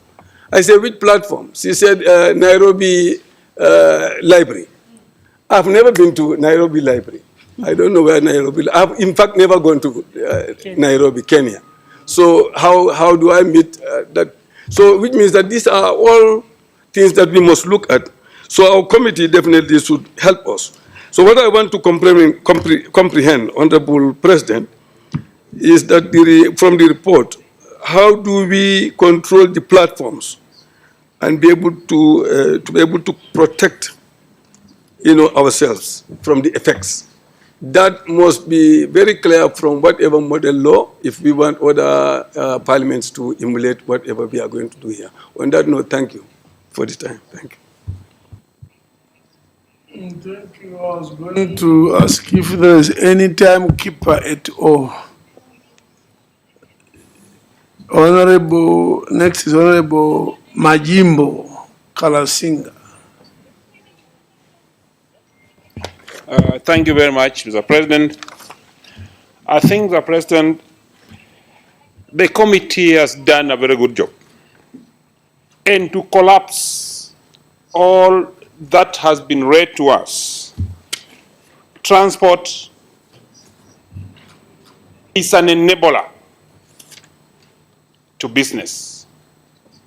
We cannot move the goods without it. Internet.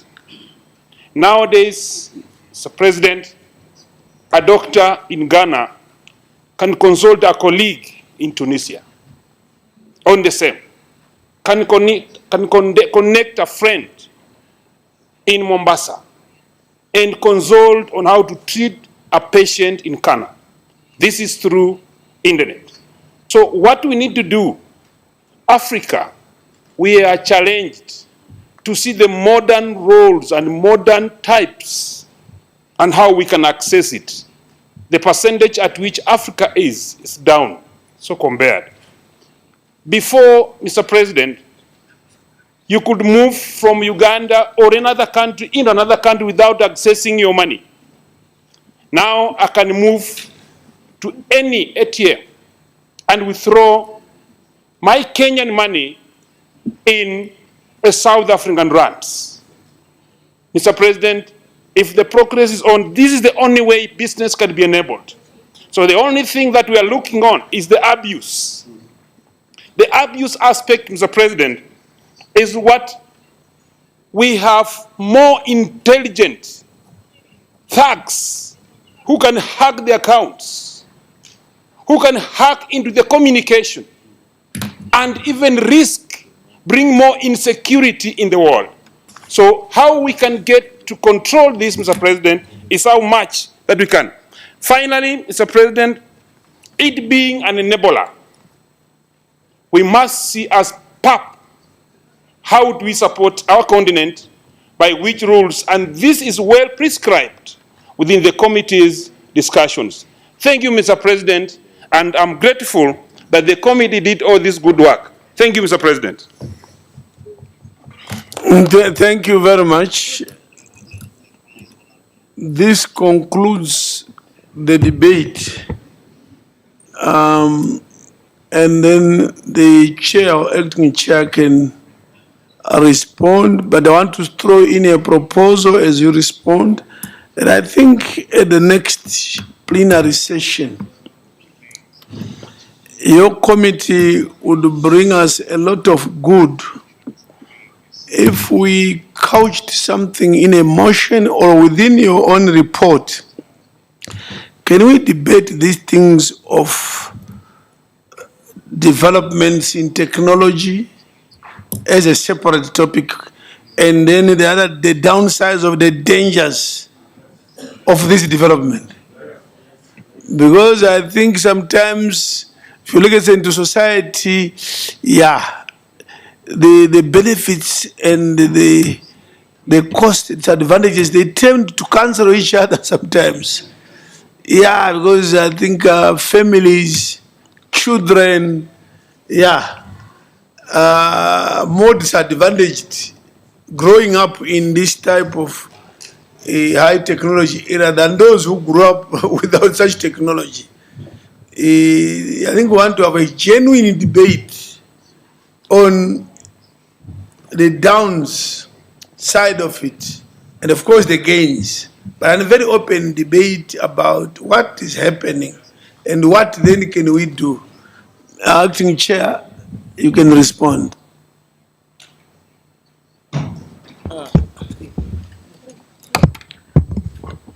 Thank you, His Excellency, Mr. President. The concerns and the comments that are given by the members of the Parliament, we have already noted them, and these are the issues that our committee have debated last year. For instance, the issue of the artificial intelligence. In our committee, we had presentations on it. We looked at the threats, dangers that they pose to the societies, governments, and our economies, and including even the democracy that we are now discussing here concerning the open access to the internet. So we have made all of these ones in our committee. I think with the recommendation of the President that we need to have a separate debate on these issues. I could say that our committee have many experts on this issue who can make the presentation to the plenary, so that the Parliament will debate on them. Because when we talk about the internet access, in this perspective, that the report that we have here, as you have seen from the team of the discussion from the IGF, was focused on the open access to the internet as a right to development, right to democracy, and the human right. Because one of the main things that bring a difference between societies is the issue of the information. And the information nowadays is channeled through the internet. The internet is the one that is disseminating the informations. So when disseminating the information, there are many things in our countries. They have to be governed. So the issue of the governance is the issue of the cybersecurity. Because there is a threat from the cybersecurity in our age. So the discussion that was made, the points that we raised about the artificial intelligence, we have also made this one, but we need to bring this issue to the plenary, so that you could also hear what the dangers that we have and what are the good things that we have, and we make more deliberations on it, so that we can reach on things that we are able to take to our parliaments. And this is what I can say. Thank you.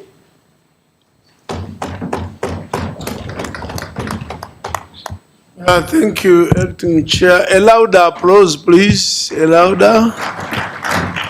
Thank you. The clerk will read the next order of the day.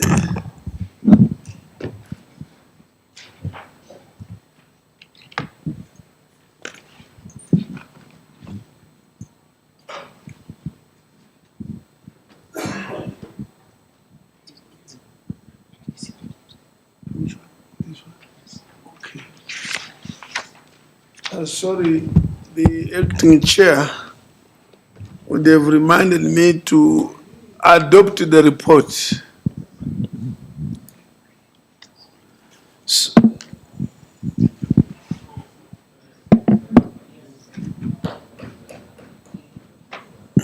Yeah, I hereby move the mission report of the Committee on Transport, Industry, Communication, Energy, Science and Technology for adoption. Thank you. I put the report of the Combined Workshop on Access to Information, Digital Rights with the Internet Governance Forum for adoption. Are we agreed to? Thank you. Thank you. Adopted then. The clerk will read the next order of the day. Merci, Monsieur le Président. Thank you, Mr. President. The next presentation is the report of the Committee on Audit and Public Accounts, which will be presented by the chairperson of the committee. Upon the chairperson of the CAPA committee, Honorable Sampa Miles, to present his report.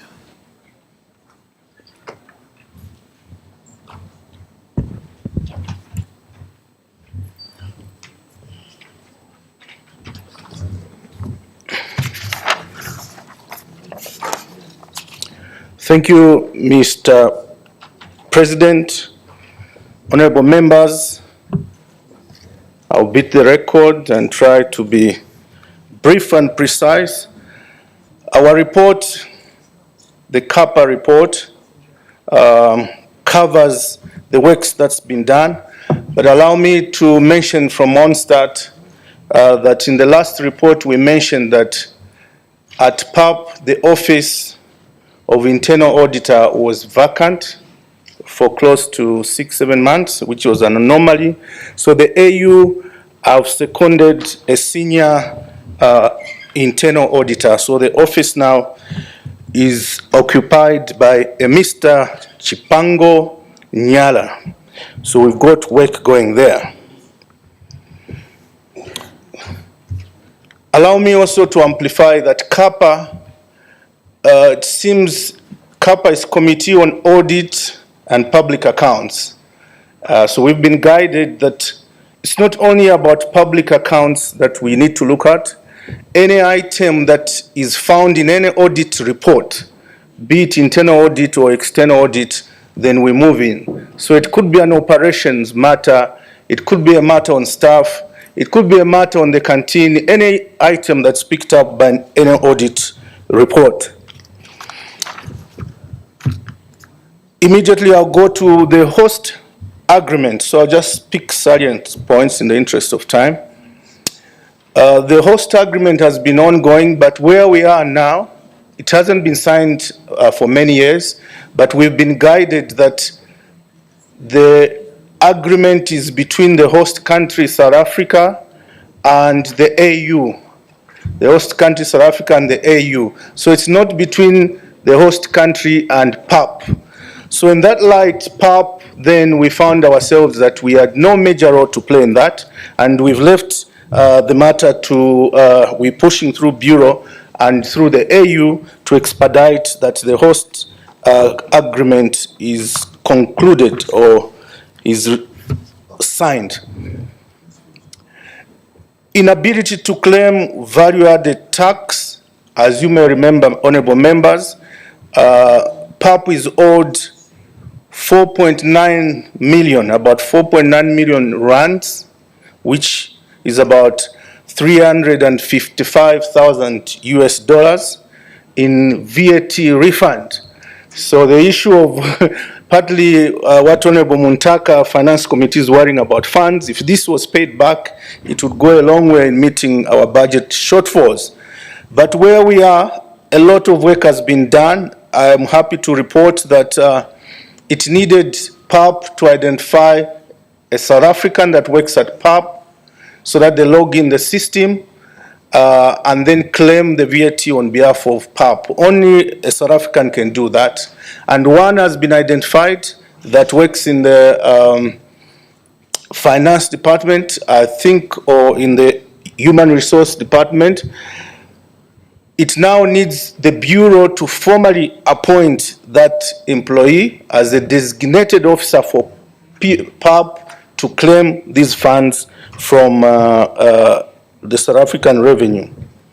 So we anticipate that all that will be done, and the process we estimate by end of July this year, we should be able to claim this money, 355,000 US dollars or 4.5 million rands into the books of PAP from the South African government. I go to inadequate staffing. Those with copies is paragraph 2.4. The committee has highlighted the issue of numerous vacant positions in PAP due to staff retirement, resignations, with no confirmed recruitment dates for these roles. While management had developed a recruitment plan, the committee expressed disappointment with the delays in finalizing the recruitment process, particularly for the clerk position.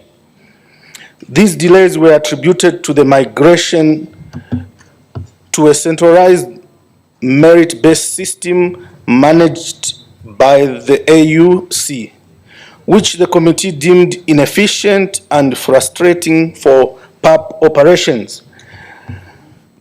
The impasse between the Bureau and the AUC regarding the availability of shortlisted candidates' CVs further contributed to the delays. However, in the interest of progress, the committee recommended that the Bureau proceed with the interviews for the 6 shortlisted candidates for the clerk position. The committee also noted the absence of succession plan with a high incidence of retirement and resignations, as well as leave plans to prevent fatigue, health issues, and to ensure optimal contribution of staff in achieving the objectives of the PAP. Something somewhere not right when we're having a lot of PAP staff resigning. What are they running away from? But I believe in many presentations that have happened today, some of the answers have actually come up. And partly the Bureau and the President has reported the fact that this process of replacing the clerk was taking longer also explains why we've been having a number of resignations, but leaves room for investigation. There might be other reasons. Action taken. So far, we notice 1, candidates for the Clerk of Parliament have been shortlisted. The action that's been taken at PAP so far on concerns of staff. Number 1, the candidate for the Clerk of Parliament have been shortlisted, and interviews are scheduled for May 29th and 30th. So I believe they took place yesterday and the day before. Second, the deputy clerk position will be re-advertised due to the lack of credible candidates. The deputy clerk position will be re-advertised due to the lack of credible candidates. 3, action taken. The shortlisting process for the senior auditor position is expected to take place in June. So the one that's there now is only seconded from the AU, and the shortlisting process for the senior auditor position is expected to take place in June.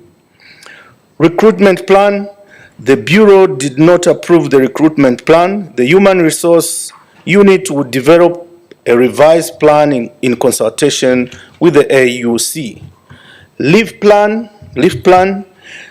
The HRI unit, the Human Resource Unit, is working on a consolidated leave plan for 2023, and division heads have been requested to submit their leave plans to HR by May 31st. Staff members will be allowed to take leave considering the exigencies of service.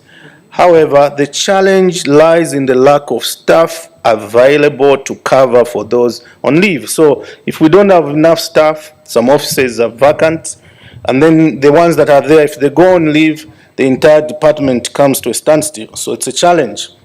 Recommendation CAPA recommends: 1, management should accelerate the recruitment process so that PAP could have the necessary staff complement to deliver on its mandates and alleviate pressure on the current staff. 2, PAP management should engage Human Resource Management Directorate at the AUC to expedite the rollout of MBRS system at PAP in due course. Just the process of finding a good candidate or a good employee is hard enough. But the process that we have at the AU is just so cumbersome and complicated. So we are asking the AU to roll it here so that there's proper software and we have the competence to do it. 3, our recommendation is that PAP management should ensure that when recruiting staff, emphasis should be placed on hiring efficient and qualified staff other than letting politics get in the way. I go to item 2.5, just overview of the 2021 PAP budget and implementation. My colleague, Chairman of Finance, ably covered concerns on finances, so I'll not repeat, but just to read our intro there. The CAPA to plenary highlighted that underfunding of PAP activities and the disproportionate budget utilization rates, attributing them to poor budget planning and preparation by the institution. Additionally, it has noted the non-implementation of audit recommendations by responsible PAP officials. In response, the CAPA recommended involving leadership in budgeting process and linking the appraisal system to the implementation of audit recommendations. Part of our recommendation is that the CAPA will recommend incorporating the implementation of audit recommendations in the annual performance appraisal for staff to address the failure of responsible officers to act on audit recommendation. So we keep seeing audit recommendation year in, year out and not being worked on.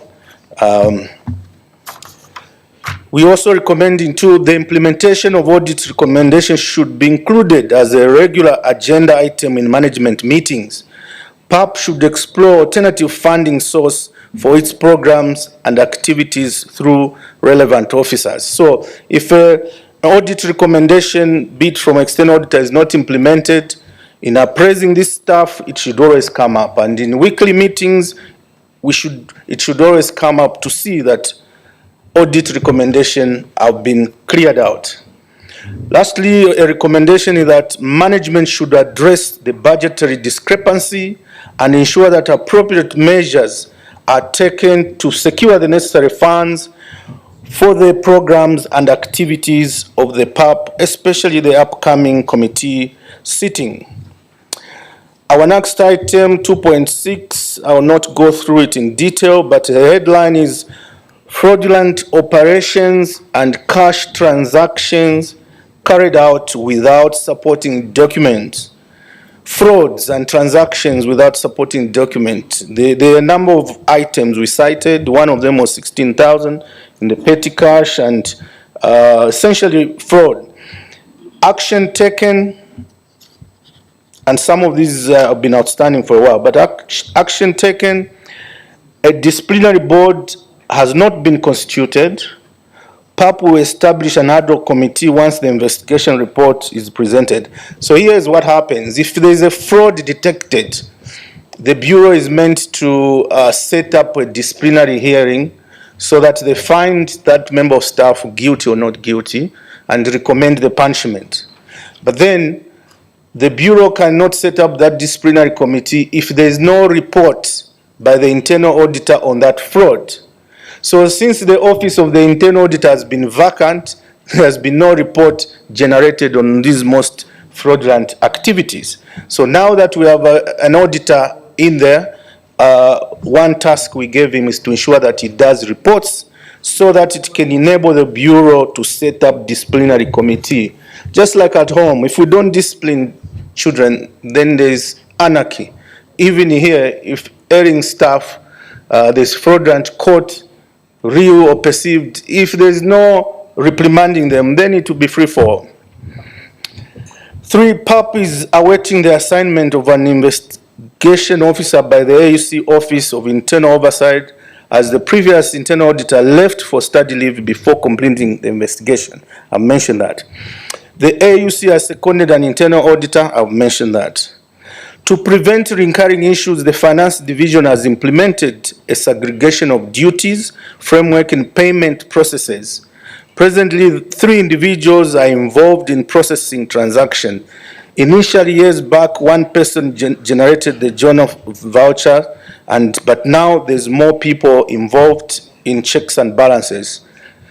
Lastly, impressed for missions conducted outside the station, the Secretariat has established stringent controls. It is now mandatory for officers to settle the impressed within 7 days upon their return from mission. These measures have been put in place to ensure effective oversight and accountability in the financial operations at PAP. Let me go to item 2.7, inability to confirm balances directly with vendors. External auditors sometimes need to communicate with suppliers and confirm the balances, who we owe or owes us. So far, before there were items that were not confirmed. Action taken, management agrees with the recommendation that we made before. However, it would prefer that PAP management is copied so that in case of any discrepancies, remedial action can be taken. 2, out of the 3 vendors that had responded and differences, an adjustment has been made for 1 Southern Sun, Monte Cassino, and others. So essentially it's just to balance the debits and credits, what is owed, if there's a discrepancy, and then it needs to be followed up. We recommend to management should expedite the necessary adjustment to clear identified discrepancies. One item, I don't know if it's of interest or not, but it's 2.8, poor quality of catering service. It came up last time and others said, you're just supposed to concentrate on finances. But as we said, we've been guided by the AU that any matter that is of concern is our interest. We discuss it and we see how to improve it. So it's an operational matter and it's a risk. Wherever there's a risk, we come in to try and find remedial measures.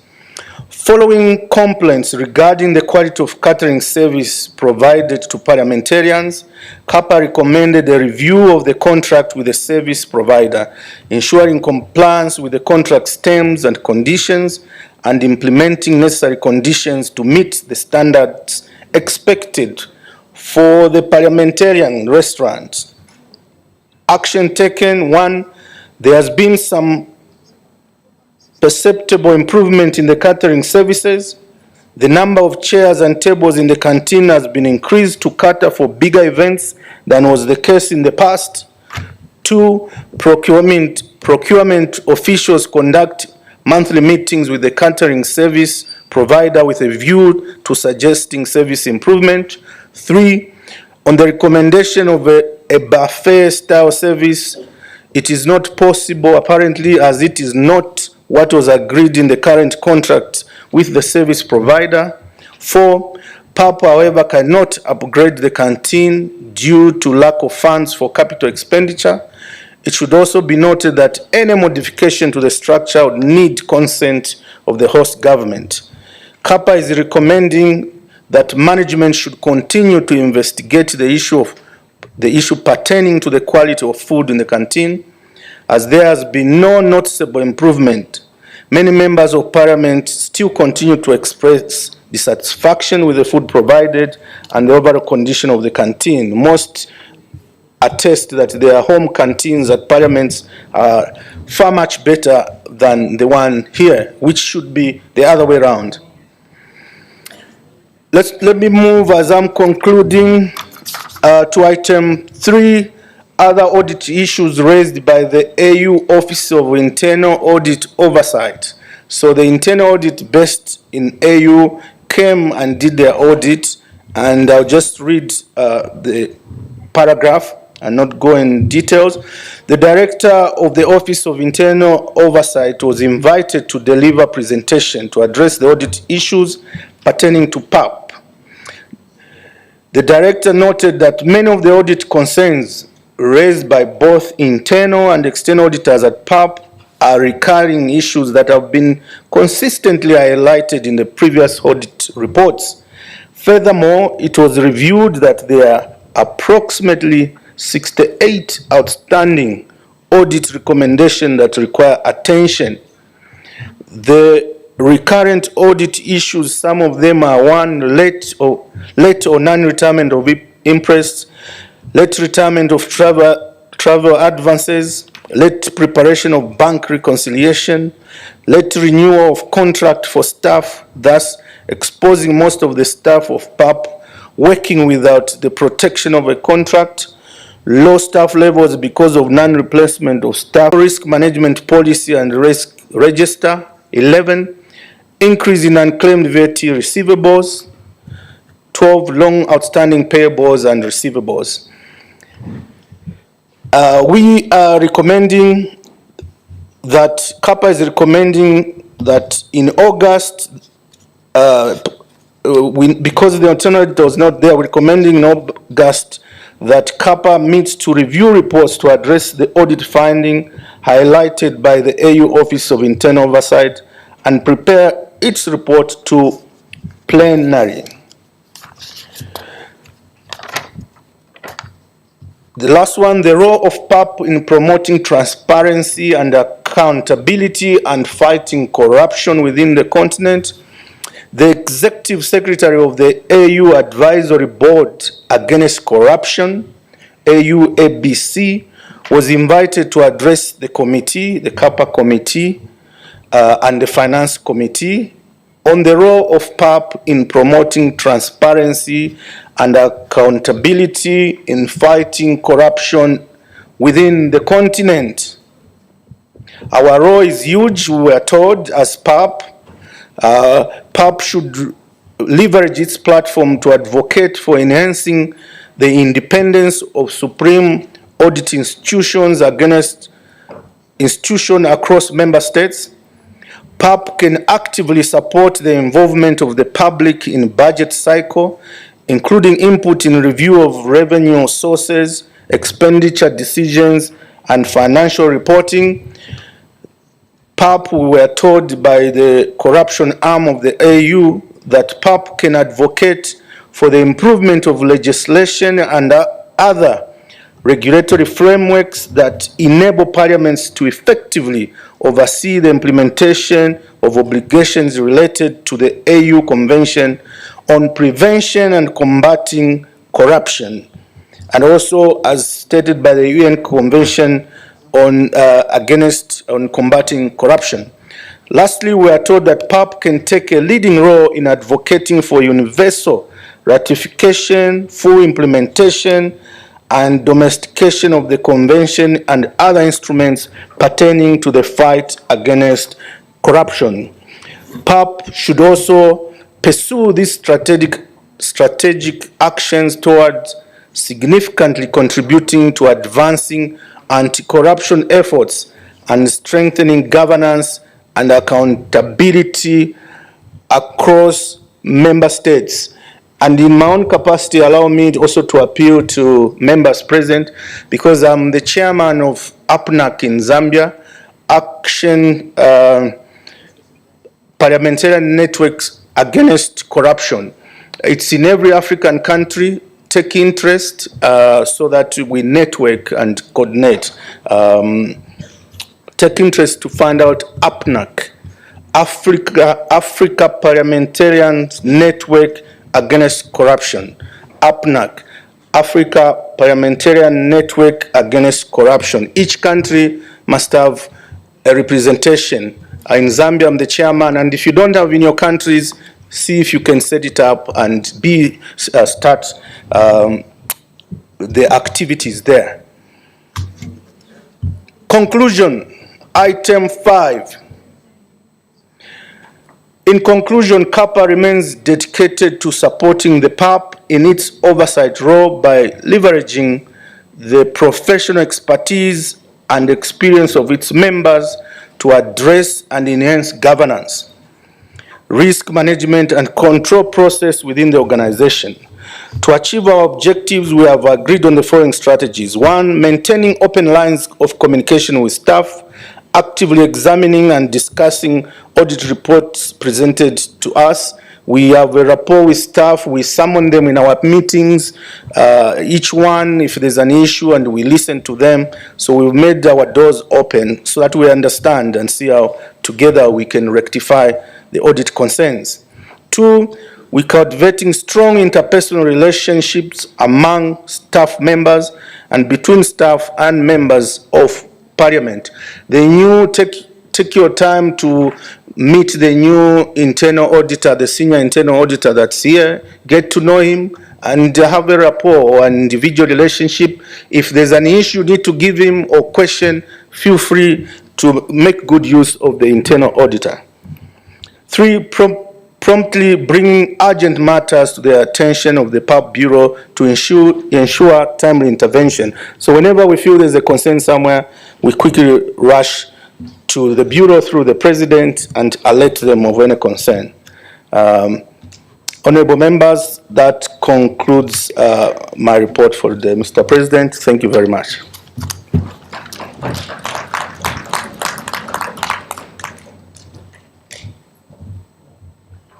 Thank you, Honorable Sampa. We have three who registered to debate the CAPA report. First, Honorable Danson Mungatana.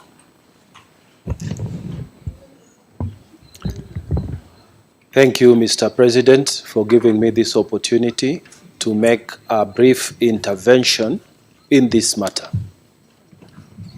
Your Excellency, I want to acknowledge the work that Chairman Sampa and his team have done, and they have produced a very good report. There are just two issues that I would seek clarification from the Chair. The first one concerns the gentleman who used to act or the employee who was working as an auditor, an internal auditor for Pan-African Parliament, and basically deserted. We are aware that what he did exposed this organization to a lot of loss, exposed this organization to a lot of risk. But I didn't hear from the chairman a decisive action that has been taken against this gentleman.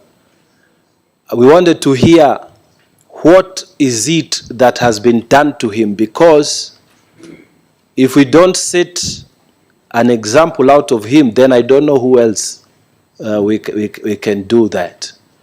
So maybe he can give us feedback on that, because we really, as a parliament, want to hear what action has been taken on him. The second issue, Your Excellency, concerns the report that they have found out that in some instances, the audit is revealing outright fraud, and in particular, the $16,000 issue that has been pending. Mr. President, there's a report, we don't need meetings. Why can't we just report this matter to police? This is criminal activity when we know that someone has clearly stolen some money and we are still babying them. We are setting up a bad precedence and we are setting up a bad tradition which is going to ruin this organization at the end. I would like to hear his views. Why can't we forward this matter to the police? The South African police can assist us. A criminal is a criminal is a criminal. Let us deal with him as a criminal. I submit, Mr. President. Thank you. Thank you. Honorable Professor Matole Mocheka. Not in the chamber. Honorable Suleiman, Gambia.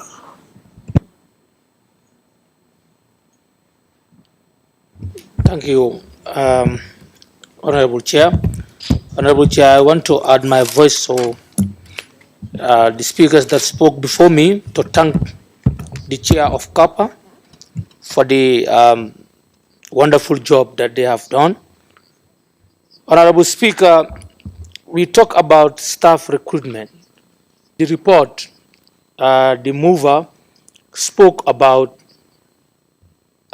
people who are supposed to be recruited should be based on merits. And I think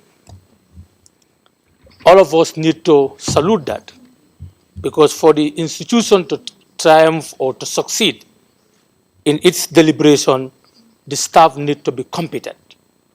And I believe nepotism or politics should not sway us this way or that way for us to lose focus on recruiting competent people who are ready to deliver for the continent. Honorable Speaker, talking about the budget, they made recommendation about budgeting. Budget needs to be planned, and it has to be a program-based budgeting. This will help us to achieve what we want at the end of the day. Honorable Chair, I believe we have right institutions to deal with this matter, because we cannot allow our institution not to have moral in terms of expenditure or in terms of financial discipline. So we believe discipline needs to take its course to ensure that the perpetrators or anybody responsible should be brought to justice. Honorable Speaker, these are the few things that I have. As I said, I want to salute the mover, the chair, and the team for the excellent work done. Thank you. Thank you. The list is done, but I can still see Dr. Gayo. I can come to you after Rahab, Honorable Rahab. Yes.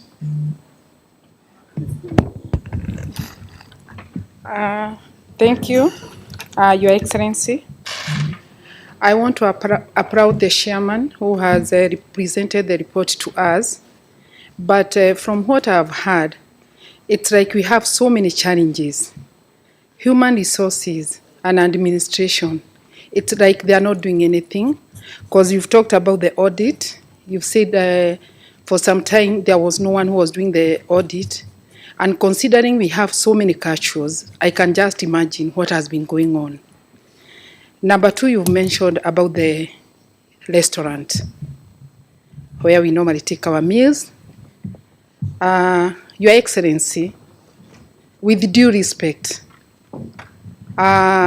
we have a challenge in our restaurant. Considering we come from different regions, at least we request to have many restaurants within so that we can get what we normally eat in our region.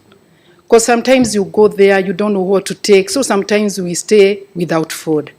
Hygiene. We are members of parliament, and I can't imagine that we normally go there and you find that the clothes are being sold inside the restaurants where the members of parliament are taking their meals. You know, it can bring health issues.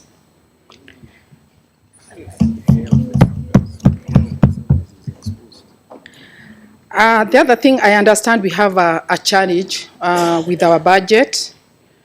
But I would urge the Bureau and the management of the PAP, please just make sure that the systems are working. In our small way, we can try and use the little money we have, because you never know in future, if we continue with the audit queries, it can bring problems in future. All the same, I want to congratulate the chairman. You've given us a very good report. Thank you very much.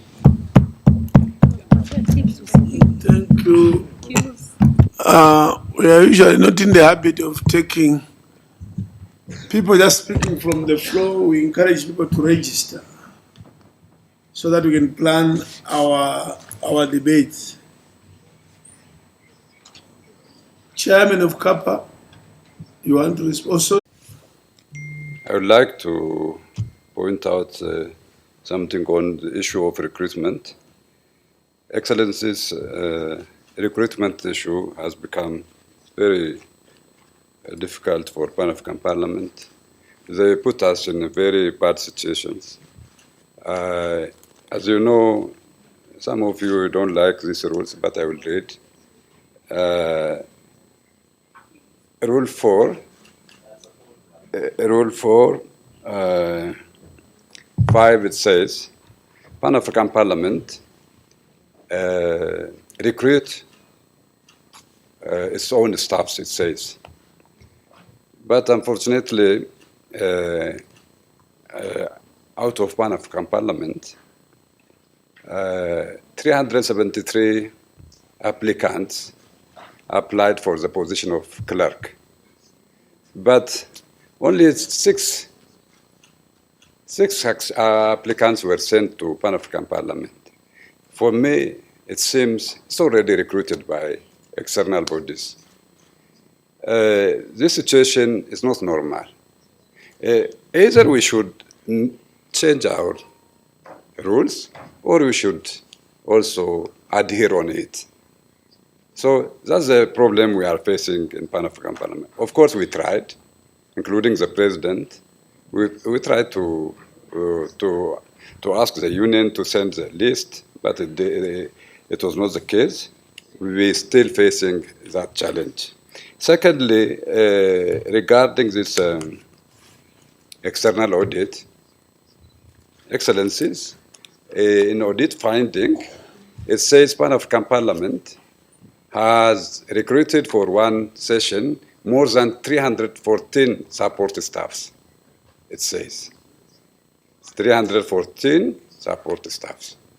We know at the bureau level, 5 support staffs are invited, but not more. But the audit finding, it says 314 support staffs are invited to the Pan-African Parliament, I mean, recruited as temporary staffs. And this issue should be sorted out. Because I know personally, we didn't see all that staffs. More than member of parliament, we are around 275, if the whole number. More than that, support staffs for Pan-African Parliament. I think we don't need, and we don't have budget. Maybe if we spend that budget on this recruitment, that means maybe because of that, we don't have budget for the August. Otherwise, this, the auditor should withdraw what they have said, what they have sent, this document. We should challenge them. Excellencies, some issues we should be handled very seriously, and we should be on the same page. I think the CAPA also will respond on this matter.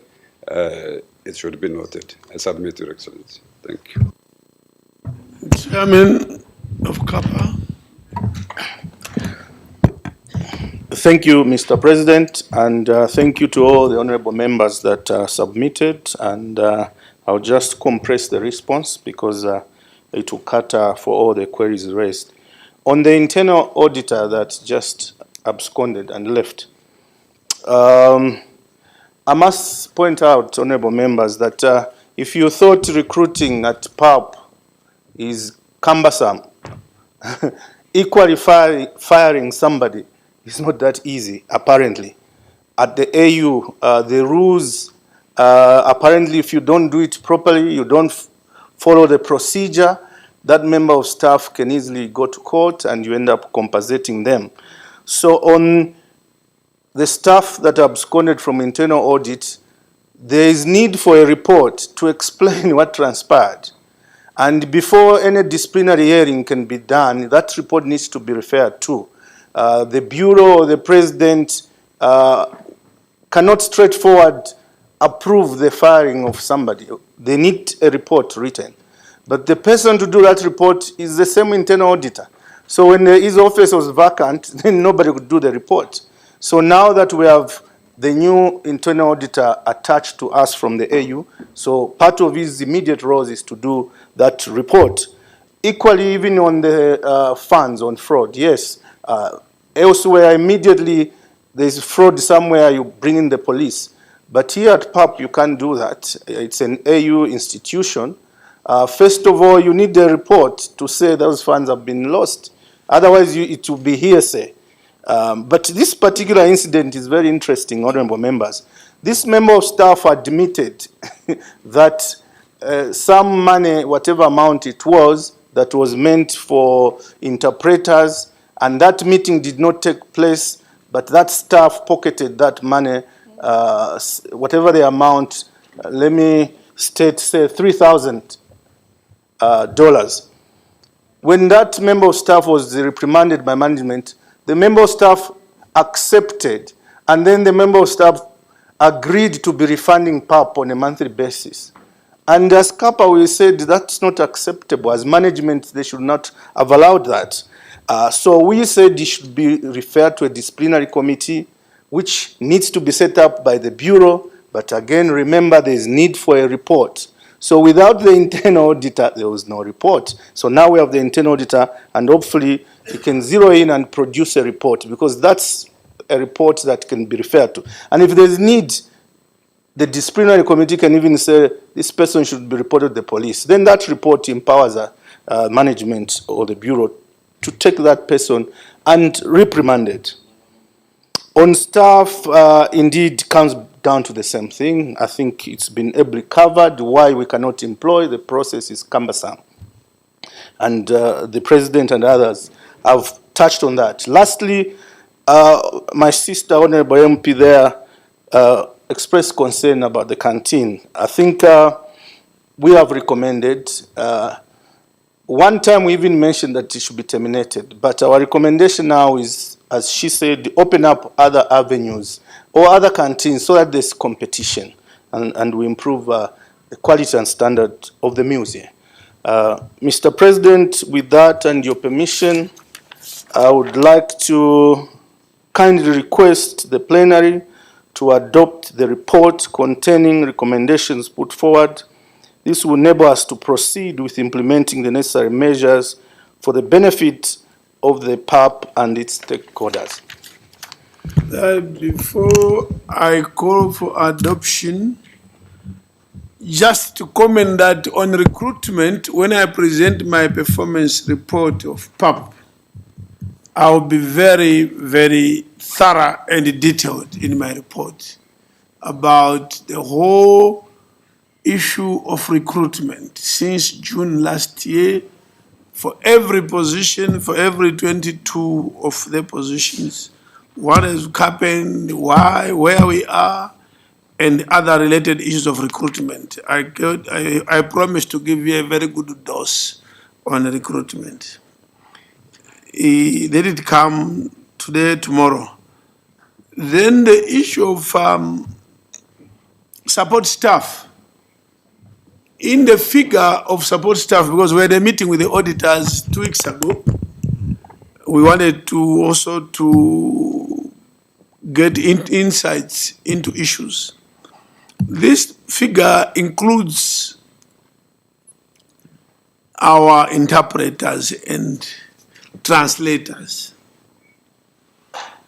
Members, you want to know that the issue of interpretation and translation is very expensive. Per sitting like this one, PAP spends about $500,000 on interpreters. 400 and something thousand, close to 500,000 US dollars. They're almost half of the budget for a session. It goes to interpretation. And previously we said, no, let's pursue cost-cutting measures. But then you get stuck somewhere. First of all, generally they are international, yes, local some. The majority, because of the quality that you as MPs also insist on in each language in terms of translation or documents. You know, we've had a lot of arguments here about the quality of translation documents. So getting those that are top class, they are the same usually, they rotate across the continent, they are hired by the AU, they are hired by ECOWAS, everywhere. And because the demand is high on them, they also charge very high.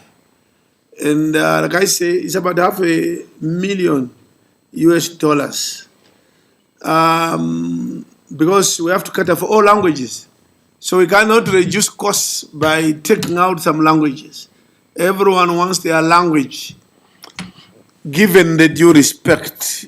I think that's very important. And much of this cost goes to interpretation. Where the EU Parliament, European Union Parliament last December, they use a minimum of 26 languages, sometimes 28.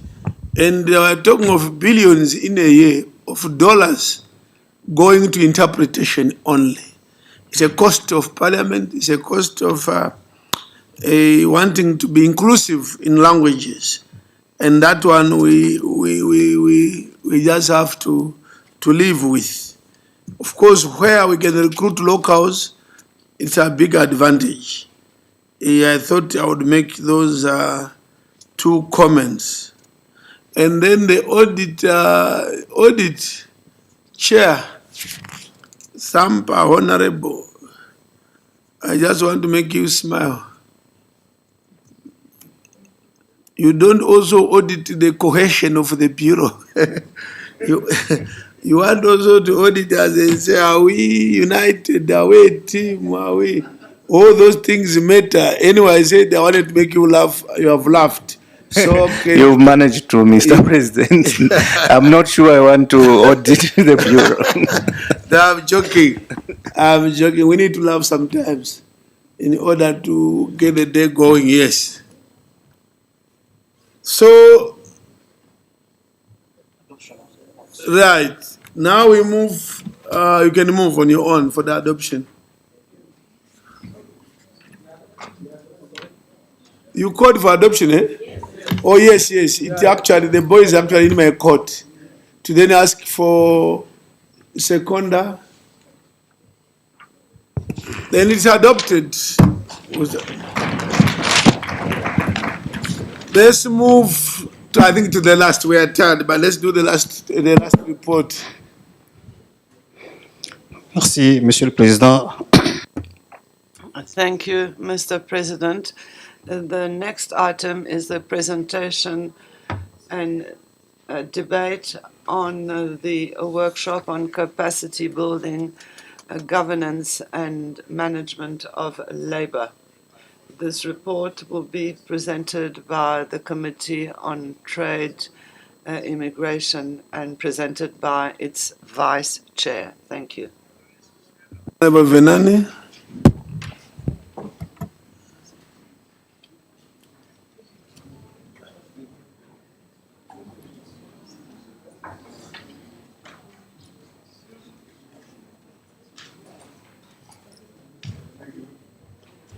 Thank you very much,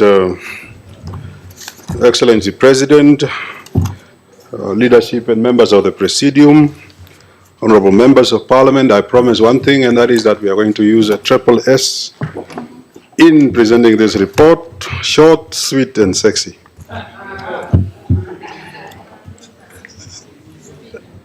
Honorable colleagues, it is always important to present report in a way that people listen to them. There was a conference or a workshop held on the 14th to the 15th of March that was organized by the Committee on Trade, Customs and Immigration to discuss the very important thematic theme of labor migration governance and administration in Africa. The objectives of the workshop, very briefly, is to enhance the knowledge and understanding of MPs on key concepts related to migration and labor migration, particularly in the African context, 2, strengthen their understanding of the process and tools for ratification and legislative incorporation of legal instruments and policy frameworks to enable them to make an informed contribution to ongoing processes aimed at migration-related policies.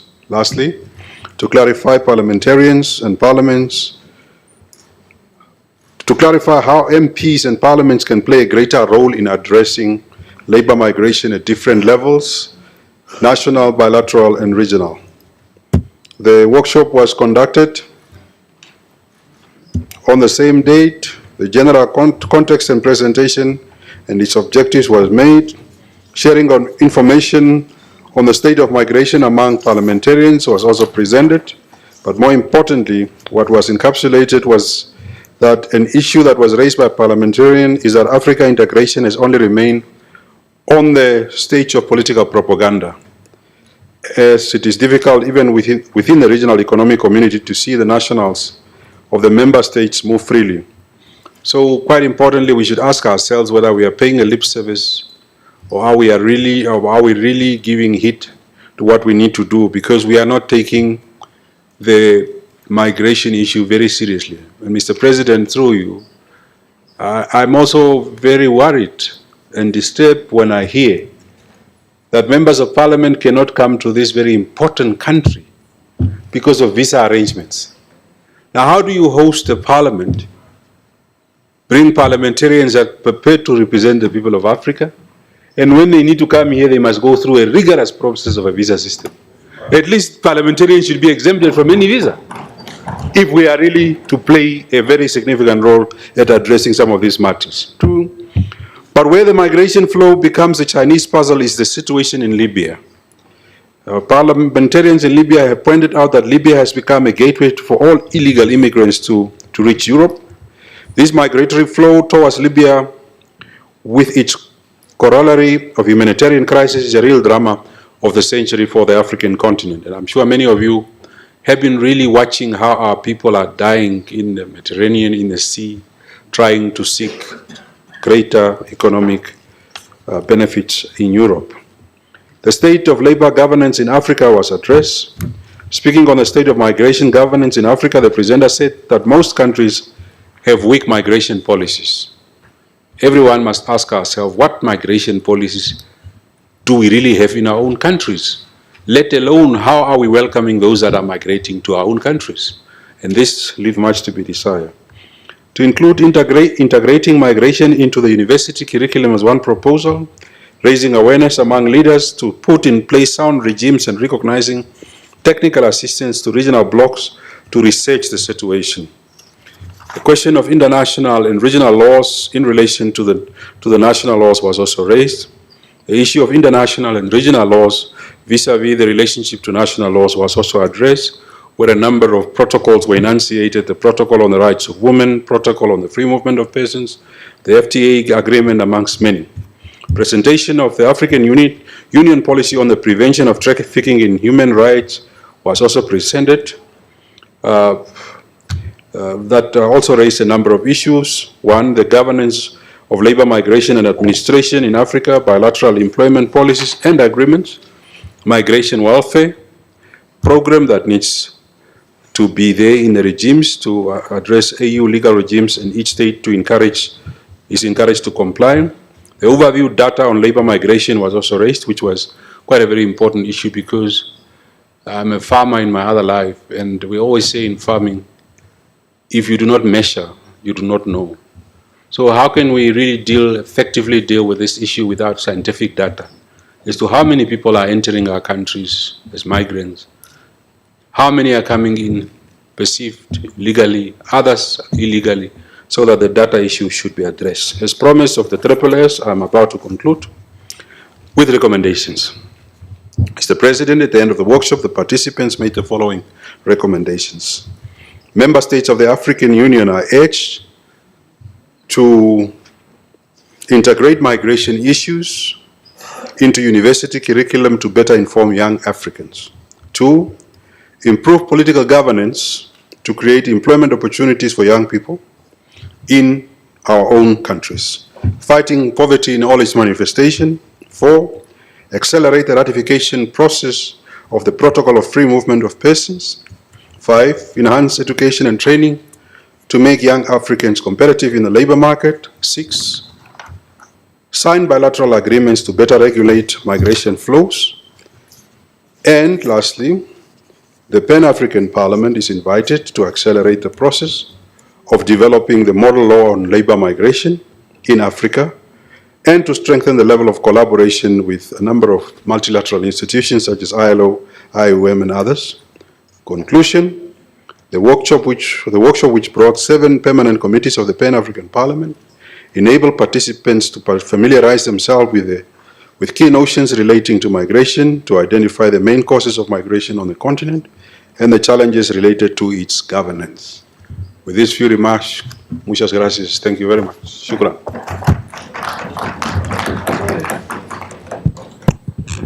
Thank you for that report. I don't see any list. The list.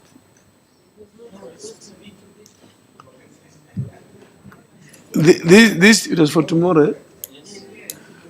That we are trying to expedite our presentations, and we have pulled some presentations of tomorrow to today, because we are trying to ensure that we close business tomorrow afternoon and not on Friday.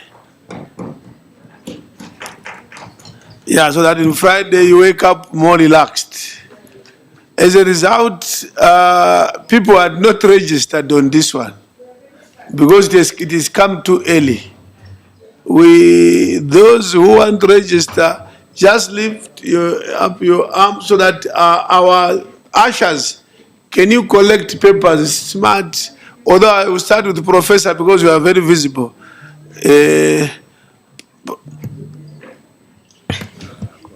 Thank you, Chair, for giving me the opportunity to contribute to this. I'm a member of the committee, and we had a very good workshop as has been given. I want to thank our chair for reporting very concisely what we discussed. Mr. Chairman, honorable members, the theme of this year is the acceleration of the integration of the African Union. And a lot was said and discussed at that time. 2 things only I would like to touch on, and which were raised by the chair. The issue of cross-border movement, which we have said seems to require a visa at some point. We had a challenge that was real in this house because we were supposed to have had our own passports, African passports, last week, and nothing came. And it is something that we really need to be also informed as to how that is going to happen. Saying this because it is very important that the integration of Africa starts from this house. I would like to use my passport to Uganda. I would like to use my passport to South Africa without a visa, but as an identification card. And I think this house, unless we start talking about Africa as members of parliament, it will not be discussed by anybody else. So the only way we can discuss is for us to have that document. Even if we went to Europe and we are told, no, produce the other passport, somebody will have seen that the continent of Africa is moving forward. So that, to me, was very, very important. The other challenge that came out during the discussions is the airspace. Our airspace is such that you leave West Africa, you go to Europe, come through Nairobi to Joburg. That is ridiculous. If really we are going to integrate this continent, it is time that we pushed as a parliament, that we don't want to globetrot when we are coming to Joburg. We would like to wake up from our countries and actually fly direct. What does that mean? It means we must start fighting for the freedom, free movement of the airspace. Whatever the airlines whichever airlines will be approved to do that, we need to have an easy way of reaching Midrand, where we are seated as a parliament. Again, it is for us, but also for the continent, so that there is a movement from where we are towards accelerating that integration. Otherwise, integration is going to be a story. Finally, Mr. Speaker, I am also a farmer, like my colleague on the other side. I have imported animals, life from South Africa to Kenya. And some of the borders are very easy to pass. But others, and I don't want to say which ones, others, your animal can almost die because you reach some borders and they're still counting. They know you have 50 animals in the truck and they delay you overnight for an animal. And yet the permits are there, the quarantine periods are cleared, the livestock officers have cleared. We really need to ask ourselves if the truth is that we are going to integrate this continent. We need to integrate in those small ways first, and so that we grow. So that to me is very, very important. It is good. It's important that we open the borders, allow free movement of people, and then, of course, for us to have ratification, it takes the members of this House. It was not by mistake that the members of this House are members of their national parliaments, be they Senate or national assemblies. It was not by mistake that it was decided that we are not going to be as independent as the parliaments in the regs. Because if we know that our countries are not ratified, it is important that we go back home after the workshop that was done and campaign for the ratification. There is nothing political that will be done in another formula. It is about the energy, the drive to ensure that we campaign to make sure that the ratification takes place. So I want to encourage our colleague members that it is time we go home and campaign. This is the year, and I hope this time, Mr. Speaker, as we go to our national parliaments, that we will look for opportunities within the shortest time possible when the theme is still alive to discuss the fact that this is the year for accelerating integration, and we look at the shortcomings in our own in our own partner states so that we actually start to deal with it. It is the only way that we are going to fast track and accelerate integration. I thank you, Mr. Speaker. Thank you. I know there will be time to respond, but I was thinking that this type of contribution, Professor, is trying to solve a specific problem. It should be good if the committee would take note of certain specific problems, which we can report next time that we pursued the issues of livestock in this country. The Committee on Trade, that your regulations or whatever the delays, and we come back to Parliament and say we have actually addressed this issue. There's a visa issue at that point, we come back and say we've addressed.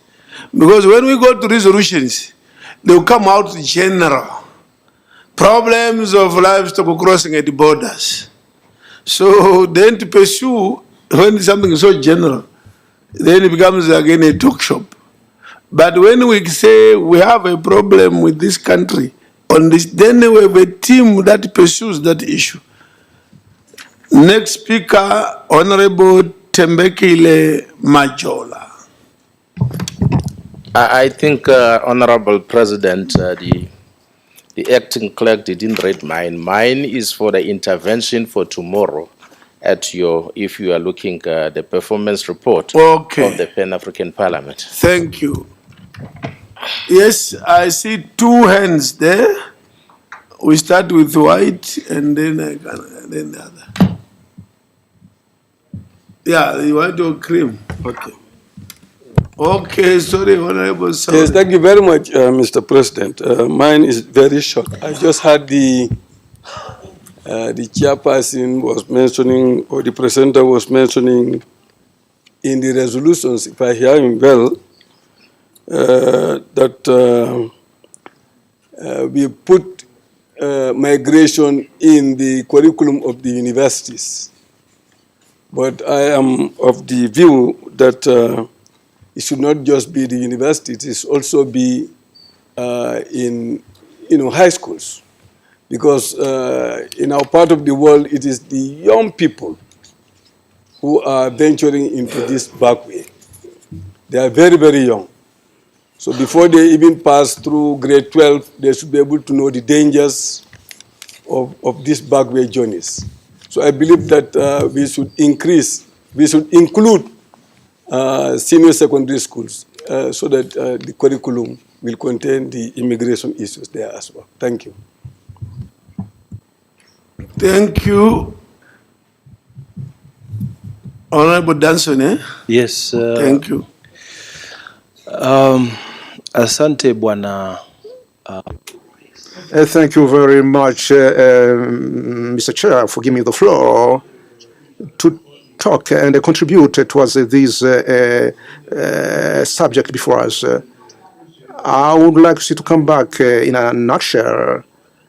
Something you mentioned some time back, and you came back to it today. That is, you see, when our committees sit, even if they sit to speak about actions on a particular subject, it would be good that problems we are facing in Africa, we should come up with a position so that when we come here, we come as Africans.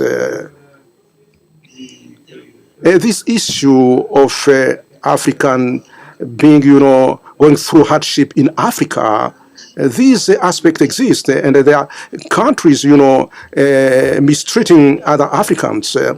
And we know very well, Mr. Chairperson, that in our country, Kenya, in our parliament, there are drafts, bills, being presented on how our people, when they go to Saudi Arabia, they face mistreatment, and some of them come back in coffins, dead. It is in Saudi Arabia. Here in Africa, Mr. President, there are bad things happening, in Africa to our people. And you see committees meeting, they talk. In Africa, people are threatened. Some are being told you are from Zambia, you are from Madagascar, and will you chase you away? But you chase, your fellow Africans. Some of them are black, and we go, you see, in northern, African countries. I don't like to cite them, but in reality, Africans are being really mistreated within Africa. Why the committee should not come up with a draft, bill or resolution, so that we talk and we pass a resolution and say that Africa, we don't like to see this thing continuing happening.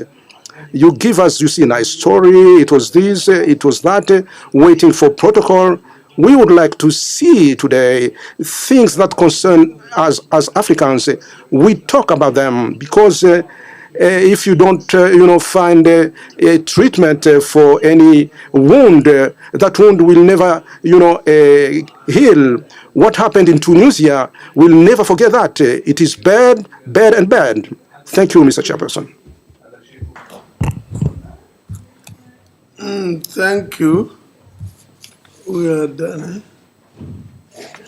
I think that was the last contribution. Chair, I made a submission. Okay, fine. I don't see the paper, but you can go ahead. Honorable Slayman, you can go ahead. Thank you, Honorable Speaker. Honorable Speaker, this workshop that took place was a very important workshop because migration is an issue, and migration has been here since time immemorial. We all should reflect on how did the Europeans came to Africa. They used the same sea to navigate to the coast of Africa. But now, how many young people are leaving Africa to Europe? The Right Honorable made mention of Libya as an example. But it's not only Libya that our young people use to migrate to Europe. And after migrating to Europe, what are the consequences that they face? a lot of human rights abuses. Some of them are detained, some are killed, some are deported back to the country of origin after spending all their mega resources. Honorable Speaker, migration should be a special day of its own that we need to look at as Africans. Is migration solution to our problem? When I say migration here, I mean irregular migration. I know there are certain migrations that are very important to our cause. It's there to exchange ideas, to build on our nation or our continent as Africa. But migration where it involves brain drain, it involves our youths who's supposed to work in the farms, who's supposed to build our nation. Instead, they are all going to Europe for a greener pasture. And all that glitters is not gold. It's high time we put to our young people that Africa also have honey and milk. Honorable Speaker, he made mention of introducing it in the university. As my colleague rightly said, it's too late because we have young people age of 12, 13, 14 who are taking this, hilarious journeys to Europe. So we have to introduce it at a lower grade so that we put it in the minds of Africans that migration is not the only solution. Honorable Speaker, I don't want to take the time of the House, but I believe we need to find a good time to discuss about the migration pattern of Africa. Thank you.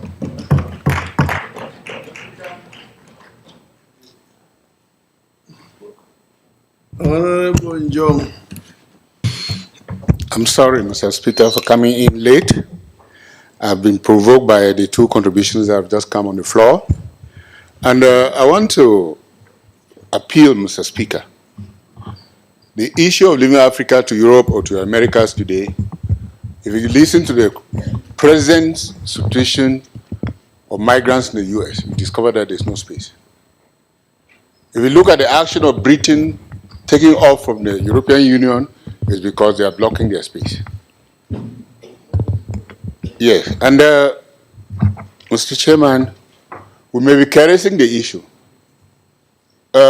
From his report, we're very clear that one of the main reasons for migration comes one, the first one, fundamental, is bad governance in Africa. Our youths are very, very frustrated. Any other thing like climate change up and down is coming as a consequence of bad governance in Africa. I think we were to put up a motion so the African children should remain in Africa, they own the African continent. It will be that we, as African leaders, we should ensure that the governance systems, electoral processes, the governance system on technology, the governance system of ameliorating the environment, these moral and structural issues, we should force them into the mindset of our leaders so that they become an overall protocol for the African continent. And that, Mr. President, I'm afraid because we will start blaming this country for doing this country for doing this. Even within our local communities, our villages, our mindsets, have they changed? It's not just inter-country fighting. We even fight where we come from because of discrimination. So in our resolution, Mr. Chairman, let us add forcefully the element of discrimination. And I believe, Mr. Chairman, wherever we go, wherever we find ourselves at the level of United Nations, this issue should be addressed. The first world thinks that we are subhumans. If you go back to the football fields in Europe and America, we discover the way they are treating colored people in Europe. Racism. So these are all factors. Let us look at this issue now from what is going on and understand the situation. And when you hear Britain taking Africans and other migrants to put in Kigali or Rwanda. What is the meaning of that? That means that in today's 21st century, we are creating penal settlements. And that's what happened in the 16th century. People were sent to Siberia. The French metropole sent people to Cameroon and to other people. Those are penal settlements. If we can go as far as that, then Pan-African Parliament will be the only voice that we have. Because there's no other forum. Within our local governments, people are afraid, like the president of Kenya said, that when they are afraid of consequences because of the deals that they themselves do. And then, Mr. President, the issue of dual nationality. The top brass, the African elite, almost all of them, they have dual nationalities. They can fly from here to Ethiopia, fly from here to France. But the common people in most countries, they have never accepted dual nationality. And that's one of the key reasons why our diaspora is reluctant to come back home and invest here. Because I can't be coming to invest here, and they don't give me free entry and exit. And I know that I was born in Cameroon. So these are all the little things I thought I could give as a contribution to add to. So that we'll have some more flesh and we'll look at this issue as a topic of importance instead of just picking it and talking the way we have spoken. Thank you, Mr. Chairman. Thank you, the House. I submit. I believe we have concluded the debate. The acting chair can now respond. Thank you very much. I think many of the issues are finding consonance with the beliefs of the committee that we need to improve and we should remain true to ourselves. The question of racism, discrimination, xenophobia, and many other issues are issues that needs to be tackled heads on.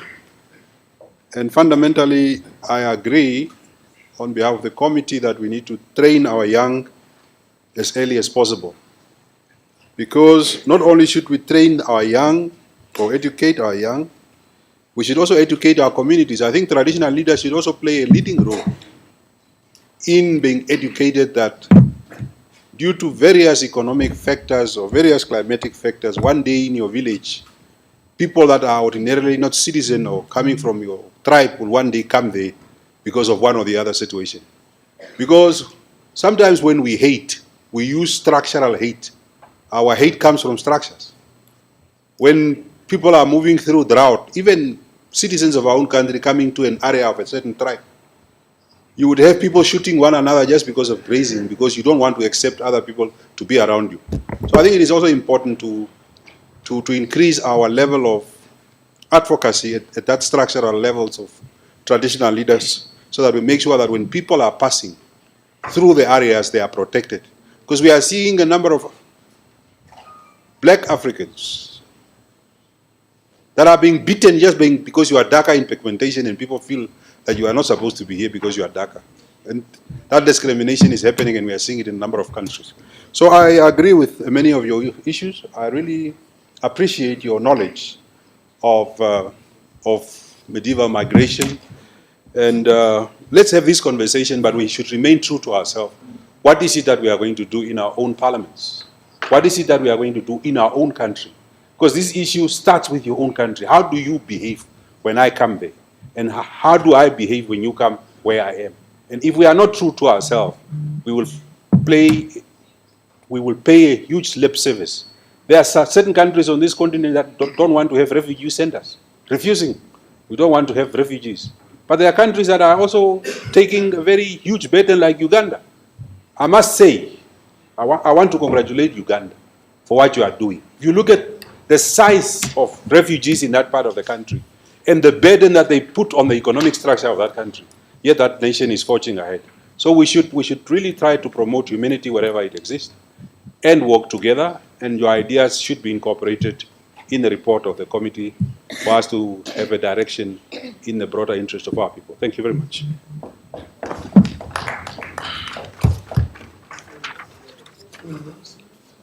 And I move that the report is adopted. Seconded. Oh, so it is adopted.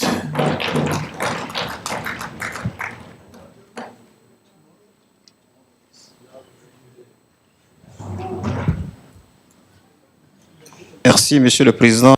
Thank you, Mr. President. I just would like to recall items that are part of the agenda for tomorrow. Just to refresh your memory and prepare yourselves, there will be a presentation and discussion of the report on the position of traditional medicine in the health system presentation, which will be made by the Health Committee. And there will be also a presentation and discussion on the joint workshop on the ratification of legal instruments, a presentation which will be made by the Gender Committee. And then a presentation on the performance report of the President, and a presentation and debate of the report of the Youth Caucus. And then there will be a presentation and adoption of all the recommendations and resolutions that have emanated from this session. So here is, Mr. President, the list of the activities that are planned for tomorrow. Thank you. Thank you. So we adjourn the sitting to tomorrow, 9 a.m. Thank you.